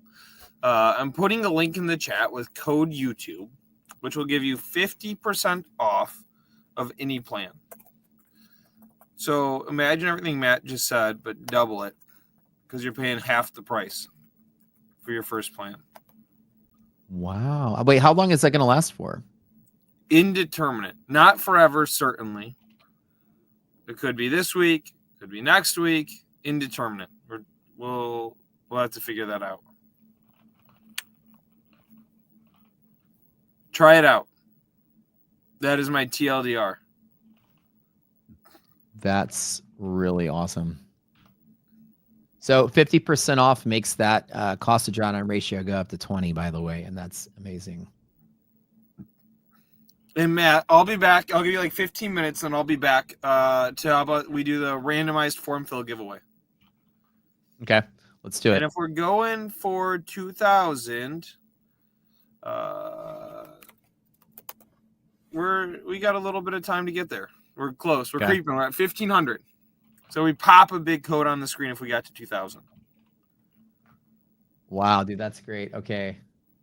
Let's go, baby. All right. All right. That's awesome, guys. That's amazing. Wow, that's incredible. Okay, cool, cool. Hold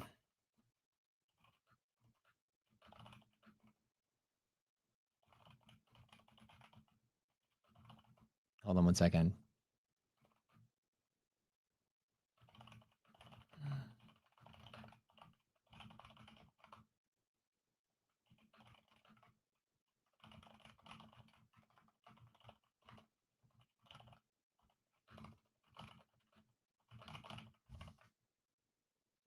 All right, excellent. All right, you guys. So questions about what I was saying earlier. As you see, I'm kind of like a position sizing nerd. I'm kind of like a super math nerd here. I'm always thinking about the amount in which I'm trying to trade so I can keep my risk in those. I'll repeat those parameters and make it like short and sweet for you guys to just have like you're taking notes of this.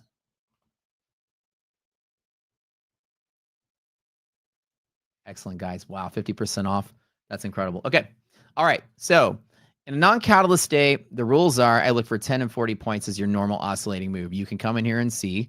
And once I show you this, it's kind of hard to like not see it, but it's pretty cool how the market works. No news event. I take this as the standard. Then I make my position size basically equal to that.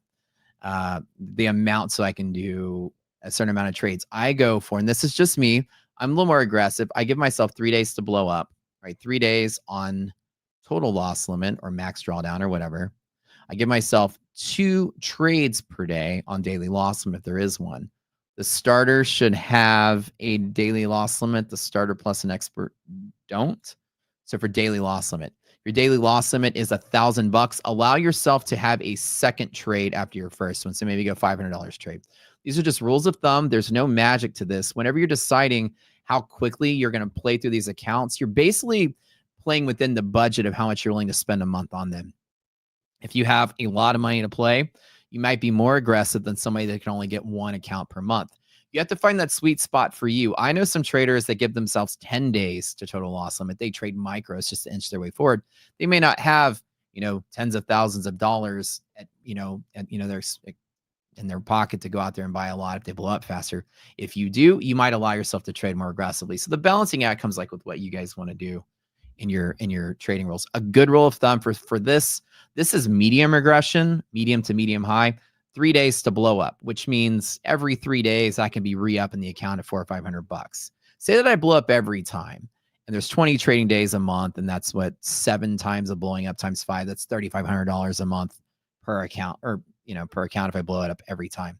You might say, oh, that's outside of my budget. So then you might give yourself a week or 10 days, but you really need to give yourself how many days of if I lose and lose and lose for bad luck and hit max loss limit, how many days am I comfortable with on a budget? And you're basically budgeting your own money. And when you're thinking about trading, Successful traders will all tell you the same thing. None of us can predict the stock market. This is rule number one. I literally gonna tell you guys to write this down there, and don't listen to anybody, any guru, whatever. Nobody, and I have some of my friends in here who are super pros at trading as well, can back me up. Nobody can predict the stock market. None of us can. If we could, we wouldn't be sitting here doing this. We'd make a program to do this for us, and I'd be on the beach letting it make money for me. But all we can do is predict what we do, and we have odds for what may or may not happen. That's the best you can get. Now, predicting the stock market, off the table. There's no magic recipe, no magic system, nothing, right? No one can know if the market's going to go up ways, down ways, back ways. It's a woozy, it's a wazi, it's a fugazi. It's fairy dust, man. Like a Wolf of Wall Street quote there. But like, seriously though, right? Is it for new users only? Oh, yeah. Okay. Is it new users only for that code? Did I type it wrong? Okay, let me type it in. Okay, my bad. I think.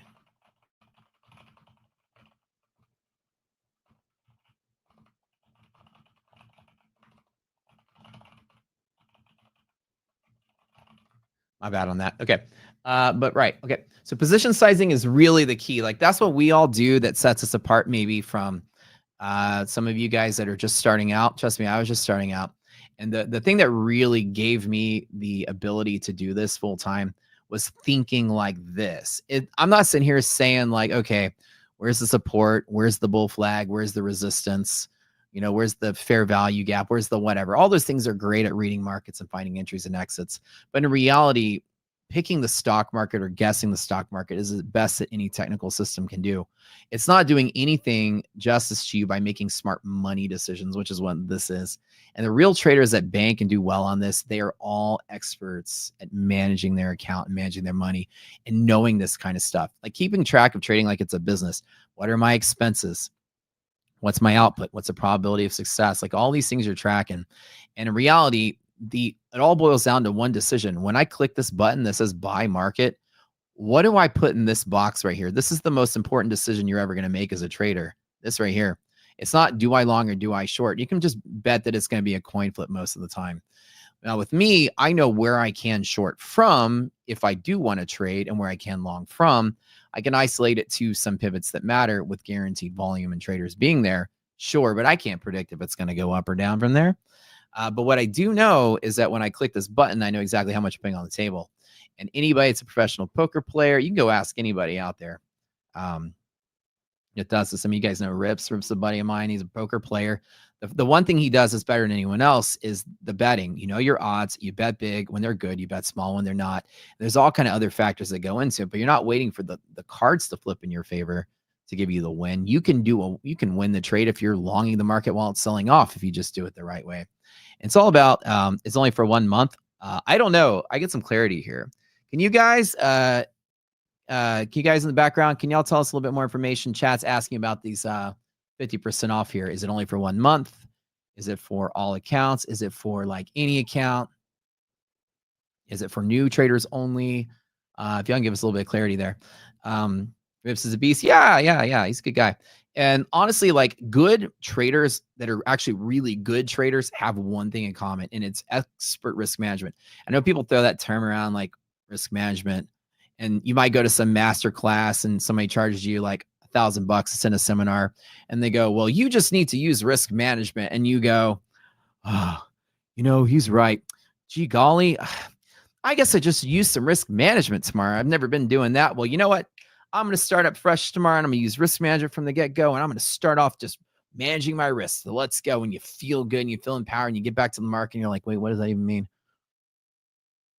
Oh, you're like, wait, yeah, I should use risk management. What does that even mean? Like, how do I translate that to action? Like, what does that mean on my chart? What does that mean on my trade? Like, it's really hard to find a defining risk management system, right? As a trader, there's not a lot of people who sell you the idea of here's a good risk management system. They don't teach it to you. You know why? Because that is the secret sauce to trading. That's why it's not available. You guys might have been trying to learn trading out there. Not a lot of people are teaching you position sizing. Like this whole thing I gave you is a position sizing lesson I teach to people. You don't see a lot of people giving that out because that is the sauce to trading. That's really where the magic is. You have a good position management system. You're out there slaying it in the markets because you actually are controlling your risk. And basically, you're just trying to survive long enough that the odds of your strategy carry you forward. If your strategy works 90% or 80% or 20% or 40%, whatever the time, all you want to do is survive long enough that the odds work in your favor. If you win the coin flip 3 out of 4 times, you just need to survive, that big losing streak that you can have that ultimately the odds catch up with you and you end up winning. And trading is literally that. That is the skill set that everybody that I know does well does. And that's really the top of the line of a trader. Mastering the art form of how much do I bet based on the risk that I have in front of me. We have all kind of confluence to pick direction, but the betting size is really it. And on non-cat days, I just play the range of strike distances. That's a cool trick and rule of thumb. I give myself 3 days to blow up in 2 trades per day on a daily loss limit. And those are my guidelines. And then I position based on these 40-point and 10-point stops. This is my trading strategy. And you guys can have it. Catalyst day is a little bit different. The market can move 5 times as fast or 5 times as far on a single event. Because of that, I'll trade 1/5 of the size. Like I will trade normally. And this kind of boils down to if you do this kind of math on any prop firm account, you'll learn that for the majority of your like 100K accounts across the board, MyFunded or any other accounts you guys may use, it roughly equates to about maybe 2 NASDAQ contracts at the most and maybe 4 ES at the most. I normally trade, unless I'm super confident, roughly half of that. So my normal is like 1 NASDAQ and 2 ES. And then when I want to trade really small, like on cat days, I might trade like 3 to 5 micros, just a chunk of those. 3 to 5 here. So roughly a fourth. And then this would be 2 to 3. So on catalyst days or big moving days or like gigantic days where there's volatility, I'll be trading micros all day long. And you might not believe this, but I can still pull $5,000 and $10,000 days for trading micros. That's it. Because the market will move 5 times the distance. You don't need 5 times the position. The rule of thumb with risk management is that the bigger you can prove the market's going to move around, you say that's how much I'm going to lose. If I'm wrong, that's the drawdown. The Ving, right? The volatility. The more I can lose, the more I can make, the more I can lose. So the bigger the market's going to spread out in a day, the less the position. If it's going to move twice the range, half the position, right? I don't use volatility to my advantage to gain faster and lose faster. I use volatility to my advantage to size down so I can play a wider range. One contract moving 100 points is the same thing as 10 contracts moving 10 points. So bigger range, smaller contract. On those catalyst days, I'll be trading micros and I'll still pull out the same amount in a micros trade because the market's moving 5 times the distance, right? So around news, Donald Trump tweets something and all of a sudden the market falls, that 200 points in NASDAQ. What am I going to do? I'm going to buy the dip there. Well, I'm not going to buy the dip with two E-minis. Oh no. I mean, sure, I can make a whole bunch of fortune on the way up, but the market just proved to have volatility of 200 points. Let me throw like 5 micros on it. Perfect. The market goes right back. I've made a couple $1,000. I don't need to make 50,000 or 20,000 on a single trade. It's risk management. Bigger the range, smaller the position. And hopefully that helps you guys. And somebody, I just said, I'm going to pull out my micro. Oh my God. Okay. It's not about how big or small the position is. It's how you use it. Okay. Catalyst is something that moves the market news. Yeah. A catalyst is something that like fuels further movement. Now my background's in chemical engineering. So a catalyst is something that speeds up a reaction. In market terms, I define a catalyst as something that makes the market move faster because it's bumping more people and more people. So the move is creating bigger and bigger and bigger moves. Yeah, but whatever it is, as somebody said in chat, whether it's a mini or whether it's a micro, just don't pull out. Oh, you guys are great. But don't quit your day jobs, though. Comedy is probably not your future. Beautiful analogy for those working with less size. That's so funny. You have to realize that when you're with traders, you're going to have like the not so PG rated humor in here. So we're a lot of, fun people, math people, nerdy people, degenerate people with a lot of time on our hands. Size doesn't matter. Only in trading is where size actually matters. So did I have a mentor? I actually didn't, because I'm I'm actually kind of like, yeah, I come from the era of when I started trading in 2010. There weren't mentors. I mean, back in the day, there weren't YouTube streamers. There was a couple of people pushing penny stocks, but that's it. And I started streaming maybe in 2015 and on YouTube in 2016. At that time, there were like maybe 3 people trading futures. It was like me, Tracer, Matt, and Pat. Like the 3 of us are like the OGs of YouTube streaming. And like in our communities are even small back then. Like you would see, you know, Matt stream. I might have a couple hundred. Matt might have a couple hundred. Pat had a couple hundred. This is before futures got extremely big and popular. We were all small time streamers because everybody was trading like penny stocks at the time. And so there were no futures mentors. There were no trader funding programs that were big. There were some out there. They weren't getting a lot of press. So I had to learn from like 2010 all the way till 2016 on my own. I was excited about learning futures. About 2015 is when I started trading futures. And there was nobody online, like literally zero. There weren't futures trading communities. There was nothing. So I had to basically carve out my own style. And I built a whole trading platform around my whole style, which is finding volume and finding volume pivots. And then I built risk management around it. And in the years of me streaming, probably about like 2018, 2019, futures started picking up a lot of momentum. Once once CME Group created micro futures, and micro futures started attracting people to the game because it was very expensive otherwise to trade futures. Micros made it more like affordable, I guess, for newer traders. And then when prop firm explosion got really big around that time, and right after COVID, then futures was just huge. Now there's a million mentors out there. So to give you guys some advice there as like how you can learn. I kind of took the old school path, and it took me longer to get to my goals because I didn't have a good mentor. There weren't any, and you know, it was really hard to come by. I created my own style. And some of you may find that to be the best way to go to create your own thing.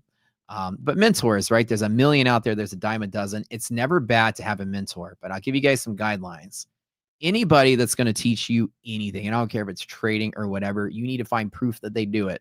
And if you don't, well, that's your risk to take. But I don't go to surgery, and if the doctor's like, okay, you're ready for this, and I go, can I see your medical license though? And he goes, no. And you're like, that's all right. Just cut me open. We're fine. You know, just because somebody like butters up a slice of bread with a butter knife doesn't make them a surgeon. You know what I'm saying? So be careful with your mentors. Let somebody at least prove to you that they do, right, what they do before you learn from somebody. Everybody has something to teach about something.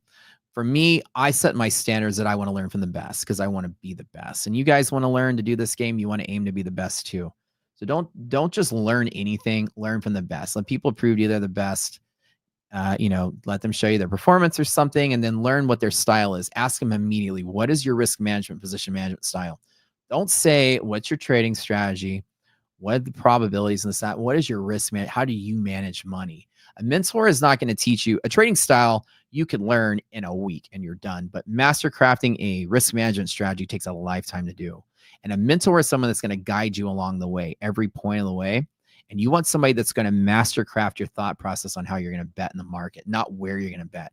Like I tell you, I can teach you my trading strategy in about a day. It's not hard to learn. Here's a pivot long here. Here's the odds.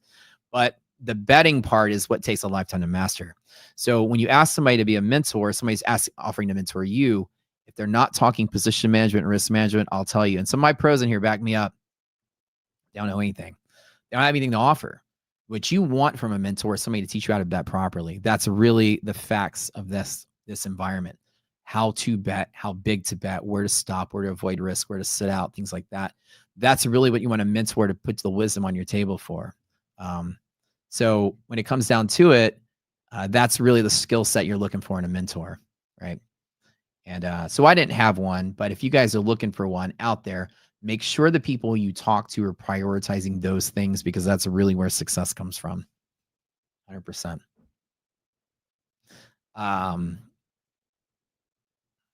Somebody says, keep saying that. Whose code is Rocket Scooter? Oh, people are saying Rocket Scooter is me. That's me. That's what people know me as, Rocket Scooter. But that's also my my affiliate code. Am I single? Nope. I've got the eye doc, but hopefully she still sticks around. Pickle's downstairs today, and he's in his little kennel because he's a bad boy and he chews up shoes, so I can't trust him to run around here. What's up, Luke? All right. we dropped a form a little bit ago. We asked why users love MyFundedFutures, because we want this feedback in order to help build the company and build the product and build plans and build TV and all that. Because again, we're doing this with you. We want to be the most responsive, the trustworthy, transparent prop firm for the people. And as a thank you for filling out the form, I have a magical wheel, the randomized wheel, to give away 50K Starter Plus accounts. At the end of our show here, can I give it a few spins? Let's go for it. All right. You see it spinning? You hear the sound effect? Wheel is cruising. First winner that we have is going to Chris R. How many spins should I do, Matt? Like, what are you feeling today? $1 million? $1 million? I'm just Holy. Winner number let's 2, do it. Ricky James. Can we do 15? We did 10 yesterday, maybe 15. Oh my gosh. The Good wheel's funny, just so slow. Oh yeah. All right. I need to give these guys, the people in the chat are asking me to give you the giveaway music. I have some songs I can send y'all that we play when we do giveaways. The CC. Okay. All right, we'll do 15 just for you. And today I'm setting it up such that people cannot win twice. Coop is 4. We're going for number 5 now. It's a third of the way there. I'll spit out one fake dollar bill for every winner. Tito Congrats. is number 5 there. But minimum. And the wheel spins and spins and spins until it doesn't spin anymore. Number 6. Backstore. Every spin, guys, your odds improve. The suspense builds, your odds improve. People leave the wheel. Oh, that is true. The 7, Thomas Mussett. Matt, do you like the wheel solution, or do you like when we pop the codes on screen?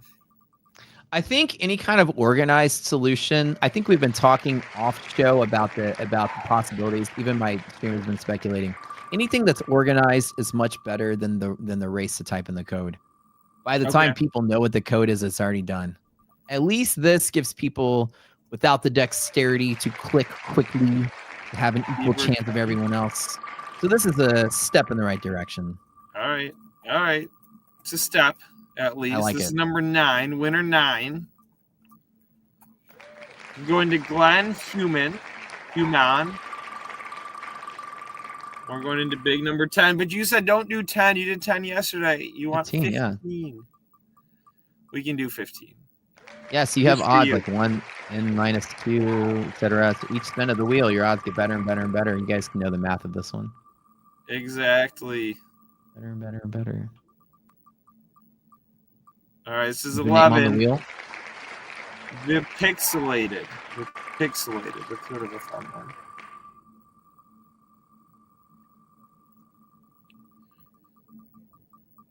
And I'm just watching my Robin Hood keep climbing. NQ1. That was the 11th winner. We're going for 12. We got 4 more. OP Guardian. We're down to 3 last winners. Matt, I don't think anybody gives away more than MyFunded TV. Every day is a chance to win. It's not like we do it once a week, twice a week, every day, multiple times a day. Kim Fly is a chance to win. It's incredible. It's very generous of you guys. We have 2 more. The final 2 winners. Thomas. All right, last but not least, the final winner of the day. There'll be more giveaways tomorrow. Stay tuned. Is going to Kim Fly. Hi. There are a lot of people that are saying codes. I think a lot of people here also like the code thing. How do we create something where, yeah. All right. Well, we might have to get those back at some point. But they come up with the way Maybe that tomorrow will be that point. What do you think of that? Could there be like a way that it could be like you get a bunch of people's names and then it just generates codes and randomly draws them all? That's what the wheel is supposed to do. But like giving people a code, having them race for it, it's like they like that. But how do we do both? Or I don't know. Let's strategize a little bit because it seems like people like both. It seems to be 50-50. Hold on. Right? We pop codes. We do the wheel, the forms. Why don't we ask chat? When you guys want to put a poll in on chat really quick and see what people like better? Do you guys like the wheel or some variation of a drawing, like a raffle? Or do you guys want like Black Friday kick and scream, push each other over to get the last PlayStation sort of type in the code spree? Which one do y'all want? No, like we're going to do a poll, right? Can they do a poll real quick? I just put it in. I just dropped it. Okay. So the options are, what type of giveaway do you like? The options are code, form, and purchase. We haven't done a purchase one yet this week, but typically like with the 20% off of Starter Plus and Expert resets, anybody who purchases in a 15-20 minute window is entered to win. Everybody in chat is like Matt, like STFU. Matt, shut up, we're capitalist monkeys. We're opportunists. Okay, we'll claw at each other if we want. Don't tell us what to do. Okay, let's do it. I'm all about it. Yeah, geez, that actually surprises me. You got 300 votes in. 71% say the code, 26% say the form, 3% say purchase based. For obvious reasons, I like the purchase based ones, but we don't do them very often because of you all. I get it.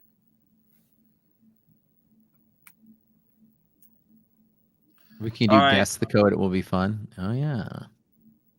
Guess the code.